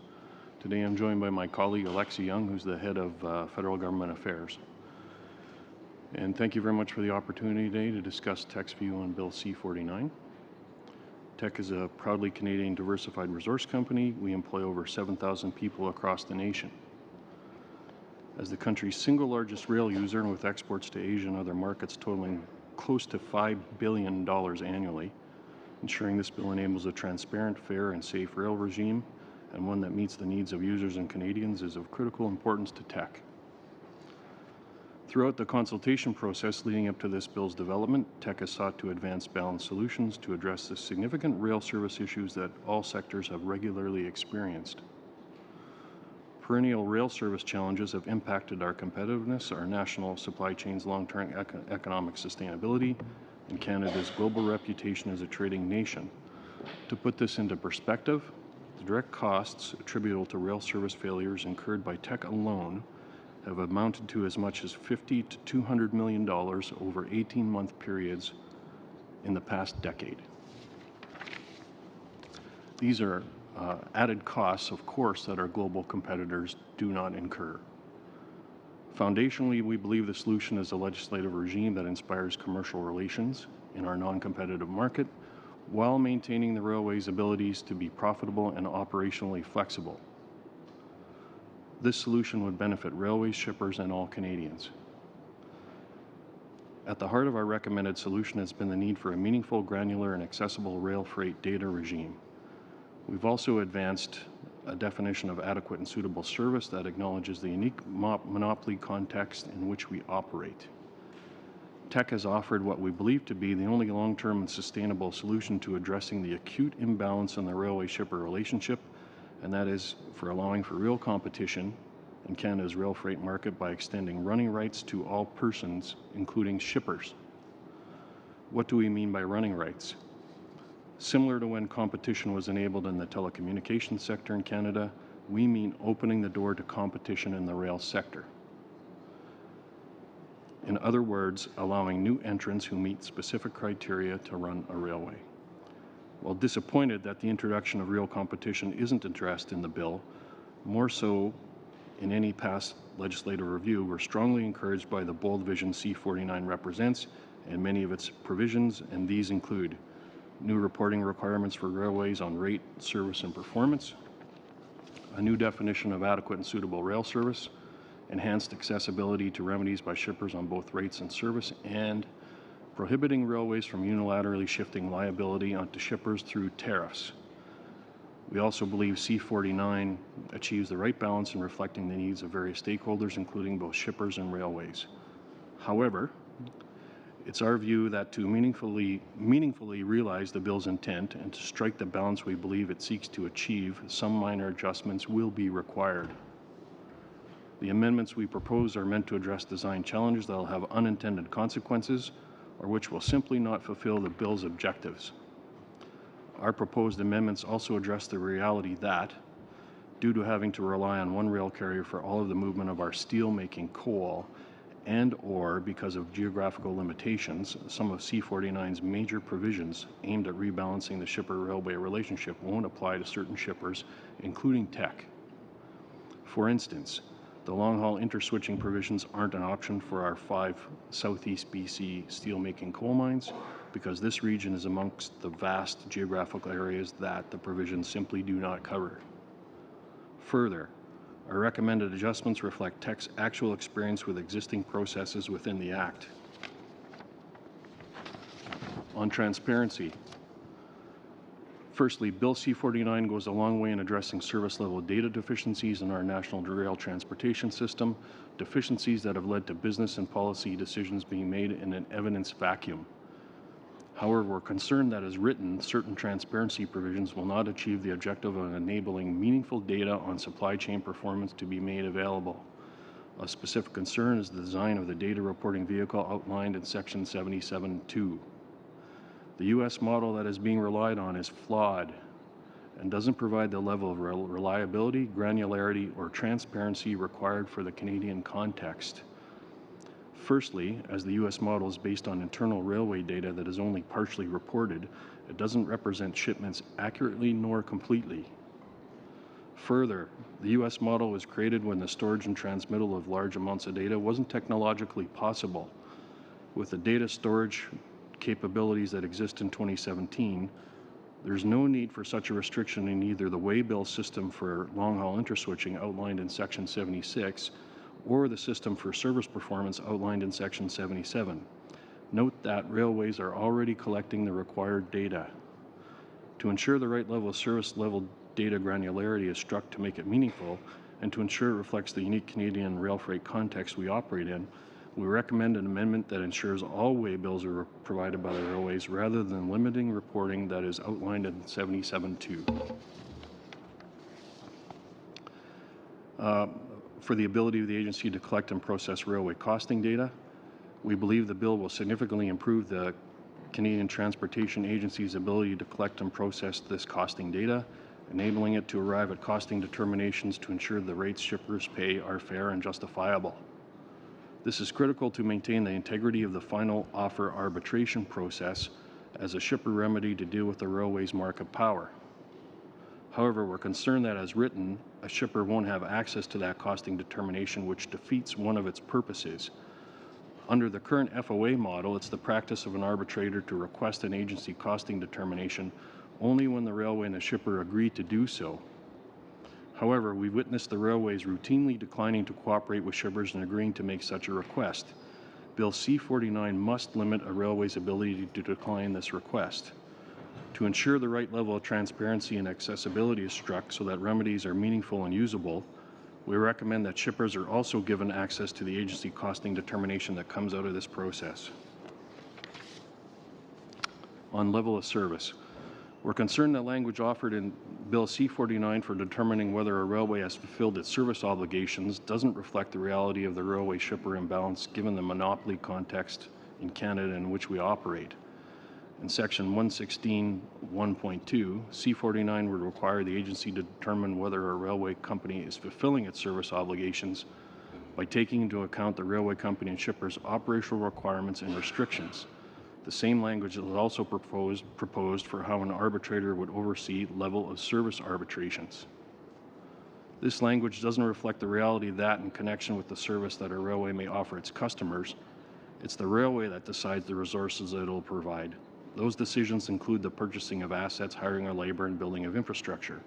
Any of these decisions could result in one or more restriction. As those restrictions are determined unilaterally by the rail carrier, it's not appropriate for those restrictions to then become a goalpost in an agency determination. As such, we recommend to either strike out the provision or to make the restrictions themselves subject to review. So in conclusion, as the failures of past rail freight legislative reviews have demonstrated, despite good intentions, legislative design is critical to enabling those intentions to come to fruition. Getting this bill's design right with a few minor amendments will help Canada shift away from a status quo that has resulted in continued rail freight service failures and led to a proliferation of quick-fix solutions that have picked winners and losers across industries over the past years. Again, as the biggest rail user in Canada, we believe this is the opportunity to be bold and to set a new course in building a truly world-class rail freight regime in Canada to the benefit of shippers, railways, and all Canadians. And thank you very much, and I look forward to your questions. Thank you very much. And Mr. Bellantry from Freight Management Association of Canada. Thank you. Thanks for the opportunity to appear. FMA has been representing the freight transportation concerns of Canadian industry, including rail, truck, marine, and air cargo to various levels of government and international agencies since 1916. So we're now in our 101st year. And despite appearances, I was not at the first meeting. So in our remarks today, we will focus primarily on the C-49 amendments to the rail shipper sections of the Canada Transportation Act, but we'll make brief comments on the proposed amendments to the Railway Safety Act and the Coasting Trade Act. There are approximately 50 railways in Canada, but the rail freight industry is dominated by the two Class 1 carriers, and these two companies account for approximately 90% of Canadian rail freight revenues. The fundamental problem is that there is not effective competition within the rail mode, and the barriers to new entrants are so high that this situation will not be rectified through market forces. The best that can be done, therefore, is to provide a legal and regulatory regime that is a surrogate for real competition and that rebalances the bargaining power between the buyers and sellers in the freight market. While there is limited competition between CN and CP in a few markets, primarily intermodal, For many shippers, the rail market can best be characterized as being a dual monopoly rather than even a duopoly. That is, each of CN and CP is the only railway available to shippers at many locations, and it should be noted that this is not just a Western Canadian problem, and I'd like to stress that. This is not just a Western Canadian problem, but it exists in the East as well, including in the Quebec-Windsor corridor. Rail freight is not a normally functioning competitive market, and this fact has been acknowledged in railway law in Canada for over 100 years. So the minister, in introducing Bill C-49, stated that the objectives of the bill as follows, quote, "The Government of Canada introduced legislation to provide a better experience for travelers and a transparent, fair, efficient, and safer rail freight system to facilitate trade and economic growth," end of quote. Bill C-49 contains a number of provisions that will go some distance to meet that objective. In its review of the bill, FMA has analyzed the changes that are proposed in C-49, how well they will play out in practice when shippers attempt to use them, and our recommendations address the places in the bill where our experience indicates that the provisions as drafted will not meet the government's stated objectives.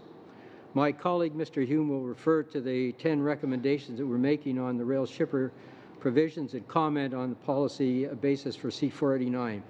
And I should mention that Mr. Hume has worked in the law departments of both CN and CP in his career, and for the past 23 years has built a successful practice representing rail shippers before not only the Canadian Transportation Agency, using all the provisions of the Act that are in place now, but in the courts up to and including the Supreme Court of Canada. He has important insights that are somewhat unique in that he is one of the few people that has been using these provisions over his career. So at the conclusion of Mr. Hume's remarks, unless we run out of time, Madam Chair, I'll comment very briefly on the proposed changes to the Railway Safety Act and the Coasting Trade Act. Forrest? Thank you, Bob. The recommendations that we're making on the rail shipper provisions are summarized in our submissions beginning at page 25. As Mr. Ballantyne has indicated, the recommendations that FMA is making have been designed to give effect to what we believe to be the goals of the Transportation Modernization Act.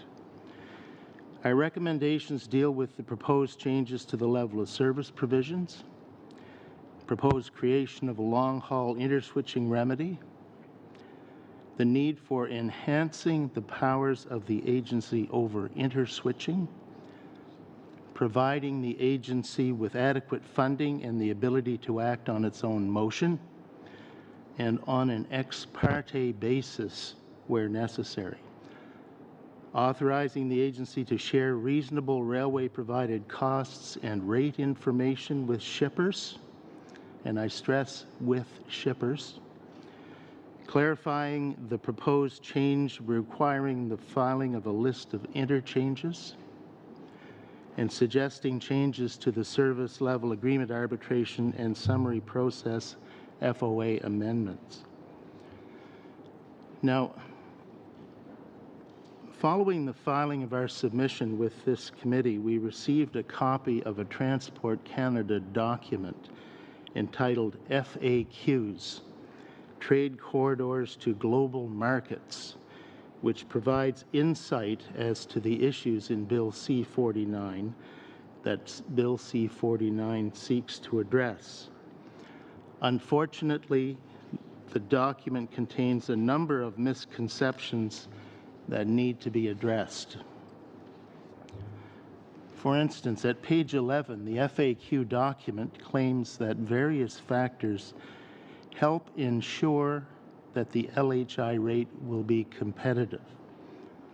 However, the bill has a provision that ensures that it will not be competitive. For instance, the proposed section 135 sub 2 requires that the agency not determine the LHA rate to be less than the average of the revenue per ton kilometer for the movement by the local carrier of comparable traffic. What that means is that an LHI rate will necessarily be uncompetitive with other comparable traffic revenues that are below the average. The document states in a number of places that the LHI provisions give the agency discretion in defining what traffic is comparable. However, when the agency does that, it is restricted in setting a competitive rate by the operation of Section 135, Sub 2. Our recommendation to fix the problem is twofold. First, specify in Section 135, Sub 2, that the agency shall not determine an LHI rate that is more than, not less than, the average of the revenue per ton kilometer for the movement by the local carrier of comparable traffic. Second, amend the section to require the agency to determine the LHI rate from among rates where shippers have access to 2 or more railways at origin. If there are no competitive rates, i.e. rates where a shipper has access to 2 or more railways at origin, the agency should be required to set the LHI rate on a cost-plus basis. Thus, LHI rates would be determined from competitive rates, not from a menu of captive rates. I'll be talking a little more about cost-plus later because I understand that to be an issue that's somewhat controversial before you. At page 11, the FAQ document refers to the many LHI exclusions in the bill and attempts to justify them, citing possible congestion issues and the difficulty in allocating liability for certain hazardous materials. With great respect, Madam Chair and members of the committee, these concerns have no merit whatsoever. Why should the LHI remedy, a competitive remedy, be unavailable to large groups of shippers? Why should the remedy discriminate against shippers because of location or the type of commodity shipped? How does all of that comport with our national transportation policy, I ask you? In summing up on exclusions, the FAQ document at page 12 refers to the excluded shippers, the excluded shippers to other remedies, since access to LHI is being withheld from them. This provides little comfort and doesn't say much about the efficacy of the remedy.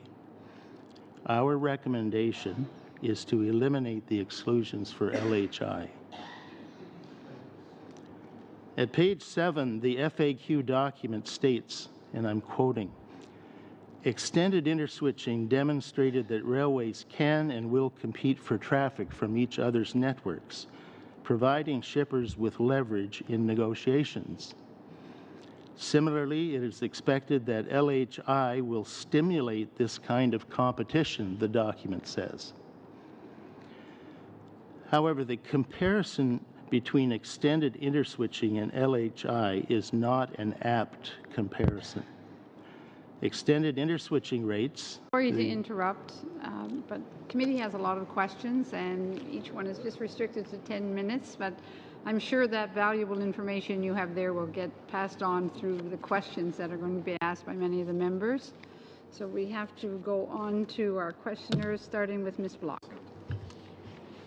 Thank you very much, Madam Chair, and I want to thank all of our witnesses for being here today. It's been a long day and is only going to be longer, but I certainly do appreciate everything that we've heard today. And I guess I want to start with some questions to you, Mr. Johnston, and to you, Ms. Young, in regards to your presentation. And I did look at the document that you circulated, and in your conclusion, you state that getting the design right on C49 will help Canada shift away from a status quo that has resulted in continued rail service failures, has damaged Canada's global reputation as a trading nation, and led to the proliferation of quick fix policies, solutions that have not been based on evidence and picked winners and losers across industries over the years. And I'm not sure if you suggested that C49 was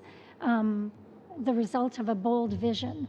And so I want to give you an opportunity to perhaps speak to some of the areas in C49 where you see there being that bold vision, but also I want you to comment on the creation of the corridors in C49, and I'm not sure if that is what you were referring to when you talked about the five members of 5 areas that weren't going to be able to access long-haul interswitching, or that weren't going to be able to use these remedies. I'm wondering if you could speak to that as well. Okay. I was taking notes as you were asking your question because you touched on a great many points. So if I overlook any of them, then Sure. Please remind me. Mm-hmm. So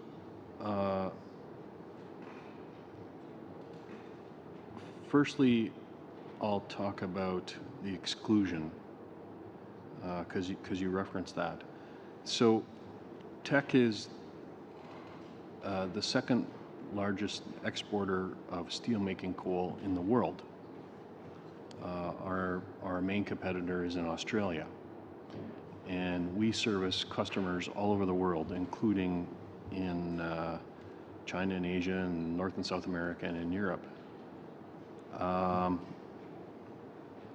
It's, I think, just basically a fact that the geographic exclusions for long-haul interswitching will bar our 5 Southeast BC steelmaking coal mines from utilizing that remedy. We're under the current draft. It just won't be an option for us. So, in fact, it is our view that that will serve to, I guess, further cement our captivity to the rail carrier, which in this case happens to be CP, for those mines. They export approximately 28 million tons a year.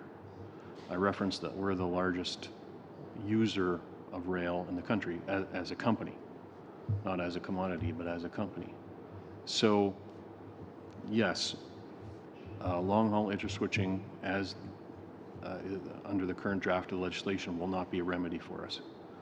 We will rely on, or continue to rely on, things like final offer arbitration. Does that answer that part of the question? Yes, it does. Thank you.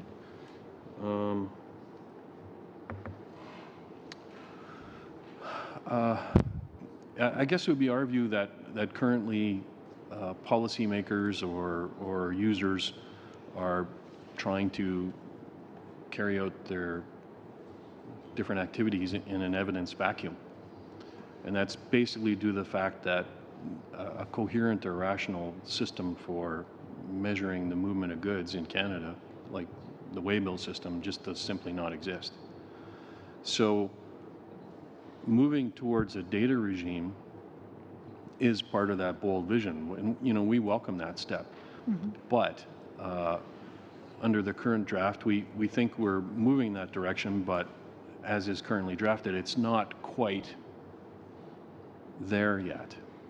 And some simple changes to the legislation, ensuring that all data is accounted for,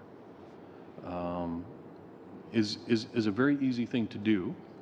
And I guess being a bit of a data wonk myself, we want to look at data, and we want to look at raw data, not aggregated data. Section 76, the data piece of long-haul interswitching, our concern is that if we mimic the U.S. system, not all data is reported by the railways. It's all collected by the railways, but it's not reported by the railways. This we understand from our subject matter experts that also practice in the United States. That would be a concern. There's no point in collecting data and not getting all the data. That will lead to would quite likely lead to imperfect assessments or conclusions, whether it has to do with service failures or infrastructure investment. On Section 77 on performance indicators, if we're going to measure the performance of the rail system with data, once again, we have to look at all the data. I talk about the waybill system. It's not addressed in Section 77, but the waybill system is in essence a record. It's a record of movement of a good from a particular origin to a particular destination. It's a very easy way to document the movement of goods on our system. The two Class 1 railways are doing it in the United States. They can do it in Canada. I'm sorry, it was a lengthy question. I know, and I was trying to give you as much time as possible to get the answer out thank you, that Madam Mr. Chair. Block was looking for. Hopefully that answers. Thank you very much. Mr. Graham. Thank you, Monsieur Odette. Merci d'être ici. Monsieur Odette, thank you for being here, taking the time to come and see us. I know that you have more experience than others in your region, so I'd like to hear a little bit more about the issues about this information center. This is not something we hear a lot about here, so how to create such an initiative specifically for the railroads. Thank you. In terms of training, well, we know that there wasn't any training in terms of railway safety.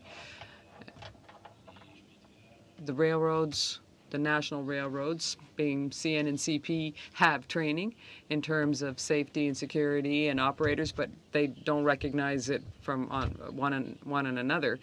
So if you took it with CP, you have to redo that training with CN. And if you think about all of the tiny railroads that have no training at all, often these are people who are retirees from CN and CP who come around to do the training. So we have absolutely nothing in common in terms of the training and in terms of operations and the whole culture of safety and security. So we have been talking about that since the 2013 accident, but before that nobody was talking about it for railroads. And in the industry in general, we really didn't hear much about it either. So I think it's an incredibly important point. In the bill, all we can see is the LVVRs, and that's all well and good. It's interesting technology, but it's something that came after the tragedy. And so what we want to see is something more. We lived through this catastrophe in Lac-Mégantic, but we don't want to ever see anybody go through that again. We want to work hand in hand with Transport Canada and the Canadian government in order to improve this training aspect. And I think it's an aspect that is of the highest importance. Also, the other thing we touch on is training of first respondents, because they don't have any training in the east of Canada. Not every city is able to pay for people to get all the way to Vancouver to be trained or to go to the States for training. So we need a francophone center and a bilingual center in eastern Canada. I think that's very important. And once again, there isn't any talk about this training in the bill. All we talk about is those video and voice recorders. For Lac-Mégantic, do you think that you have a better way of training people for this work?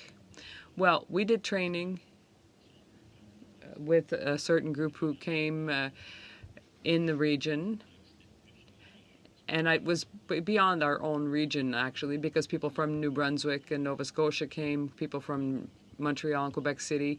So we had a couple of days, we had a weekend of training on rail safety, but once again, it was just an overview. It was an 8-hour training period. It really was just a snapshot of it, and we really need to go in depth, much more in depth. As I said in my comments earlier on, we have 1,200 cities in Canada that are crossed by railways, and there just isn't any training to deal with this. So it's really urgent that we do something in this regard, and we haven't seen anything since Lac-Mégantic. We haven't seen anything from the Canadian government that's moving in that direction. I thank you for speaking to us about that. Merci. I was interested in your comments about universal running rights, effectively. I think it's an interesting concept. It would separate the infrastructure from the operations on railways.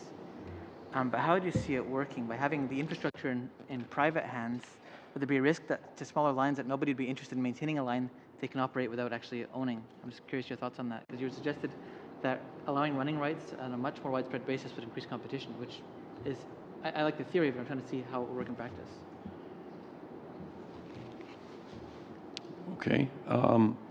pardon me, I reference, I guess the best example would be our competition in Australia, where they have what's called an above rail and below rail freight regime. So the potential for having more than one carrier operate on rail lines is something that's done throughout the world. Just a month ago, I was in Poland and visiting our customers in Eastern Europe, and certainly in Poland they have such a regime. I believe they have as many as 5 carriers on the rail network there. How it would work, I would say it would be pretty similar to air traffic, right? One centralized rail traffic control with many carriers. You're running rights. You're taking the infrastructure away from the private companies to make a national system. To accomplish what you're saying, you're not talking about running rights on a CN track. You're talking about changing the whole nature of the infrastructure, which is a fairly significant paradigm shift. I don't see it that way. No, I don't. I mean, to us, it answers the question which we faced in the past. What happens when the rail carrier either can't or won't move your traffic? For us, moving 25 million tons a year, this is a significant problem. So what do? Is it a significant step? Of course. And for a new entrant, there'd be very high barriers on things like operational capability, on safety, on insurance. But nevertheless, it's something that's done quite, I think, efficiently and safely in different jurisdictions, including Australia. And we conceive that if, a company such as Teck just simply can't get their goods moved to market, then this is a potential remedy. Thank you very much, Mr. Johnson. Monsieur Abban. Merci, Madame la Présidente. J'aimerais commencer. Thank you, Madam Chair. I'd like to begin the conversation with Mr. Ballantyne because in your initial comments, you drew my attention with the subject that you didn't have a chance to talk about, which is coastal trading. So I'd like to give you 2 of my 6 minutes so that you give us your position.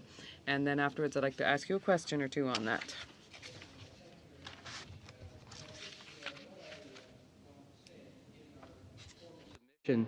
We did indicate that we support the proposed changes to the Coasting Trade Act that are included in Bill C-49. These give effect to a requirement of the Canada-Europe Comprehensive Economic and Trade Agreement. And what these do, while it's a relatively minor element in terms of improving global supply chain efficiency, it does do that for Canadian importers and exporters using containers. That is what it's proposing to do is to allow ships, foreign flag ships, to move empty containers between Canadian ports. That is, if containers were emptied in Halifax, the foreign flag carrier could move them to the port of Montreal, for example.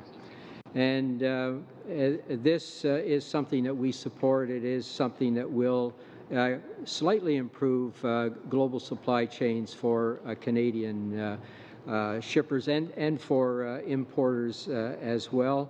And there is a complication with regard to the large shipping alliances where there's 3 or 4 shipping lines that come together in an alliance, and we think that the regulation should make sure that this provision would be able to be used within the full alliance. So all the member shipping companies within that alliance could access this provision. Merci beaucoup pour ce résumé. J'en arrive avec ma question. Thank you for that summary. So my question, therefore, is I understand that it's better to do certain sections with an empty boat if necessary, but as you've said so clearly, with the agreement with the European Union, we don't have the same option to do so if it's a Canadian flag ship on European territory, so that appears to be an irritant for you. I think I'm not. I haven't read the CETA agreement, or I haven't committed it to memory.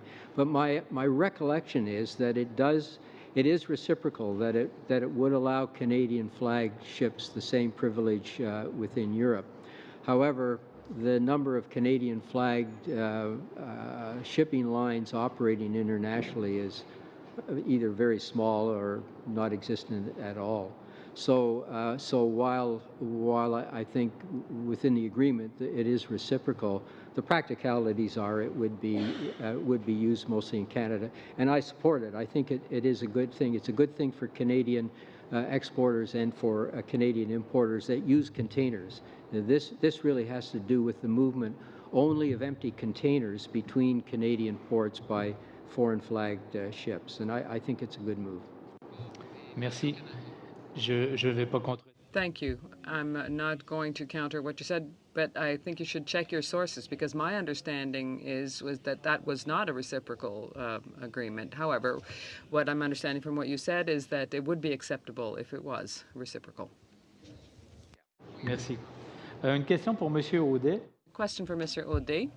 First of all, we just received your document. Thank you very much. We'll read that carefully afterwards. But I would say to you, in light of the tragic experience that you've had, how do you explain the delay of Canada's doing something in terms of rail safety? C-49 doesn't really speak to this issue, whereas it's supposed to be the bill that's going to launch us towards 2030. So there's a lot of talk about these video and voice recorders, which might be able to point to a better conclusion after an accident. But what we really need, and what you're talking about, is preventive measures that need to be put in place. So is the absence of these kinds of regulations really go against international standards as far as you know? To my knowledge, no, because if we look at what exists in the United States, positioning control, I don't know, positive train control, I don't know what that is in French, but I don't think it's, I'm not sure, but I think that the cost of that system in the United States is gigantic. And we think that CN and CP, I can talk about CN specifically because I know about that, they have 60% of their engines that have that system in their locomotives because they go through the United States and therefore they have to have that system. And it's really something fantastic in terms of safety. And so we've made big strides with that. But when we talk about video and voice recorders, I'd make a bit of a parallel with the kind of tape recorders we had in the past. I think we'd really not be achieving the level of safety and security that we want. I'm sorry, I'm going to cut you off. I have very little time, just 1 minute. You spoke a lot about the importance of training first responders. I agree with you entirely, but where I have a difficulty is not with the point that it needs to be done, but because in terms of the circulation of hazardous goods and the municipalities that are crossed by these trains don't really know when the train's going through what hazardous materials it's carrying through their city. So how could first responders have an effective answer if under C-49, for example, there's no provision that will allow the municipality to be aware of what's going through their territory? Well, clearly, Monsieur Audet, clearly there is a program, Ask Rail, that would provide such an answer, but positive train control gives that kind of answer very quickly. Excellent. I'll begin by saying thank you to Monsieur Aubin for asking my first question to my intended witness and saving me 2 minutes of my life. But it allows me to follow up on the Coasting Trade Act. One of the things that I'm curious about, you mentioned that it would be more efficient, and I agree, to have European vessels carrying empty containers. I think that's fairly obvious. But today, are Canadian shipping companies moving empty containers? My understanding that the bulk of the empty containers were being moved by truck to new ports. Yeah, that's probably true that they are. This provision, as I say, it is included in the CETA agreement. I suspect it may be something that the Europeans wanted. I'm not certain of that. But what happens now under the Coasting Trade Act is that any movements between Canadian ports have to be done in Canadian flagged ships. And so essentially the Canadian shipping lines are big either in the coasting trade or in the Great Lakes St. Lawrence Seaway. Canada Steamship Lines, Algoma, some of those companies are the obvious ones. So if I can jump in for a moment, I guess reciprocity or not, the added efficiency probably doesn't come at a great cost to Canadian business if most of the empty containers aren't being shipped anyway. That's right. Okay. Yeah. It's not. This is a relatively minor provision, and it seemed to me it makes sense. And my point here today is that the 100 companies that are in our membership support this. Okay. I'm curious if I can jump to tech. You mentioned that 5 of your steel-producing coal facilities aren't going to have access because of the excluded corridor in British Columbia. My understanding, and maybe you'll correct me if I'm wrong, and Mr. Ballantyne alluded to this as well, but my understanding was that the 2 excluded corridors at issue they had competition to some degree, and the rest of the country did not have that level of competition, which justifies introducing some sort of mechanism. I'm curious as to how the Canadian and American freight rail rates were a little better, but they're roughly comparable. I'm curious, your competitors in the U.S., for example, or companies of a similar size, how do their rates compare to the rates that you get with Canadian rail service providers? With respect to rates my competitors pay in the United States, it would be a variety, some lower, some higher. So okay.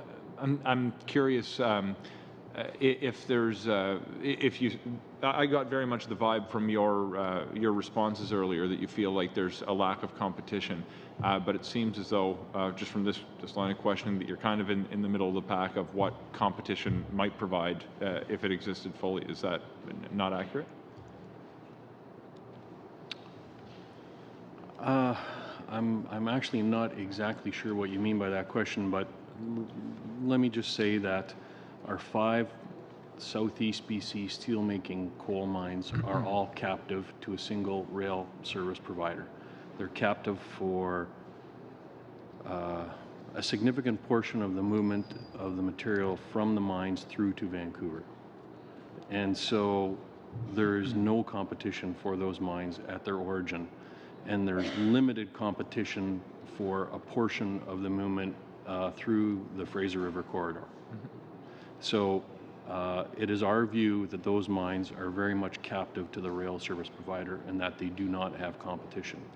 So some of the elements we've suggested in our submission, including the provision for data or enhancing the costing determination or the access to it under FOA, we view will help us balance that lack of competition reality in which we operate. Yeah, I guess where I'm getting at is my perspective is informed a bit by representing an area that mostly has smaller operators than you guys, and at the bargaining table, you guys are no slouches. You know what you're doing, and I sense that your ability to negotiate at the table with the single service provider you have is roughly. I don't think the lack of competition has the same impact on you that it might have on smaller companies in captive regions. Am I totally off base here? Well, speaking as someone who has experience in negotiating with railways, irrespective of the fact that I'm with Tech, I would say that it does have certainly its challenges. And, you know, I guess a consequence of that is we've used remedies under the Act just like anyone else. So in some ways, our size as not as much of an advantage as what you might think. I mean, we have had to use processes such as FOA under the Act. Sure. And it's very important to us to have a very robust remedy because we have used it in the past and we see it's quite possible we could use it in the future. If I can move to follow up on my colleague Mr. Graham's line of questioning, there's something that I'm not sure if I quite followed what was going on, but I was fascinated by it, about sort of running rights and the circumstances where someone can't or won't ship your product. Is what you were suggesting sort of almost running railways like we do public highways? I mean, Subaru and Honda and Chrysler don't all have separate highways that only their cars can drive on. Are you suggesting that the current infrastructure that's privately owned move to a public model that different operators could provide services on? No, I'm not suggesting any such thing. Okay. I'm not at all. But it is a fact that across North America there are literally hundreds of running rights arrangements. That's in place today. Railways run on each other's lines, well, all over North America. In Canada, the directional running zone in the Fraser Canyon is a prime example of that. That is a running rights arrangement. They do exist. Okay. Mr. Hardy. Thanks. Thank you, Madam Chair.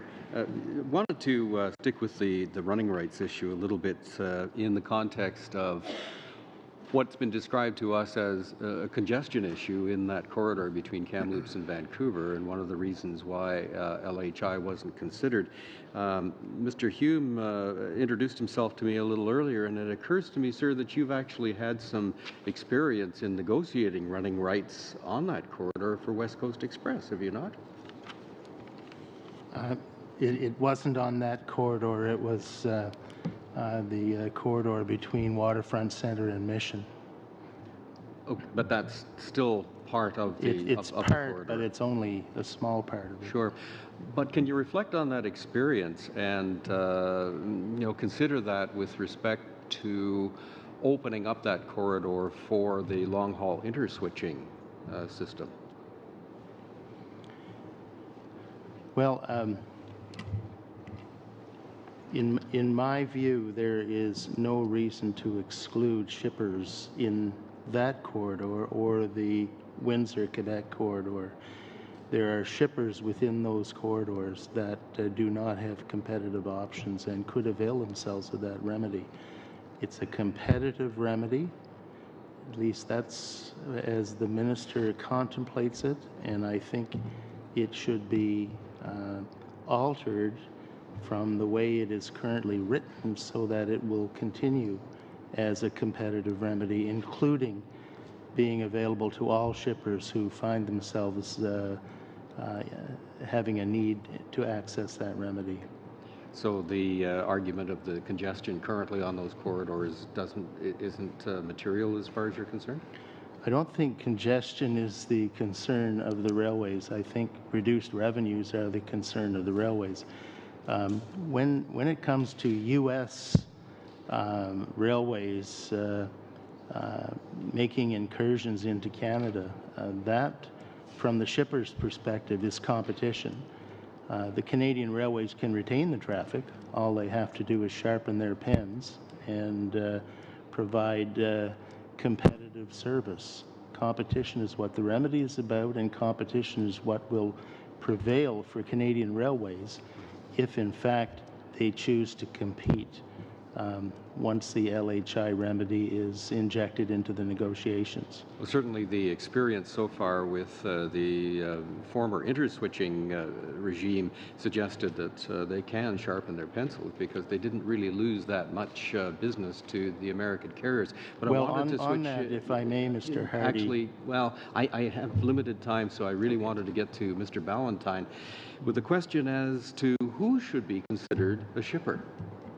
Okay, so we heard, for instance, from the short lines a little while ago, and they had issues, handing off cars to the main lines.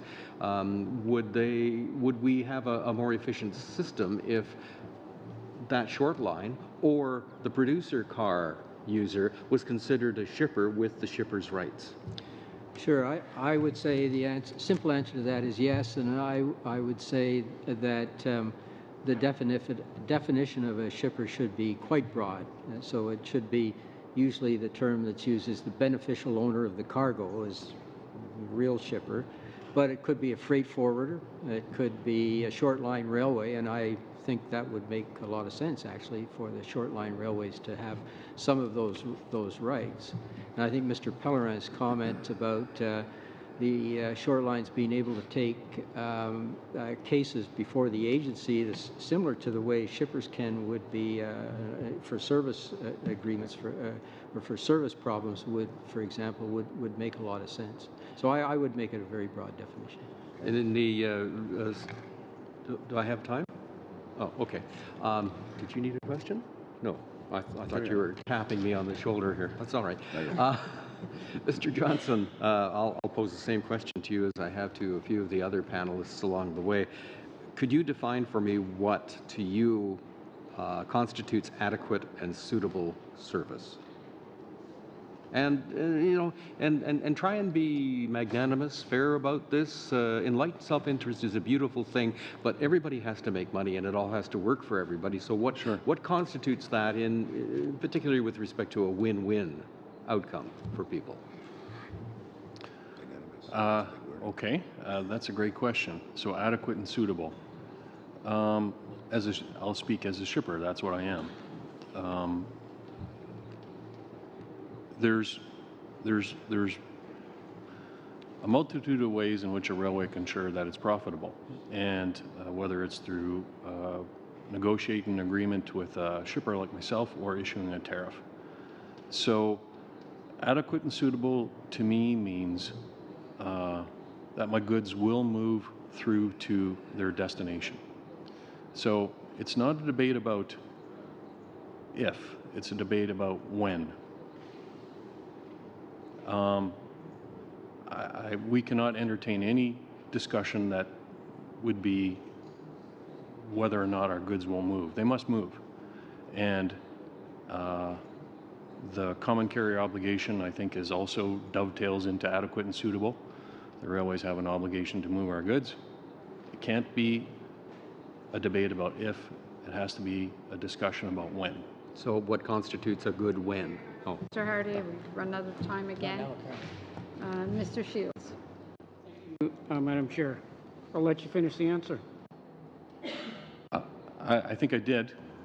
Did I overlook something? Yeah, when. Oh, okay. Yeah, in a fashion that works for both the railway and the shipper. It is our view that the common carrier obligation, adequate and suitable, does not mean I get what I want when I ask for it. That is not our view. Okay, but it can't mean that the scheduling or the eventual provision of the service can be on a time frame that just does not work for the shipper. That does not fulfill the common carrier obligation, in our view. You were going to talk about the loss that we heard that the CPCN may have to the U.S. market because of the TH, and you were saying that there wasn't you were into an answer about loss to competitive U.S. Thank you for that question, sir. I just wanted to point out that in the time that extended interswitching was in effect, from 2014 to 2017, the railways earned record profits, and the railways were able to provide extensive capital infusion to their infrastructure. In other words, there was no hit whatsoever. You know, the idea that cost-based provisions or regulatory intervention is somehow damaging to the railway's ability to make money and to invest in infrastructure is a false claim, in my opinion. Indicators to you there. Going back to tech, thank you. You described some amendments that you would make, and you talk about transparency, costing determination, service definition. So those are the amendments that you would feel would be practical to this piece of legislation. Yes, that's correct. Expand just a little bit on those three. or pick one of them that you're more critical than the other two.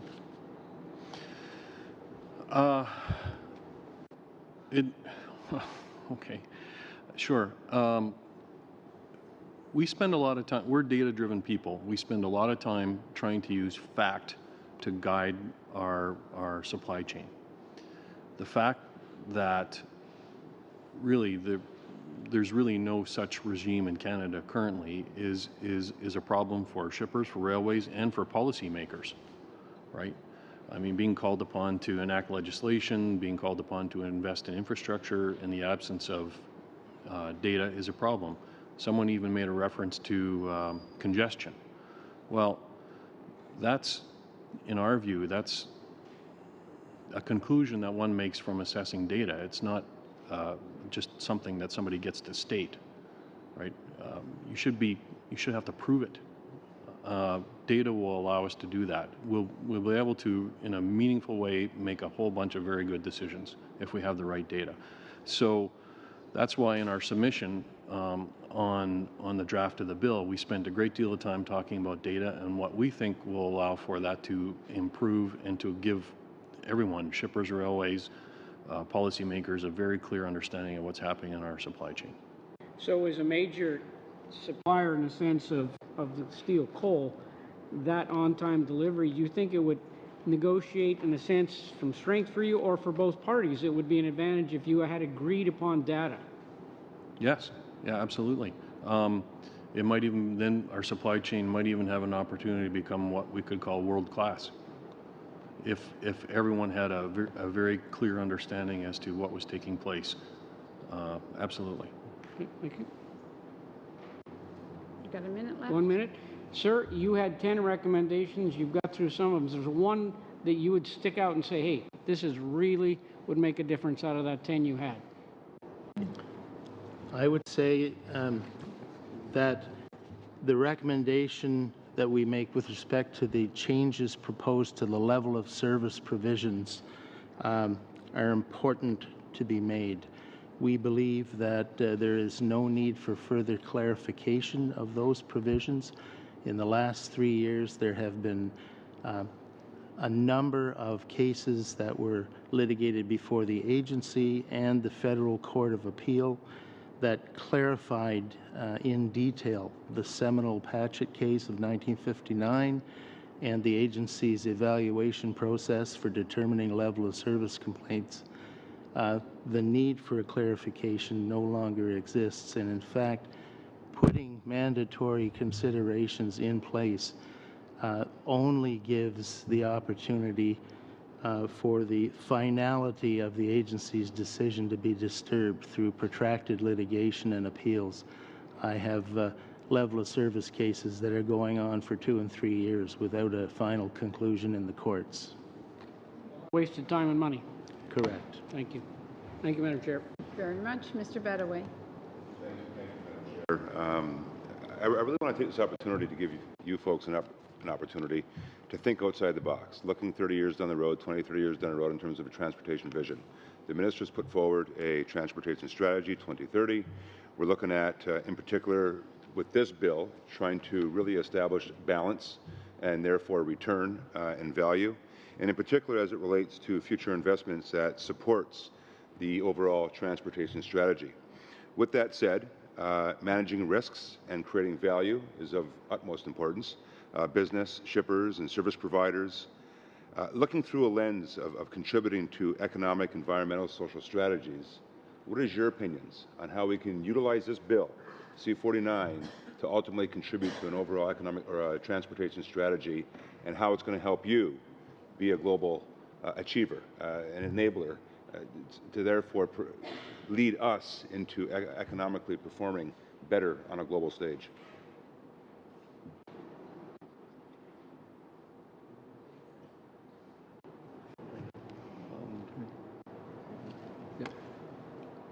Goodness. And Mr. Hume will comment if you... Yeah, but I would like to answer that question. I'm just going to collect my thoughts. It's quite a question. Anyway, by all means, please, Mr. Hume. I'll start off, if I may. It would be important that the bill comport with our existing national transportation policy, which highlights competition and market forces. If we can get these two railways to compete with each other in the manner that is contemplated by that policy, we will have a bright future in this country.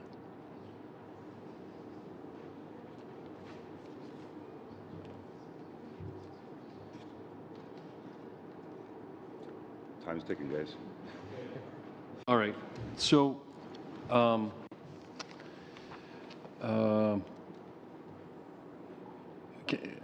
there's no doubt about it, Canada, we're a trading nation. And in our particular case, our main competitor is Australia.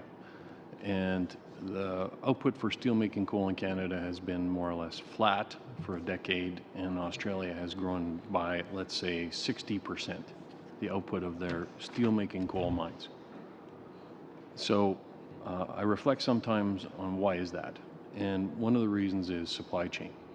So in my view, there's different characteristics of what we might call a world-class supply chain. And that would include a platform for investing in infrastructure that's well understood by the participants.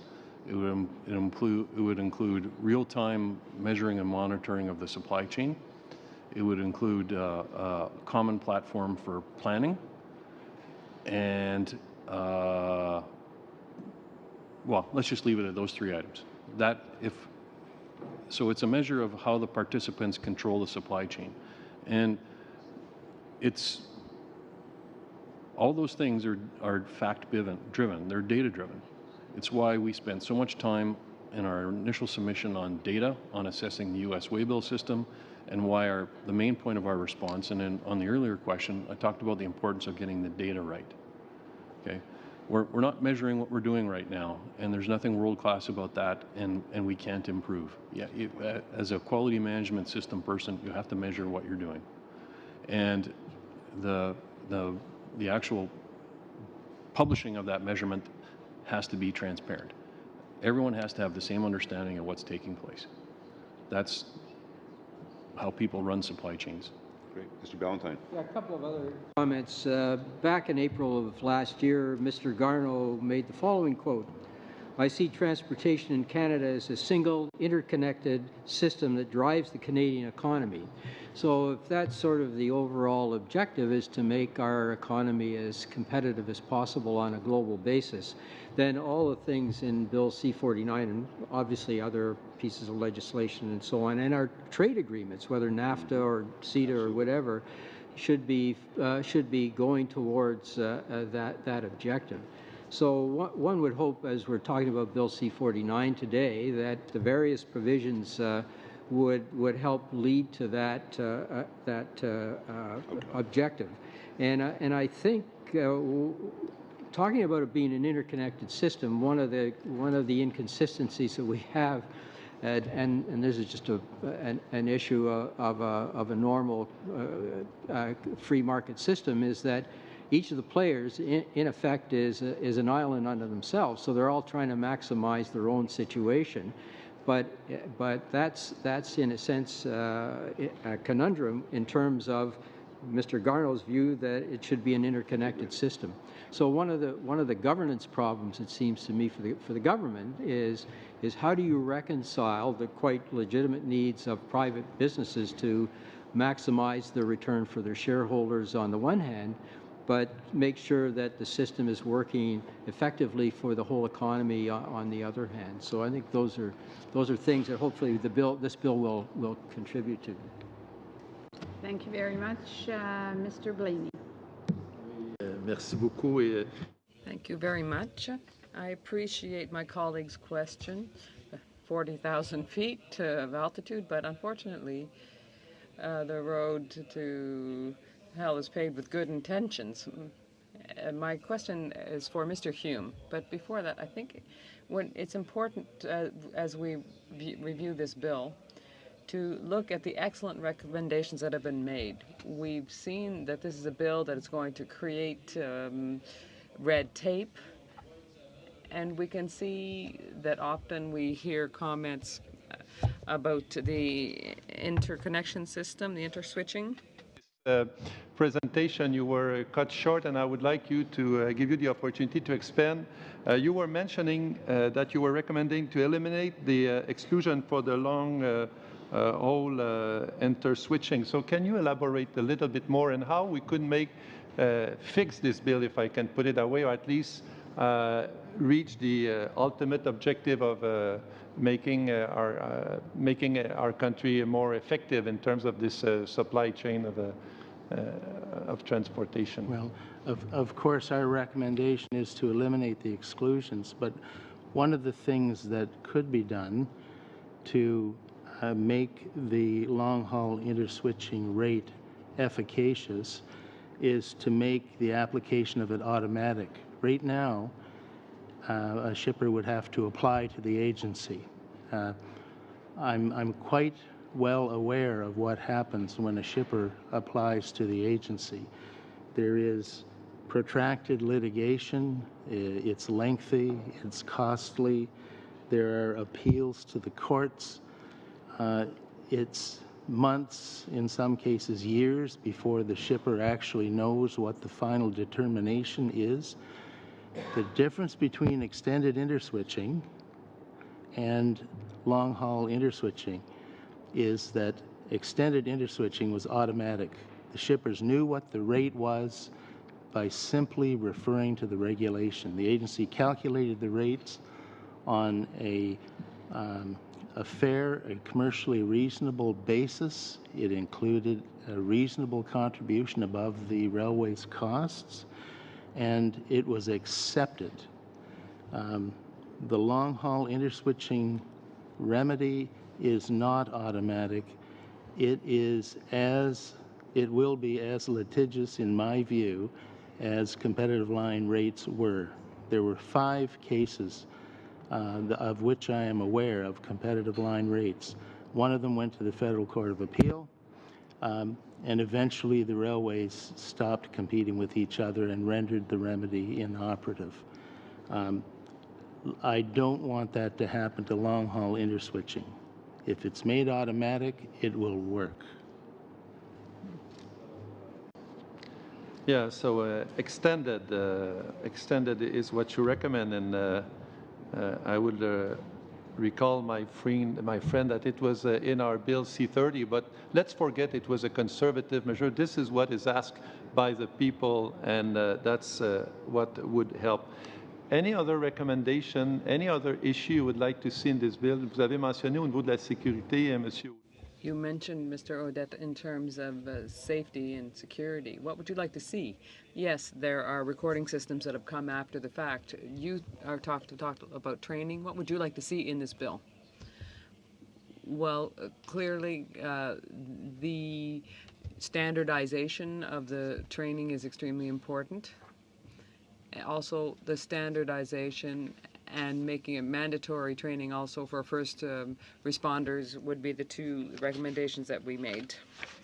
I recognize that it is important that we collect the data, but you mentioned that the way it is proposed in the bill is not the way you move forward. How could we tweak it or make it more efficient? Yeah, sure. Well, I mean, obviously there's a great deal about the data that we like. I mean, it's certainly an improvement over what we have today, which is essentially nothing. So I don't want to give the wrong impression. Nevertheless, I think the biggest thing is just to ensure that all the data is collected and then submitted to the agency that will collate it and publish it. It must be a complete data set. Really, that would do it. Okay. Ben. Thank you. I'd like to resume the conversation that was interrupted quite fairly by our chair, but you talked about positive train control. And is that an existing thing in Canada or just in the States? Well, it's the United States, and it comes back to what my friends were saying here. They're giving, it provides information that's technical in terms of the brakes and all kinds of information that's accessible through that system. So I wasn't wrong when I said that as we speak, municipalities are unable to find out what the nature of the products being carried over their territory is. They are currently unable to have it with the Ask Rail system. Rather, they can with Ask Rail, but we can't. The first responders can have that information and know what's on the train, but it's as the train is going over the territory. So the reaction time is very little. I imagine there must be some specific intervention that's required according to what the products are on the train. So if you don't know in advance, you don't necessarily have that reaction time. Yeah, except that at least if there's an accident, you know what's on the train. That's an incredible source of information. You know exactly what you're heading towards. However, well, how is it that we can't find that out from the outset? Well, I'm not certain enough to be able to give you that answer. Maybe we could get it a bit earlier than we do now, but I don't want to mislead you. Well, listening for the last few minutes, I've had a sort of half listening. I've been able to look at the documents that you were distributing to us, and it's obvious that the institute that you are setting up could only help in terms of safety. So where's the funding at for the moment with this institute? Is Transport Canada contributing to it? The vision you have and that you show us in your document, was that something that we'll see materialize soon? Well, we've been able to find partners in the private sector and collect a certain amount of funds. And we've had a good reaction from provincial governments, but we're still waiting for the involvement of the federal government. It's been a few months, almost a year, I think, that we've been waiting for an answer in terms of funding from the federal government. We're still in negotiations with Transport Canada on that issue. Can you give us a more specific answer than we usually receive when we ask about the rail line that would go around the town? I think I've said what I could say. 10 minutes left. Do we want to do another round, starting with Ms. Block, or does anyone have further questions? Mr. Hardy? Okay, if you have a question, Mr. Hardy, go ahead. Yes, I wanted to go back to the issue of data because it has come up a number of times in previous studies and including this one. Somebody in one of the earlier panels talked about the granularity of the data. In other words, what kind of detail is there in the data that would be helpful to shippers and in their negotiations with the rail companies. So, Mr. Johnson, maybe you could speak to that. Data is one thing, but what kind of data, what do you really need to know that you'd like to have practically real time? I think actually you just at the very end you referred to two different points. One is real time and the other is reporting on what took place. So was that on purpose or? Well, I think that as I understand it, the need for data is all about basically getting your head around what the railways have available in any particular part of the country in terms of rolling stock, et cetera, and how it's being used, so that you would have a reasonable expectation if you ordered up, some rail service of what they'd be able to provide. This is what I took away from some of the earlier comments, not just today, but in previous studies.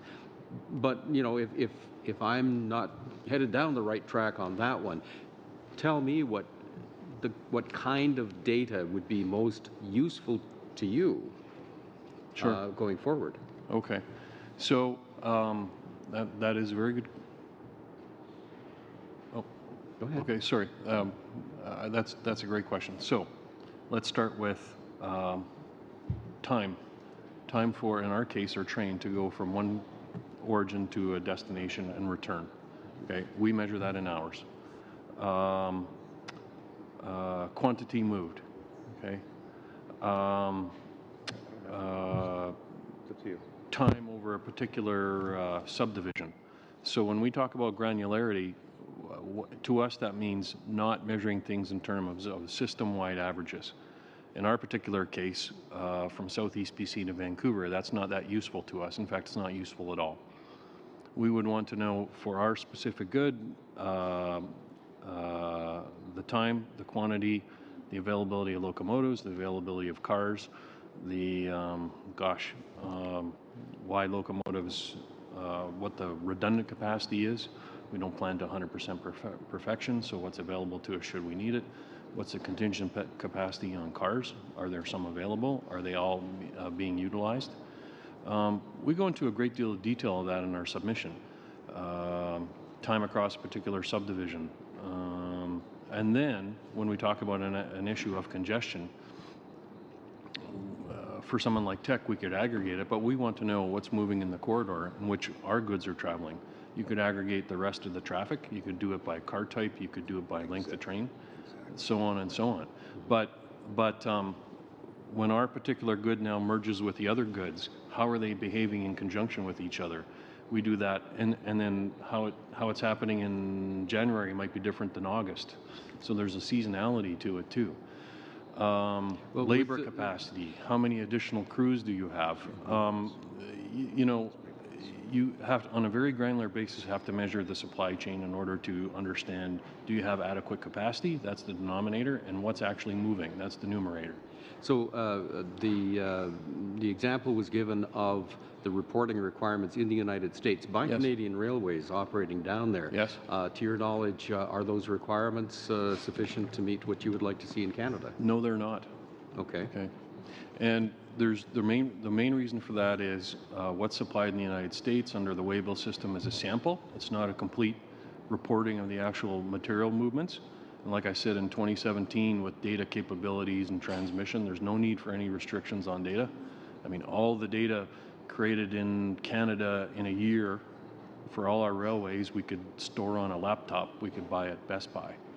I mean, data storage is fantastic compared to what it was 30 years ago. Okay, and so the waybill itself is a satisfactory record. It includes subdivision information. It includes interchanges. It includes what we call the stick codes, the material itself. Okay, but you need to report all of them. You give it to the reporting agency, which then collates it and publishes it. Thank you. Thank you. All right. Okay. Is everybody all right? Satisfied? Okay. All right. All right. Thank you very much to the witnesses. We appreciate you coming.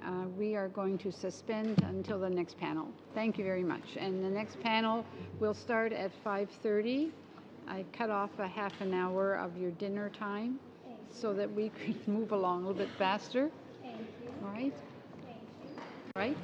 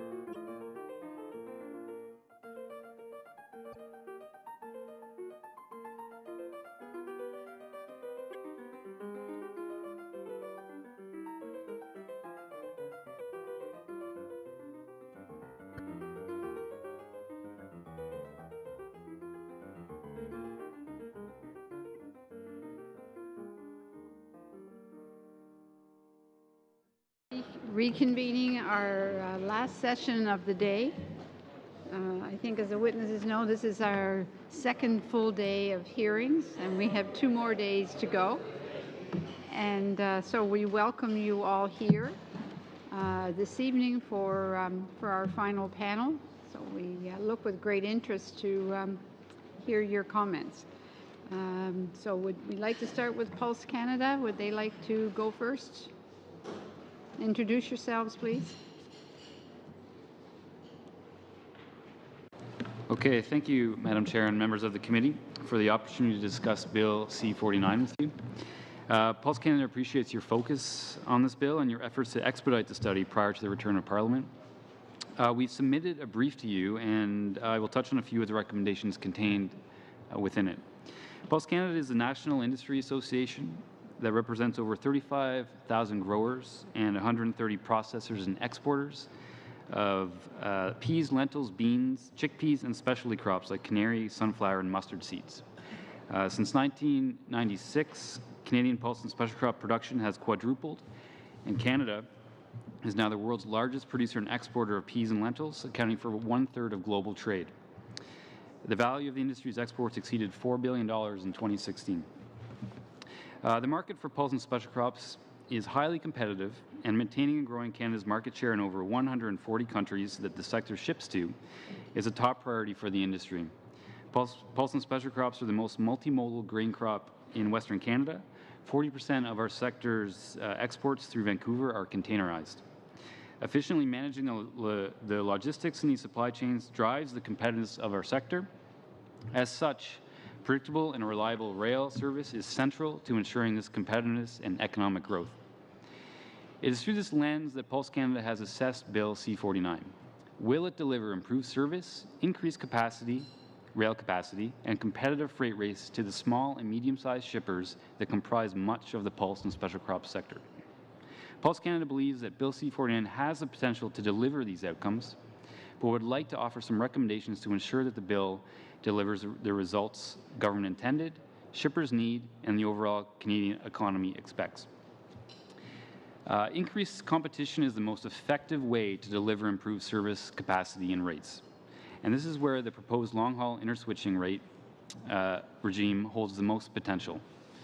The competitive forces extended interswitching from Bill C-30 delivered to the rail market were directly beneficial to pulse and special crop shippers, and the sector would like to see the long-haul interswitching deliver the same results. You have heard significant and detailed recommendations on how to improve LHIR today. So I'd only like to reiterate one point, and it's that excluding large groups of shippers from accessing the provision or limiting a shipper's access to the nearest rail competitor when the next competitor may offer the best combination of service, price, and routing significantly decreases the potential impact of this provision. For LHIR to work as intended by letting market forces and competition prevail, a point shippers and railways agree on, it should not be artificially limited through a list of exclusions that cuts out huge swaths of the economy. These exclusions should be removed and allow shippers and railways to operate under LHIR in as competitive an environment as possible. This will bring maximum benefit to shippers, railways, and the Canadian economy. This would also help reduce the differences in interpretation and intent that we've heard so far today, and the expected legal challenges that will plague decisions with this remedy for years to come. I will now focus on provisions of the bill that are intended to help increase supply chain transparency. Creating a competitive environment with balanced commercial relationships requires a transparent freight rail system so all involved can make commercial decisions based on timely and accurate information. To achieve this, the bill proposes 2 significant new data regulations and a transitional provision that would require railways to provide service and performance data based on the model used by the U.S. Surface Transportation Board, which we've heard about today. This is a good start. However, Bill C-49 proposes that this data will not be available to the commercial market until a full year after royal assent. When the data does become available, the bill allows a 3-week lag between collection and publication of this data. In the U.S. case, the railways and regulator began publication of this data within 3 months after it was ordered, and it was available publicly 1 week after the railways provided it to the regulator. With a concerted effort by shippers, governments, and railways, and an amendment to Bill C-49, Pulse Canada believes Canada can match, at minimum, the timelines that are set in the United States and fulfill the intention of Bill C-49 to provide timely data to the commercial market. As recommended by the committee in a report on Bill C-30 in December, Bill C-49 has introduced a significant new requirement for the railways to provide confidential, commercial, and proprietary data to the Canadian Transportation Agency. As you identified, this data is important as it would permit the agency to more effectively identify and investigate issues in the rail system and exercise its authority to issue orders to railway companies. This is a point that Scott Striner identified yesterday as an important issue, and it's one that Pulse Canada believes in as well. However, Bill C-49 limits the use of this data by explicitly specifying that it can only be used by the agency to calculate long-haul interswitching rates. Requiring this data from railways but narrowing its application severely limits the impact of this new regulatory provision and does not fully achieve the intent for the data to support the agency's delivery of its statutory responsibilities. Equally important, this data could be used to fully measure the impact of Bill C-49 and allow for evidence-based assessments as the bill is implemented. To conclude, I'd like to address the proposed changes in Bill C-49 that will remove containerized grain from the maximum revenue entitlement. Pulse Canada understands that the government's intent with respect to this policy change is to incent innovation in the containerized supply chain and increase container capacity and improve levels of service. These are valuable outcomes, and we must collectively ensure that they are achieved, as removing this traffic from the MRE could potentially negatively impact the Canadian pulse and special crop sector's international competitiveness. The focus then must be to ensure that other provisions in Bill C-49 set the necessary conditions for this change to the MRE to be a success and to truly result in more service and capacity. The data recommendations I discussed earlier will help ensure everyone can measure the policy outcome, but Pulse Canada has recommendations on other provisions within the bill that will ensure the remedy suite available to shippers in the event of service failure or costing disputes is functional. First, the reciprocal penalty provision and the accompanying dispute resolution process introduced for service level agreements is a valuable change that will establish commercial accountability between shippers and railways. We applaud the government for introducing this. To ensure it functions effectively, Pulse Canada asks the committee to consider clarifying that the intent of these penalties is to be sufficient to encourage commercial accountability and performance while recognizing the differences in economic power of small shippers compared with that of the railways. Second, for small and medium-sized shippers and containerized shippers no longer shipping under the MRE, it will be essential that the general strengthening of the agency's information and dispute resolution services introduced in this bill, C-49, is effective. The agency having the ability to attempt to resolve an issue a shipper may have with a railway company in an informal manner provides shippers with a less confrontational, more cost-effective, and timely way to resolve service issues without having to bring a formal level of service complaint to the agency. These are barriers facing shippers when considering accessing agency provisions, and this is why the agency has stated they will increase outreach to shippers. It has nothing to do with the agency drumming up business, quote unquote. To fully realize the potential of this provision, Pulse Canada requests the committee to consider clarifying what it means for the agency to take action on informal resolution. Our view is that take action can include a wide variety of activities, including such things as questioning, site visits, requesting information, investigating, etc. Clarity on this issue would help during the implementation of this bill.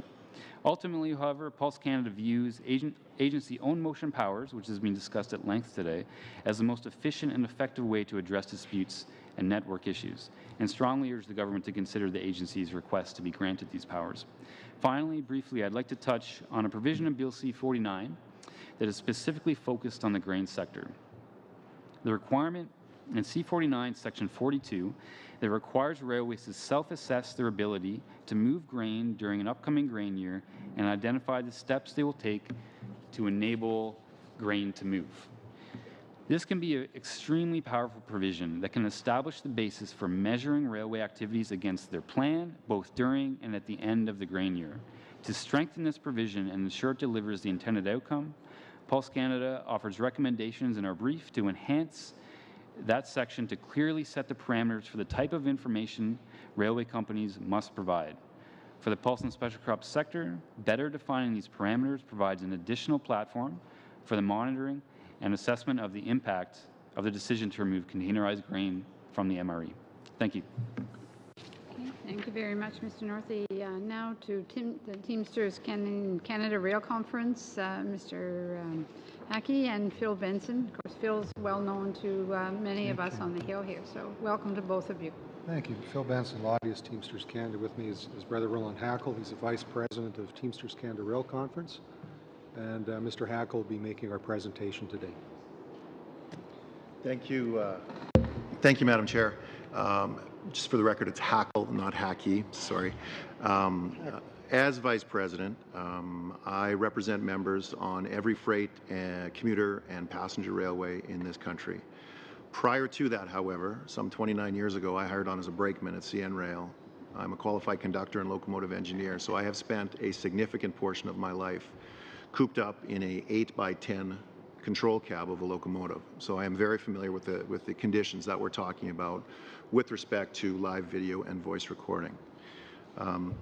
C-49 provides for potential relaxations to various pieces of legislation that cause extreme concern to Teamsters Rail. We believe C-49 compromises our membership's privacy for what can be stated as questionable safety and public benefits. For example, many of you will recall a few months ago there was a derailment in North Toronto.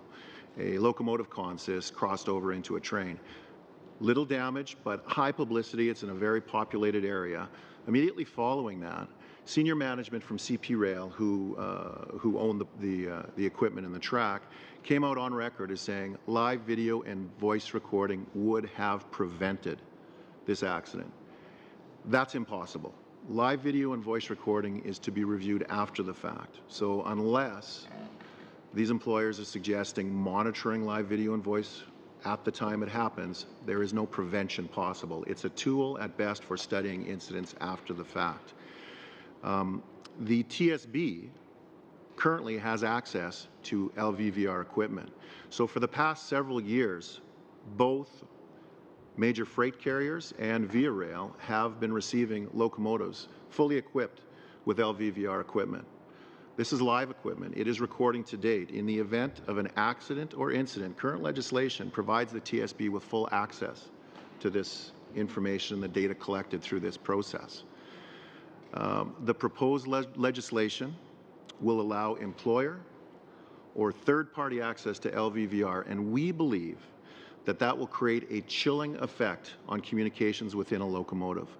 So it's a 10x8 space where a person is sitting for 10 or 12 or 14 or 16 hours communicating with a fellow employee during that period of time, talking about a lot of things. The concern we have and the chilling effect has been discovered and referred to by Parliament some time ago as a culture of fear that was instilled and fostered and nurtured first by the management of CN Rail. That management all moved to CP Rail.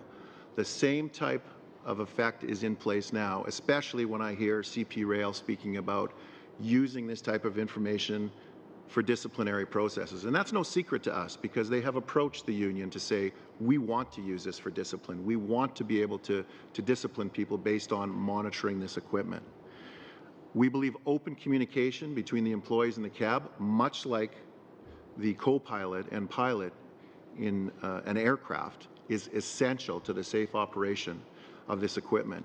If you stifle that for fear of an employer reviewing video recording at their leisure for the sole purpose of disciplining an individual, whether or not something has happened, that's going to create a problem with open communications on a locomotive. The private information will no longer be private. People talk about a lot of things in the course of their daily work. This is a locomotive engineer and conductor's office for 10 or 12 hours a day, sometimes longer, and there's a lot of things discussed. Some of it is relevant to railway operations. Some of it is just the conversation that every one of us has with coworkers during the course of our day. Should employers have access to that for any reason. We think the bill in its present form is contrary to our rights as Canadians. To exempt 16,000 railroaders from PPIDA, we don't believe is appropriate. And this legislation would call for a specific exemption for the purpose of our employers, the people that have been found to foster a culture of fear, to watch. We have a problem with that. The bill, we think, is overly vague in how access, collection, and private information is used. What third parties are we talking about? What is the purpose of a third party looking at this information? As you've heard from the at least CP Rail earlier, the LVVR recordings could be used for disciplinary investigation and proceedings against employees. The employers already have significant means at their disposal to track. There are forward-facing cameras that face, called the silent witness, that face outside of a locomotive, that track crossings. There is audio recordings, recording what's going on outside of the locomotive, that if there's in the event of a crossing accident, that information is used. There is a locomotive event recorder, commonly called a black box, that records all the mechanical functions. There are Y-tronics that track the speed, that can be utilized to track cellular use, that will send an alarm to the employer to say, hey, something is wrong. If a train stops currently in an emergency brake application, an alarm goes off triggered by the Y-tronics to tell the employer that. The employer can then remotely, with the existing equipment, review the forward-facing camera. That exists today. That's what they're using today without having the invasive technology that puts a camera squarely in my face for 10 or 12 hours, recording absolutely everything I do. The bill, we believe, is contrary to the TSB recommendations in their report on the LVVR. The original TSB recommendations call for non-punitive, non-disciplinary, privileged recording of information. We're fine with that, and we're fine with the TSB having access to this information. There is no apparent limit to what data can be collected. When we talked about safety beneficial uses, it's a very vague term. What is a safety beneficial use? So as it stands right now, a recording is running 24 hours a day, 7 days a week. The TSB has full access to that today. Should an employer have access to that information as well? Many levels of the legal system, from arbitration to judicial review to Court of Appeals, all the way to the Supreme Court, have upheld our existing rights to privacy. This bill would exempt us from those rights. With respect to that, there are multiple cases. I've brought two with me. Unfortunately, they're only available in English. Reflecting the fact that in one case, an employer thought it necessary to purchase a camera from a local shop, install it in a clock in the booking-in facility where employees report for work, to surreptitiously monitor crews. It was portrayed by the employer as a rogue manager taking this action on their own. But what we have to keep in mind is the actions of that rogue manager were defended by a multinational corporation to arbitration. Had those actions been upheld, that would be the law in Canada today. With the other federal employer, we had an incident where there was some suspicion on the part of a manager that an employee was fraudulently claiming benefits from workers' compensation. The manager took it upon himself to retain a private investigator based on a hunch. No proof, no data. The videotape was entered into an investigation, and a manager testified that on the Monday following this hockey tournament, the manager became aware of this. I have to ask, what did this manager know on the Friday that he took it upon himself to hire private surveillance to surreptitiously monitor an employee when he didn't become aware of the fact on Monday. That's, again, what the employers are doing today with the equipment they have at their disposal. Again, the company portrayed it as a rogue manager, taking the law into their own hands. But a multinational corporation defended that to the point of arbitration. And again, had we not been successful at arbitration, that would be the law today. We believe further that this bill is contrary to Section 8 of the Charter of Rights and Freedoms, either because the state is allowing the collection of this private information without proper safeguards, or by virtue of allowing employers to collect this private information without proper safeguards. We do not believe there is an attempt to balance the safety benefits with the rights of employees to privacy protected by law. Mr. Hackle, I'm going to have to stop you there. I hope you don't have too much more there. Have I hit 10 minutes already? Sorry. Yes, you did. Almost 11, and I let you go a little bit further. Okay. If you could just try and get those last comments in through maybe your questions and answers from the committee, because otherwise it takes away from the committee's ability to ask you the questions that they want to ask. I'm here for your questions to help. Thank you very much. Fertilizer Canada, Mr. Graham and Mr. McKay. Good evening, Madam Chair and members of the committee. Thank you for inviting Fertilizer Canada to speak with you today in relation to your study on the Transportation Modernization Act. We are pleased to appear before you and to provide the committee with information about our mandate, as well as to present our recommendations to help enhance the legislation's goal of furthering competition in the freight rail sector. I will start with introductions. I am Clyde Graham, Senior Vice President at Fertilizer Canada, and I'm joined by Ian McKay, our legal advisor on rail issues. Fertilizer Canada represents the manufacturers, wholesale, and retail distributors of potash, nitrogen, phosphate, and sulfur fertilizer and related products.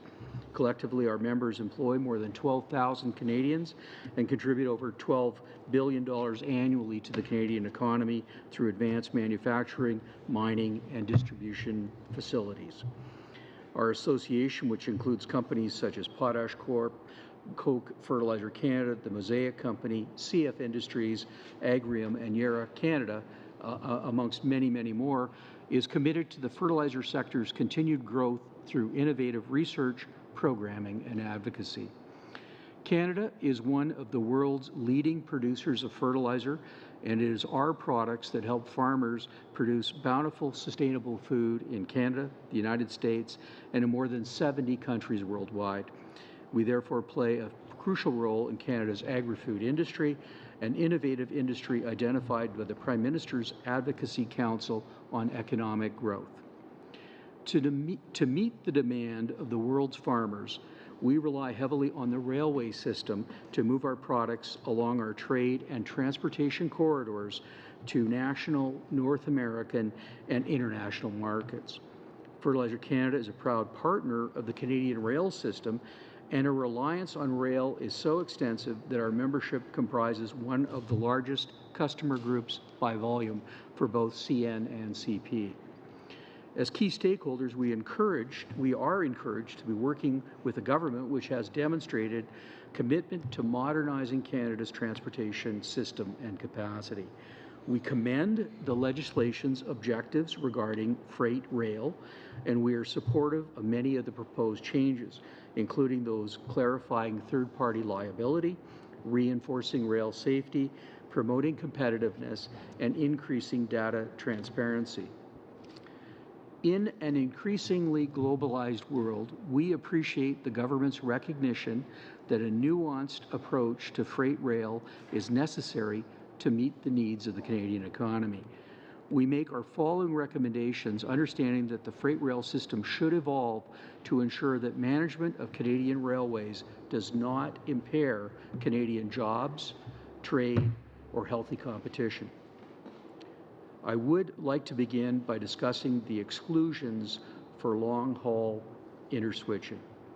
Measures proposed in the legislation, which would exclude certain materials, and certain regions from accessing the benefits of long-haul interswitching are a serious concern for our members.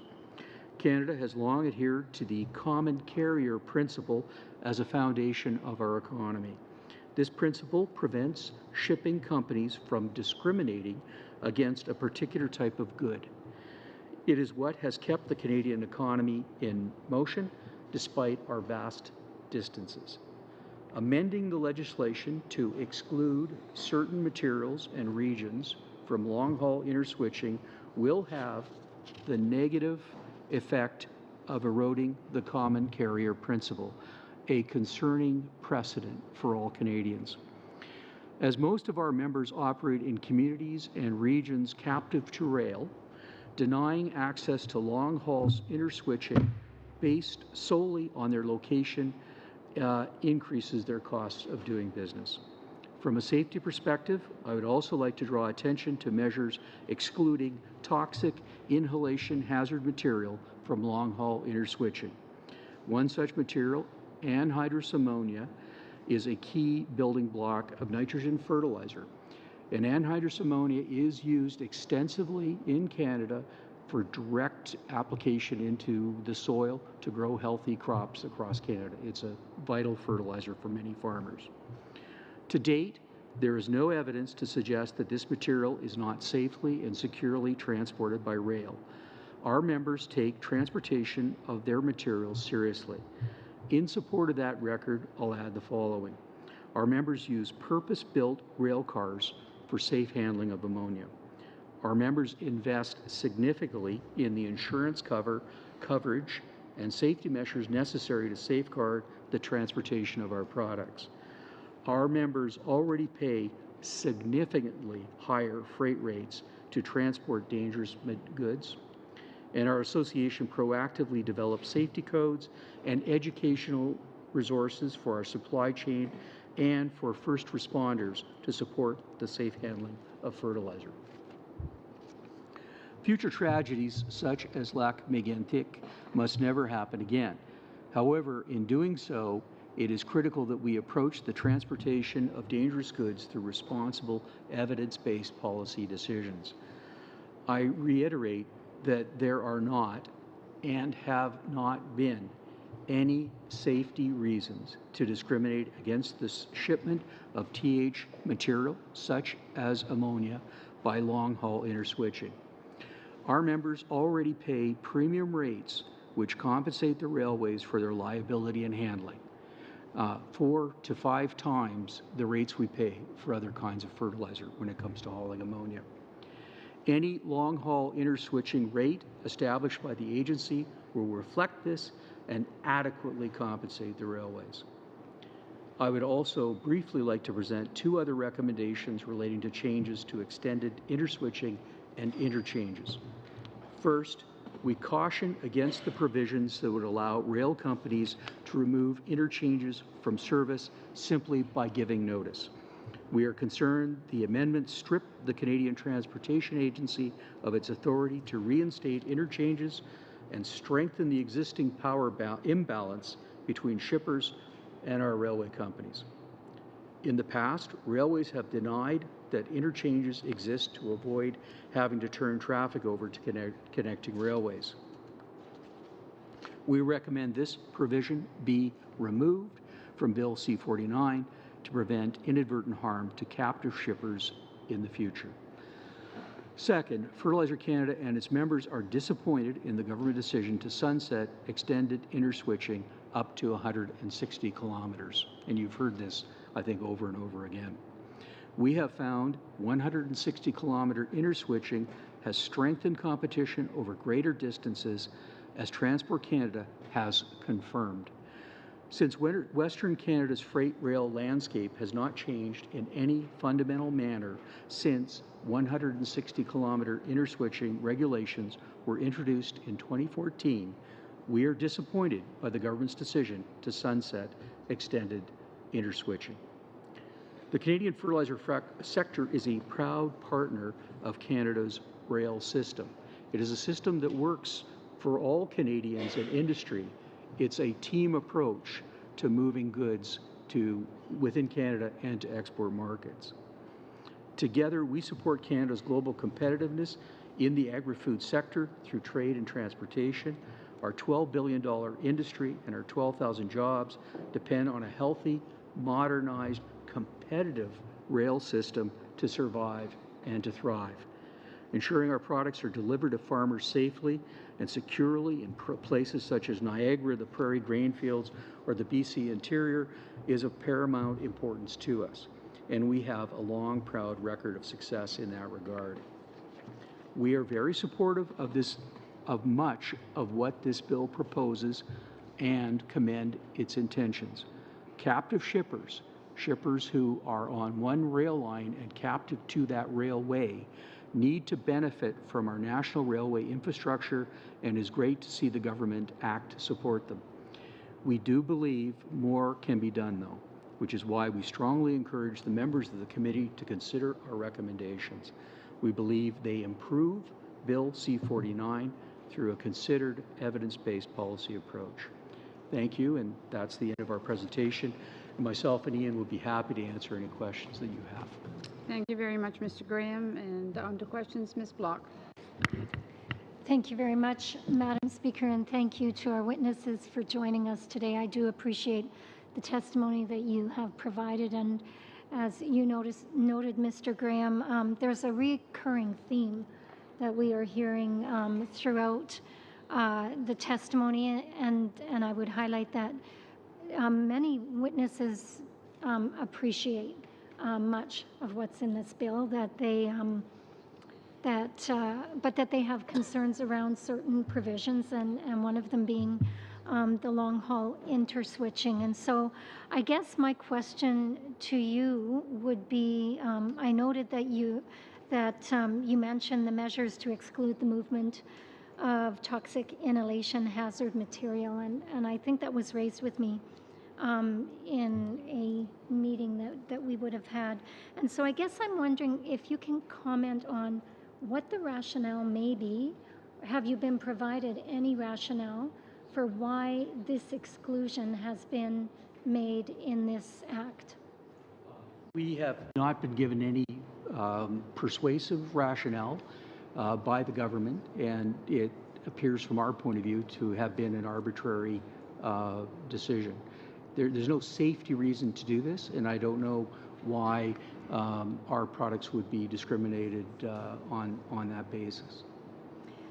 You also commented on the common carrier obligations, or the common carrier principle, and the concern that, I mean, this is foundational to the business that you do. And so I guess I'm wondering, is there any concern on behalf of your organization that this is somewhat of a slippery slope? If this exclusion is being made for long-haul interswitching, could one assume that perhaps down the road these obligations will not be met?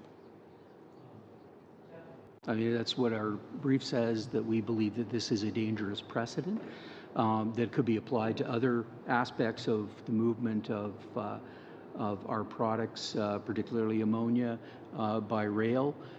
We don't think the railways should be allowed to pick and choose what they move. That's not their job. Their job is to move it safely. Thank you very much. Mr. Northey, I did want to ask you a question. Yesterday morning, the Associate Deputy Minister stated that extended interswitching was allowed to lapse because it wasn't heavily used, but it was having unintended consequences in terms of the competitiveness of our railways vis-a-vis the U.S. railways. And I guess, you know, there has been some confusion in some of the testimony we've been given when witnesses have said it was a remedy that wasn't used very much, but then they go on to talk about the implications it's had and the consequences it's had on in the marketplace. And so I'm wondering if you could comment on that. So it's been well addressed that, you know, there's the usage of it where people would actually use the provision, and then there's the ability to negotiate better. In our case, you know, we have specific cases where traffic has moved, and we would ship a lot of product in the U.S. And what we found is that, the CNCP don't necessarily want to move our traffic to the U.S. because they will often lose those cars for 30 days potentially. So they price very high generally for those moves to discourage shippers from being able to access those markets, and which they have to structure their network however they think are optimized and utilize their assets in the way they feel. So what extended switching did was it actually allowed those shippers to access BN who want to move that traffic. And when we really look at this, and you think about the whole network, having that competition is actually helping the entire network, because what it does is it means that CNCP who want to use those assets for another move or go to the West Coast or go to Thunder Bay, they won't necessarily feel the pressure from a shipper who are complaining about lack of service and the lack of adherence to common carrier obligations, because another railway can pick it up. And so in fact, we're optimizing, in general, that provision optimizes the entire network, optimizes the entire, as far as makes optimal economic decisions, both for the railways and for shippers. So, that's what competition does, and that's what we saw. And so when it was actually used, it had a huge impact. So when you have a small shipper and they're able to save $1,500 per car, and they're only moving 15 cars, and they have, maybe 5 employees, that's a huge impact for that shipper. They can invest that money in their business, and they can invest in the economy and grow their business. So as much as the numbers, it may seem like small numbers for small shippers, medium shippers, it has a huge impact. Thank you. Mr. Secan. Thank you, Madam Chair. My question will be for Mr. Eckel. Now, I know the issue of LVVRs is quite contentious, and I'm hoping that this dialogue will be productive and fruitful. Now, I was listening to your opening remarks without any prejudice or bias, but I'd like to, for this exercise, actually take some positions. The first being that there is no absolute right to privacy in the workplace, and you shouldn't be discussing anything that is inappropriate or wouldn't mind hearing afterwards. So, like, for example, I don't mind shooting the breeze with my staff, and it's something I don't mind if it's recorded. Secondly, in the interest of public safety and moving the safety yardstick, if you will, further, LVVR is perhaps a component that's missing in all of the devices that you were mentioning. And lastly, I guess, that the legislation doesn't state that data of the LVVR can be used for punitive or disciplinary measures. So anybody that does that would be acting outside the legislation. Your comments, please. Thank you for your question. An absolute right is an oddity. I believe that there is a reasonable expectation of privacy in the workplace. I'm not sure an employer would really want to hear the conversation that goes on in a locomotive after a crew that contractually or legally was required to be relieved from that train in 12 hours was still there 14 or 15 hours later. That may not be, while entertaining, may not be the most helpful to anything. So I don't know why we'd want to record that. I disagree, though, that the technology is not available. The technology is in place and active today. It is there for the TSB to use. Where our concerns lie is who should be the custodians of this information, of this protected, private, privileged information. Should it be the TSB, who has a mandate and a responsibility to impartially investigate incidents and accidents, or should it be an employer that has on many employers, multiple employers that have on many occasions been demonstrated to be, I don't know if it was a finding of fact that they were malicious, but there was certainly malintent in some of the actions that the employers have used with respect to discipline and punitive actions to employees. So that's the concern. I'm not sure I read the legislation the same way when we say it's not punitive or not disciplinary. The way our legal folks have looked at it might be a little bit different, but we'll have to look into that and get back to you on that. Actually, to clarify that, if you read the Transportation Department's actual facts, questions and answer to you, they state quite specifically that yes, it can be used for discipline. And this morning you heard CPR in their statement quite specifically state, yes, it will be used for discipline. So from Transport Canada itself, it has been answered, which is contrary to what Madame Fox said the other day from TSB when he said that privacy rights had to be privileged and protected. Privileged belongs to the person whose privacy it is. So with all respect to you, I don't really care what you think about privacy rights. What I care about is what our members say about privacy rights and what the Supreme Court, arbitrators, and the legal law of this country has set up a privacy right. It's easy for somebody else to give away somebody else's privacy right. The privilege stays with the person, not with the company or government. The second point Madame Fox said, it must be non-disciplinary and non-punitive. From the own statement from Transport Canada, it's not going to be. And third, we have a third if you want it, but go ahead. No, please. It's also, she specifically said, Madame Fox, they need a just culture. As I've said repeatedly before this, and Brother Hackle has just stated, there isn't a just culture. So we have a fantasy being developed about what an LVVR could be or should be, but what it will be. Just quickly, because I want you to respond to my follow-up.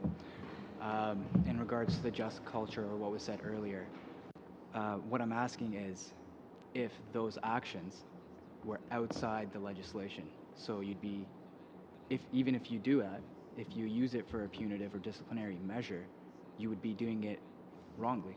You wouldn't be acting within the legislation. Does that change your viewpoint?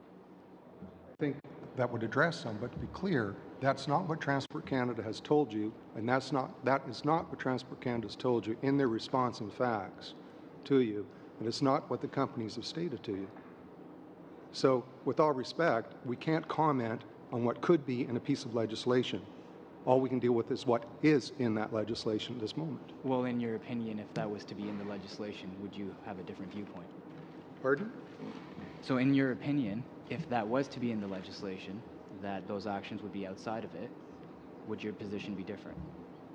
I think you're saying that you're asking a hypothetical question, yes, which would be difficult to answer, because the privilege of the person to have their privacy protected is an individual privilege. It's not something that I, as a Teamsters Canada representative, or Brother Hackle, as the Vice President, can say, oh, gosh darn, it is, according to our legal opinion, it's a violation of Section 8 of the Charter and a violation of the Privacy Act.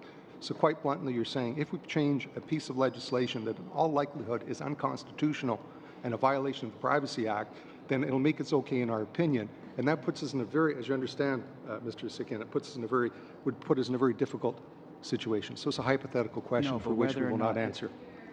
Over time. Monsieur Urban. Merci, Madame la Présidente. Thank you, Madam Chair, and thank you, gentlemen, for being here with us this evening.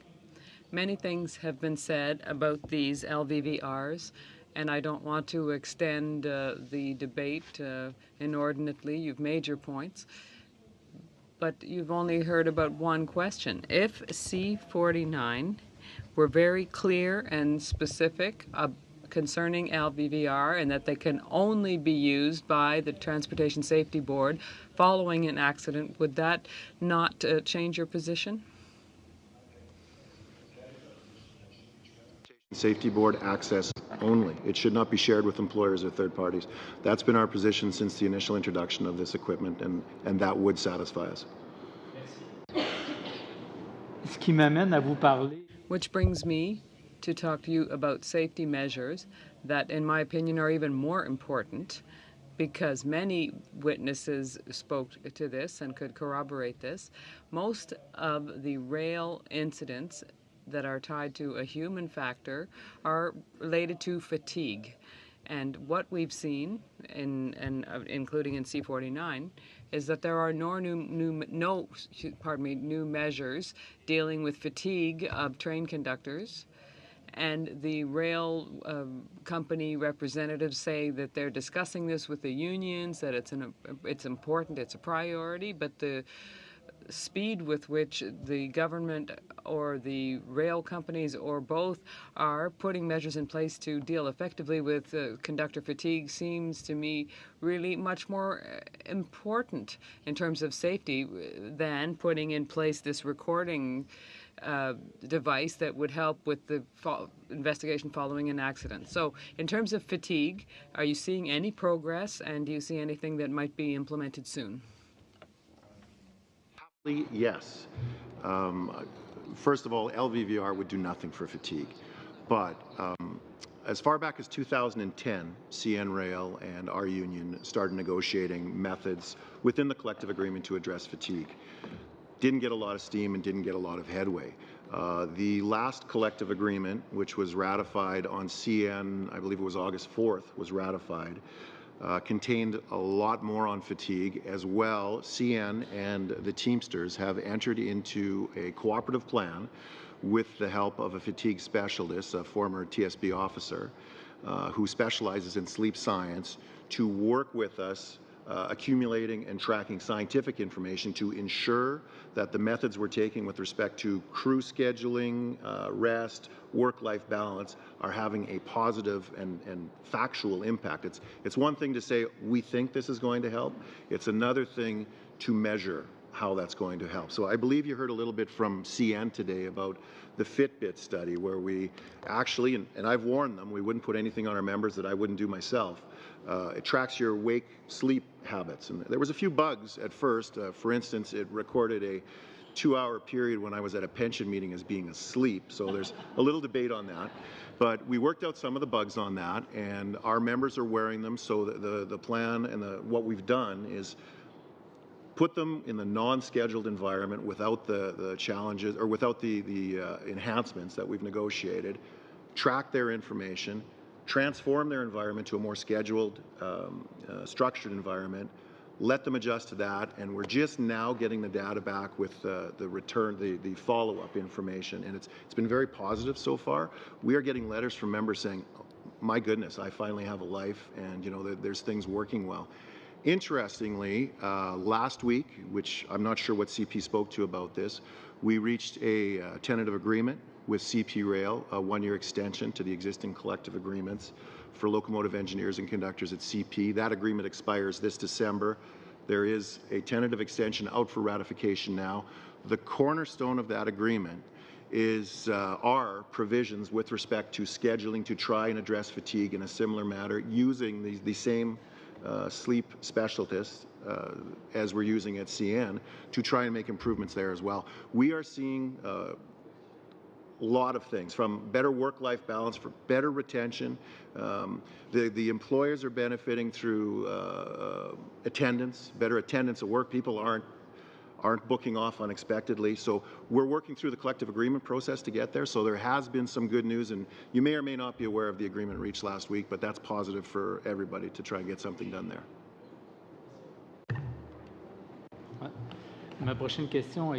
My next question is for Mr. Graham.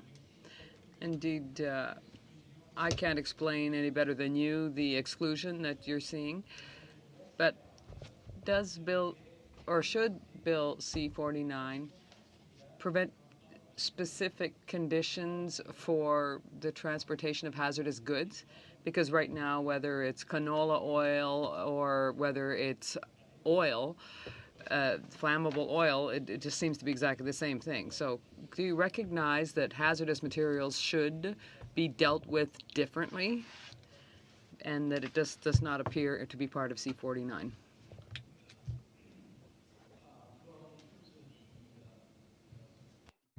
Merci pour votre question. Thank you for your question. So for what we're talking about here in this bill is the exclusion for TIH, toxic inhalation goods, which includes ammonia. And there's no safety reason for this. We're not sure what that exclusion was done for, because other dangerous goods are not excluded. So there can't be a safety reason for this. And obviously, our goods, when they're dangerous, we have to look after them. We have to steward them, and we work very closely with the railways and everyone else and first responders about doing that. But these provisions that we're talking about, interswitching, are economic provisions. They're not safety provisions. I don't know if that gets to your question. Thank you very much, Mr. Graham. Mr. Hardy. Thank you, Madam Chair. So let's talk about the LVVR, because I can see this is, I'm torn on this one, and I'll follow my colleagues' thing and get a little bit sort of personal reflections on this. You know, traditionally there have been some challenging labor relations issues between the companies and their workers. I understand that. And so, given though, you know, you've just talked about a couple of agreements that have come across, it sounds like, you know, things are improving, but still this could plunge the whole system back into kind of a toxic soup that you just don't want to go there. I guess the question is then, and I'll just expect a short answer, if LVVRs come in, who should own the data? Yeah, the short answer, as I said before, the custodians of the data should be the TSB in the event of incident or accident. It should not go to an employer for whatever reason they want to use it, especially a vindictive employer as we've seen over so long. Okay. What would happen, though, if the TSB, in reviewing the record that was captured, found that the crew was on a cell phone, or one of them was, or both of them were? You know, we all know that cell phone use in that operating environment is against rules. It should be against the law, just like it is to drive. Certainly, you know, in my ex-life with the Transportation Authority in Metro Vancouver, where we do have LVVRs, by the way, on the buses, you know, we don't need that because the passengers would be taking picture of that operator on the cell phone. But, okay, so the TSB discovers that the crew are using cell phones. The right-thinking, average, reasonable person would expect there to be punitive action on that. Would you not agree? I would agree people may expect that. I think the concern is, and the reality is, that if I'm on a cell phone today without LVVR, I'm fired. If I'm involved in a crossing accident and I'm on the cell phone, not only am I fired and never getting my job back, as the arbitral jurisprudence has upheld time and time again, I'm probably going to get charged with a criminal offense. The other thing that's going to happen is I'm going to be charged civilly. So while I'm in jail, my family's going to get booted out of their house. So there are extreme ramifications. All this does is really just put the nail in. In other words, if there's a record of this having happened, then it's really nothing changes. The punishment would fit the crime, basically.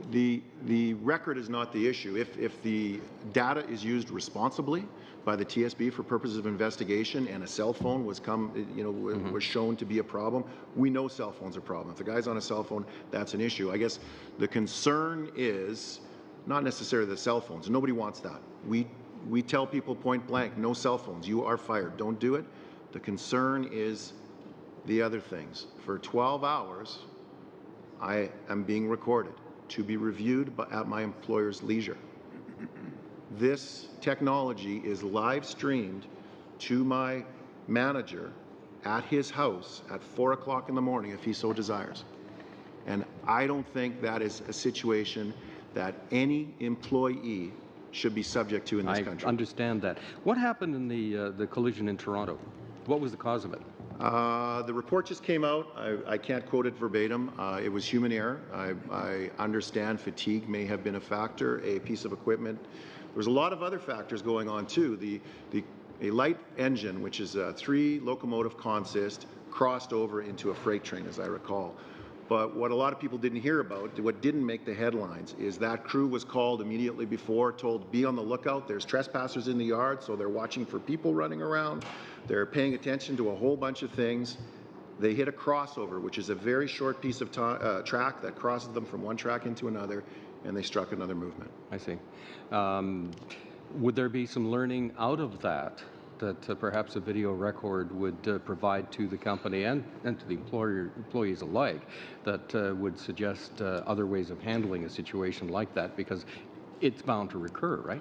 I don't know if it's bound to recur, but I would suggest that current legislation and what we are advocating, TSB use in the event of an incident or accident, would provide exactly what you're asking for. After that incident, the TSB would say, hey, we got a problem, send me the footage and let's have a look at it. And the TSB investigates and we go forward from there. Well, I think on a comment, your crews are operating, multi-ton units that are very difficult to stop, very difficult to adjust. And I think that there is a reasonable expectation of the public that things happen the right way. And I think, obviously, given the safety record, most of the times they do. When something goes haywire, though, there's also a reasonable expectation that mechanisms should be in place to find out what happened, to remedy the situation on an operational basis, and if somebody has done the wrong thing, if the evidence is there of that, the public will expect some kind of punishment for that. That's just a comment of mine. I think Madame Fox and TSB addressed that. But the TSB, when they review, they're to find out what and how. But what goes on forward as to criminal and civil liability is something that happens after the TSB does the review. She was quite clear about that, and it's a violation of criminal code doesn't get you around privacy, will not get you around violation of the criminal code. So there's a difference when people make the statement about, well, if somebody violated the law, nothing saves you against a violation of the law. But what it does do is it brings that record into a court where a judge will review to decide whether or not it is probative, whether or not it will be public, whether or not it will be seen. We personally do not want pictures of our membership eventually ending up in the press, because once the privilege and protection is broken from the TSB and it goes to third parties, it is going to get out. Really don't think it's appropriate to have, as it is in America, sort of a live streaming of what happened in the last 30 seconds of one of your loved one's lives over and over again. Thanks, Mr. Benson. Mr. Badaway. Thank you, Madam Chair, and I'm going to continue with a theme that I've been sticking to for the past day, or these past many hours, and I'm going to direct my questions to Mr. Graham. I'm very much interested in the overall vision. Let's face it, this is all about business. This is about business practice.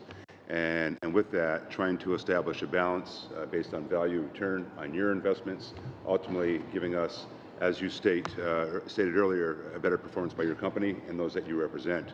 The Fertilizer Canada, 12,000 jobs, $12 billion with respect to your annual economic activity in Canada alone. 12% of the world's fertilizer supply comes from Canada. Heavy GDP we're counting on. 80 plus countries the fertilizer is exported to. 95% of Canada's potash production is in fact exported. And finally, the fertilizer is the third biggest volume commodity shipped by Canadian railways. So with all that, there is in fact something to be said about that. What I'm most interested in this process this week, we're listening. And we want to ensure that we inject the attributes of C49 into the overall bigger vision as it relates to proper business practice. Becomes an enabler for you, so that the vision of Minister Garneau with respect to ensuring that future infrastructure investments align with the or a national transportation strategy commences. So therefore, we don't find ourselves in the same problems or having the same challenges that we've had going back the early part of the century when we started building these pieces of infrastructure, unfortunately, in silos. How do we integrate our data, our distribution, our logistics systems? How do we ensure that we integrate not only our national transportation infrastructure, but our international transportation system, so that once again our GDP performs at a better rate well into the future for 30 to 50 years? So my question to you is, how do we get better at that to become more of an enabler for you to do business? Wow, I'm just a fertilizer guy.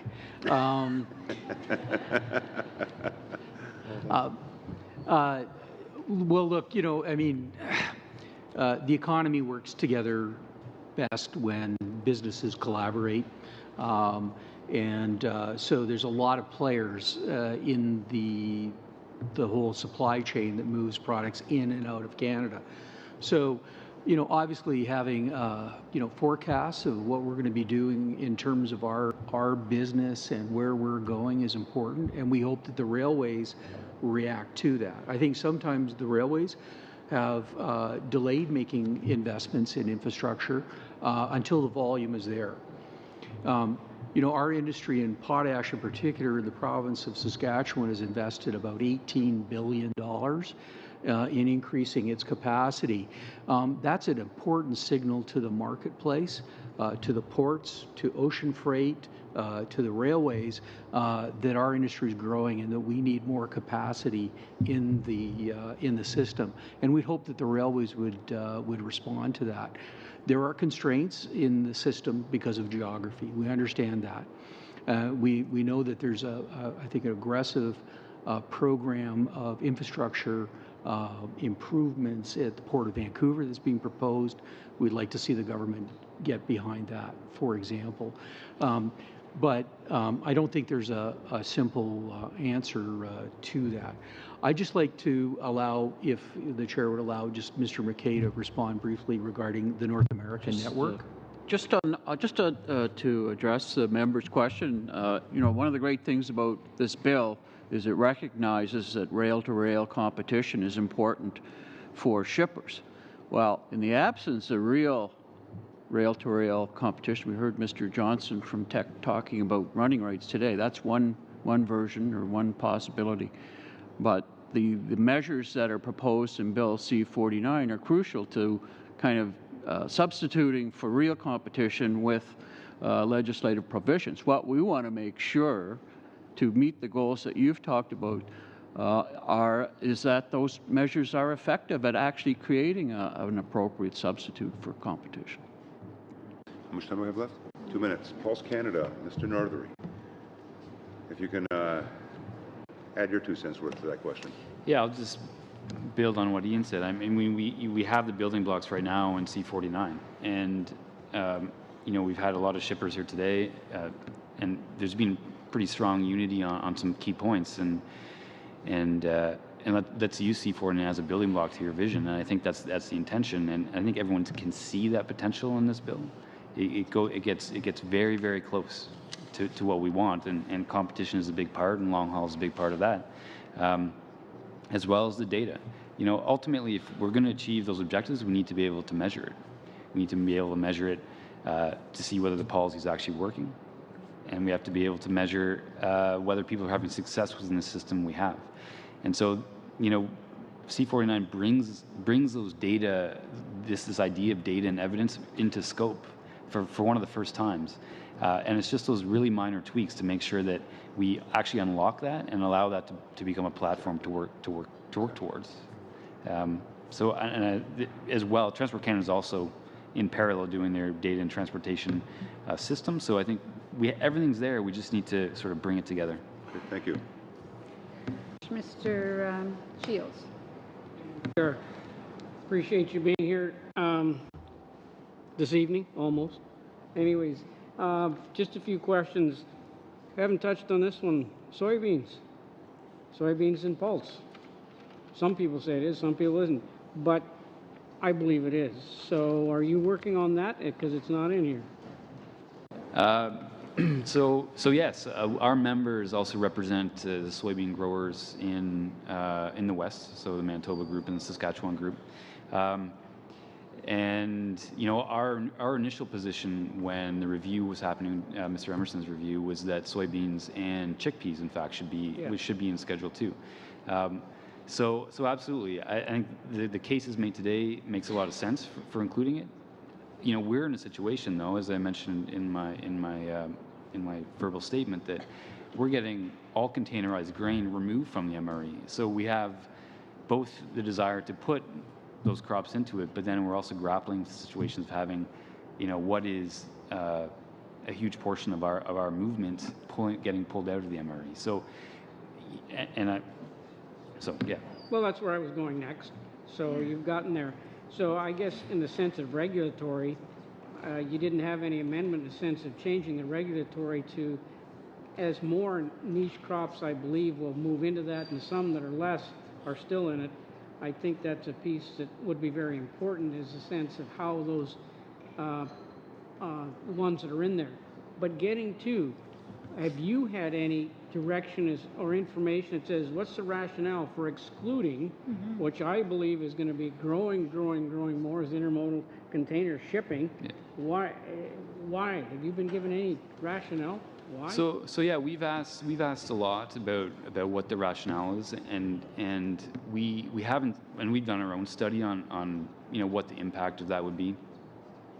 And we haven't had we haven't been given a reason. And one of the things that makes it complicated, and we love the outcome. The intent of it is more capacity, more service, more innovation in containerized movement. That's great. I mean, there's not a shipper in Canada that wouldn't want that. And so the issue, though, with containerized movement is that those containers, the ocean containers, are owned by the shipping lines. And so the railways don't necessarily control the capacity or where they're going to happen. There's a lot of decisions that go on with those containers that are not in the railway's control. And so just removing containerized grain from the MRE basically just gives the railways the ability to change rates, because you don't have the MRE protection of the rates. So if rates increase, that's great. If it actually goes into the supply chain, if it goes into innovation, if it goes into all these things that the goal is. So we just want to see that monitored. We want to see evidence that policy decision, which is a big one, is actually going to work, because we want to see those results. Yeah. We want to be able to measure that, and we want to be able to make sure it's actually happening. And we will do everything we can to try and make that happen if that's a policy decision. But we need to see it happen, because otherwise there's no point. Well, I mean, with those being built, I mean, we can go to the railway that you do in the fertilizer. I mean, we see your railway going through our communities. I mean, it's your cars, you build them, you label them, and we see car after car. How many cars will you stack on a railway line these days? It's around 200 in some trains of Teamsters. Probably, it's unit trains in that magnitude of cars, which is, with the containers that are already built, you don't want to have to move to that, because you've got a lot of small producers, and you referred to that earlier. You're in large, where you can put 220 cars. You can't do that. And so it penalizes those small producers for products that are in demand in the world for what you might believe you're saying is a profit, because they can't control it. Yeah. So the containerized, it's already difficult now to get ocean containers in the country. I mean, some shippers who are larger can control it, because they'll have an agreement with the shipping line who controls the containers, because shipping lines don't want to see containers languish and not be used, because they want to get it back to China as quickly as possible to bring back with consumer goods, because that's where they make their money. They don't necessarily make it backhauling a grain to Vancouver. So there's a lot of complications in that supply chain, and removing the MRE is we would say a small piece of how to unlock the potential of that supply chain. But we're using this, if this is a policy decision that's going to be made, we want to use it as a platform to actually have a discussion and actually make that happen. Because those small shippers, they need those containers. We want those containers. Because we've talked about supply chains today, and you want to make as efficient and smooth as possible, because we've got the products that the world wants. And those small niche crops that we're developing in Canada are really crucial to developing larger markets. Absolutely. Yeah. 1 minute? Thank you. You got a half a minute. Oh, okay, that's good. Thank you. Thank you very much, Mr. Graham. Question before I start. Greg, do you classify soy as a pulse? So technically, we wouldn't classify it as a pulse, but because it's growing, because it's very kind of, we represent the growers of pulse because it's growing, but yes it's not like we wouldn't describe it as a pulse. No. Okay, thank you.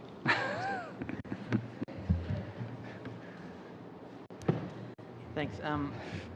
Mr. Hackle, I'm going to come back to you. I'm sure you're not going to be surprised by that.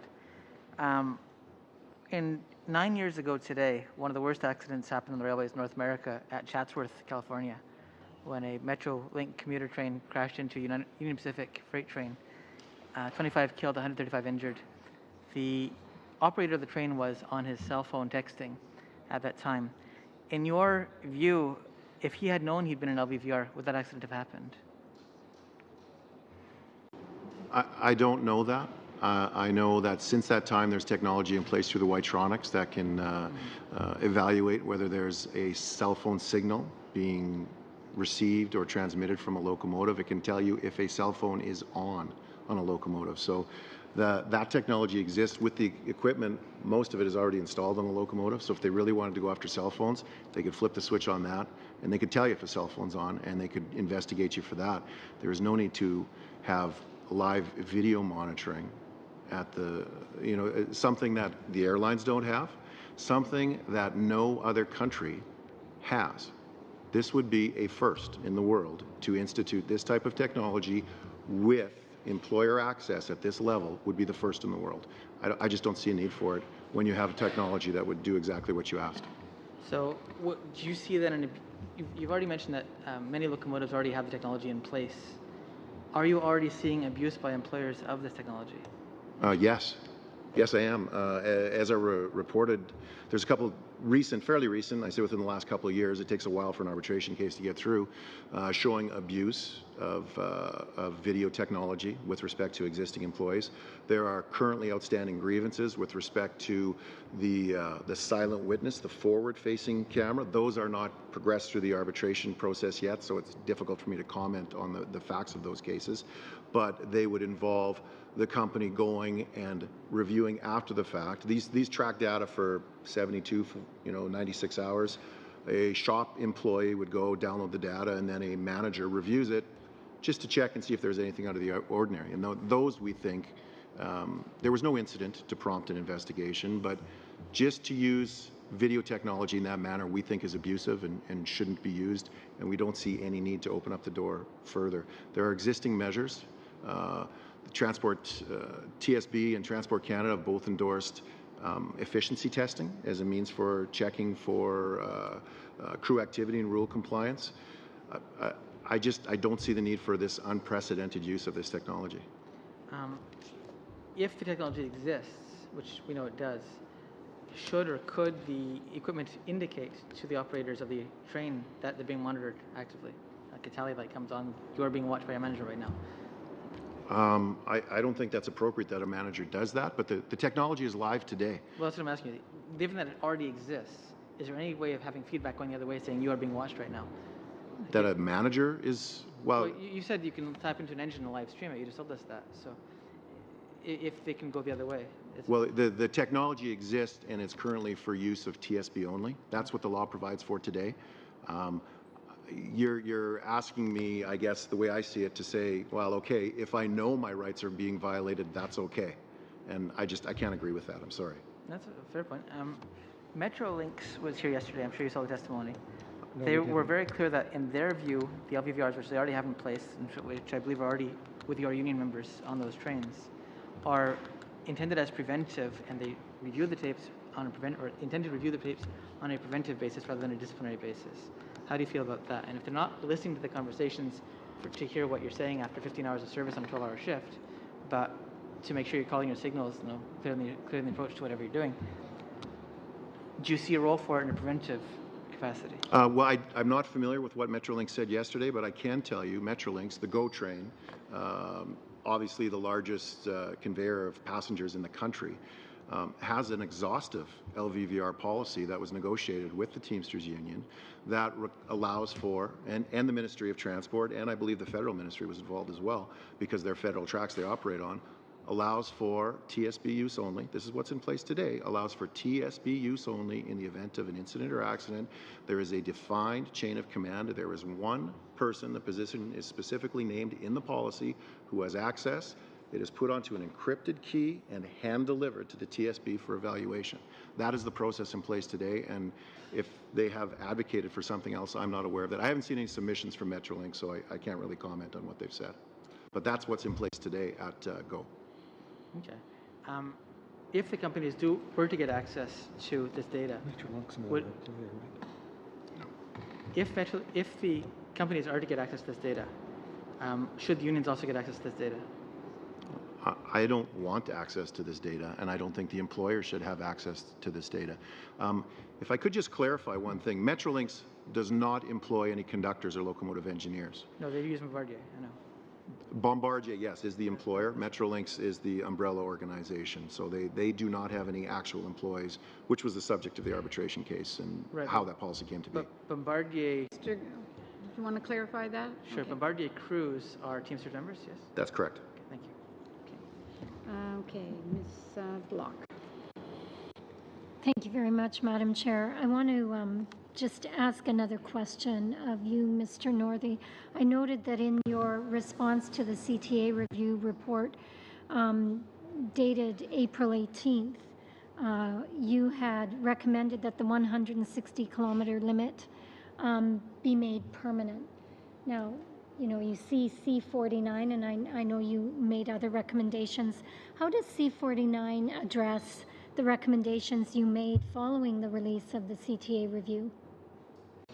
So, you know what, so yeah, we wanted it to be made permanent because we were seeing real value for shippers, and you know, service capacity, you know, at a fair cost comes from competition.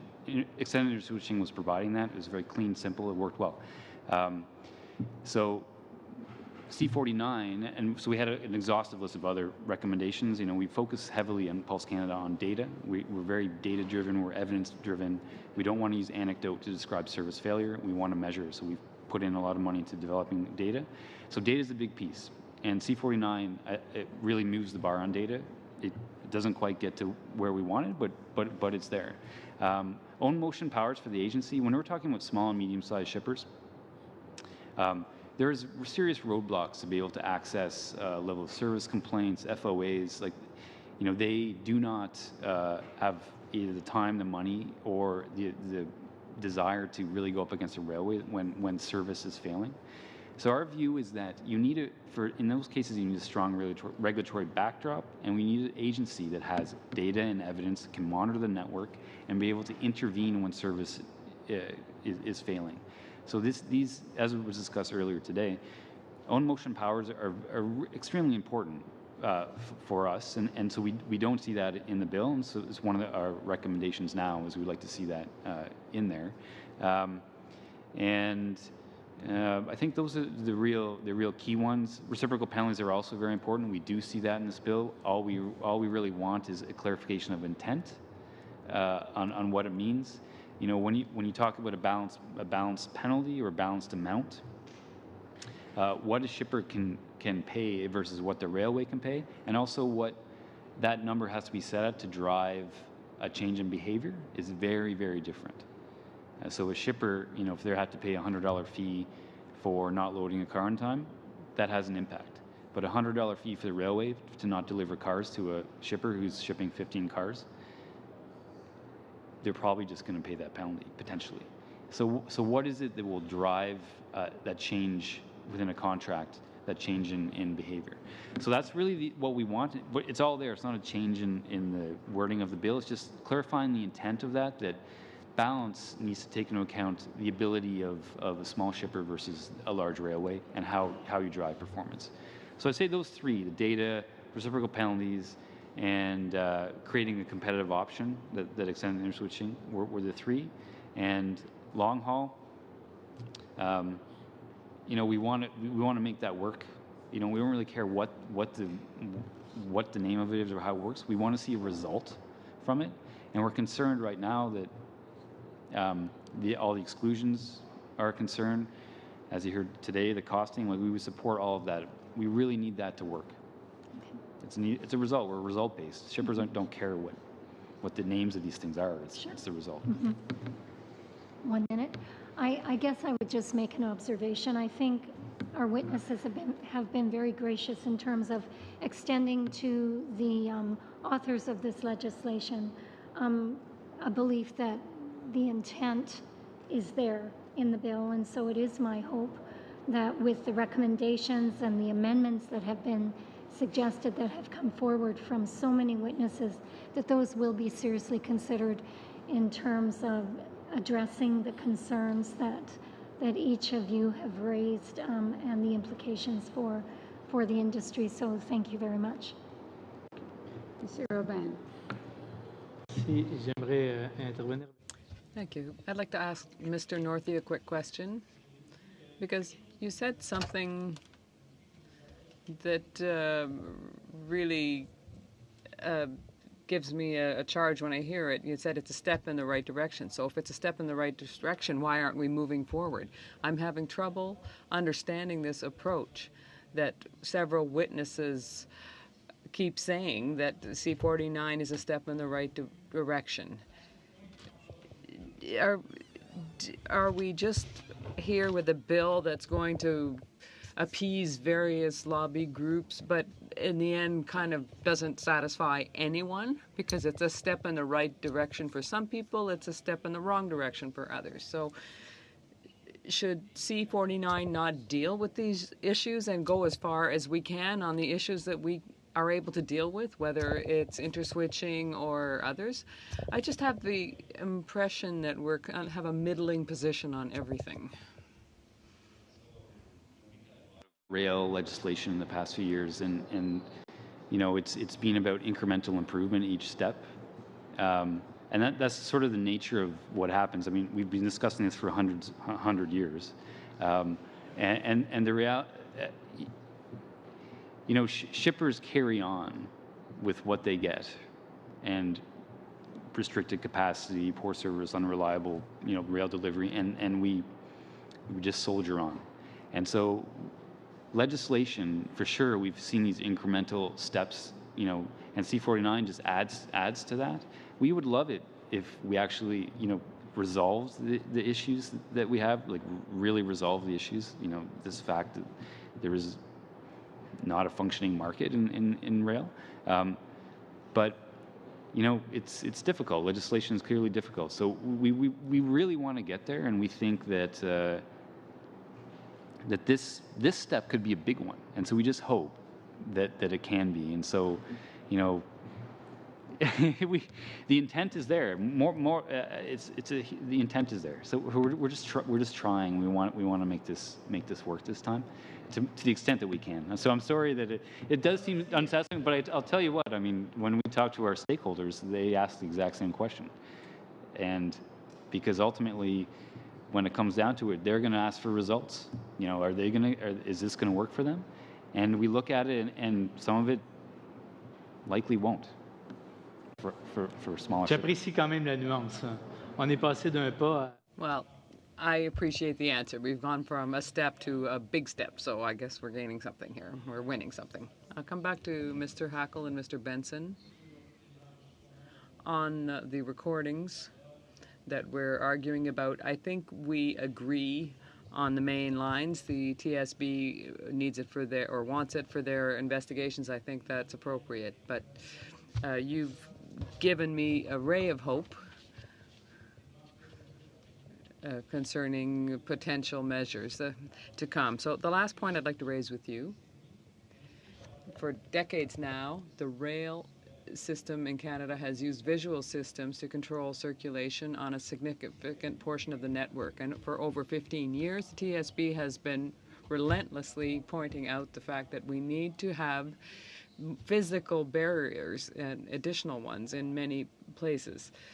And even on alarms, maybe automatic stops on some trains if the conductor misses a signal or something. So C-49 doesn't speak to any of those points. And in my opinion, these are real points we could address on the railway system and could prevent accidents in the future rather than looking at investigations after the fact. So what do you think of putting those kinds of things, extra physical protections, right onto locomotives? And I wish there was a short answer. Unfortunately, I think locomotives are currently equipped with LVVR. The only cost the railways will see is maintenance with respect to that and accessing it. Positive train control or cab override systems or those type of things would involve a multi-billion-dollar input on the part of the railways. So well, first of all, let me say I hope we're not arguing about these things. We're discussing them. But I think it's the line of least resistance right now. LVVR is something that exists, and the companies, the railway companies, are seeking to exploit the legislation. Whether they're interested in putting billions of dollars into positive train control and those type of things, I don't know. So whether that's the answer or not, I don't know if that helps you, but that's the concern I have with respect to what you've asked. Taking away our privacy rights doesn't cost them. Sorry, taking away our privacy rights doesn't cost them any money. And quite often, when I look at rail regulation, it has to do with, if you like, a lot of smoke and mirrors, a lot of stuff, but we don't really want to spend any money. One of our concerns here is that Mr. Hackles laid out quite eloquently all the features that are already in place and that could be used currently. And when you're going to take away somebody's privacy right, the first question the courts ask you is there an alternative way that could be used that would have achieved the same ends or better without taking away that privacy right? And the answer is yes, it already exists. And the question I have for all of your MPs to think about is that slippery slope. The fact that I think bureaucracy's been pushing their agenda for a long time on this. It's something we've been fighting with them. They're not particularly friendly to us or to Labour. And the point being simply put, that how simply, that we want this policy because we want this to happen. There's other ways of doing it, but we're just going to exempt somebody from a privacy. Let's just exempt somebody from the Constitution. Let's just exempt somebody's rights. And I think every parliamentarian should have their backs up on this and thinking seriously, especially for the Liberal Party, that's the foundation of most of these rights. That how simply, just because a bureaucrat or somebody walks in and says, this is something we'd like to do, when Mr. Hackles laid out quite eloquently what else already exists, that slippery slope is something we should try to avoid at all counts. Thank you very much, Mr. Benson. Thank you to all of the witnesses. I think you can see by the questioning, we all care very much about C49, but more important, we care about doing the right thing. So I thank you for sharing your thoughts with us, and the committee will continue to grapple with this as parliamentarians, always trying to do the right thing. So I move adjournment for today.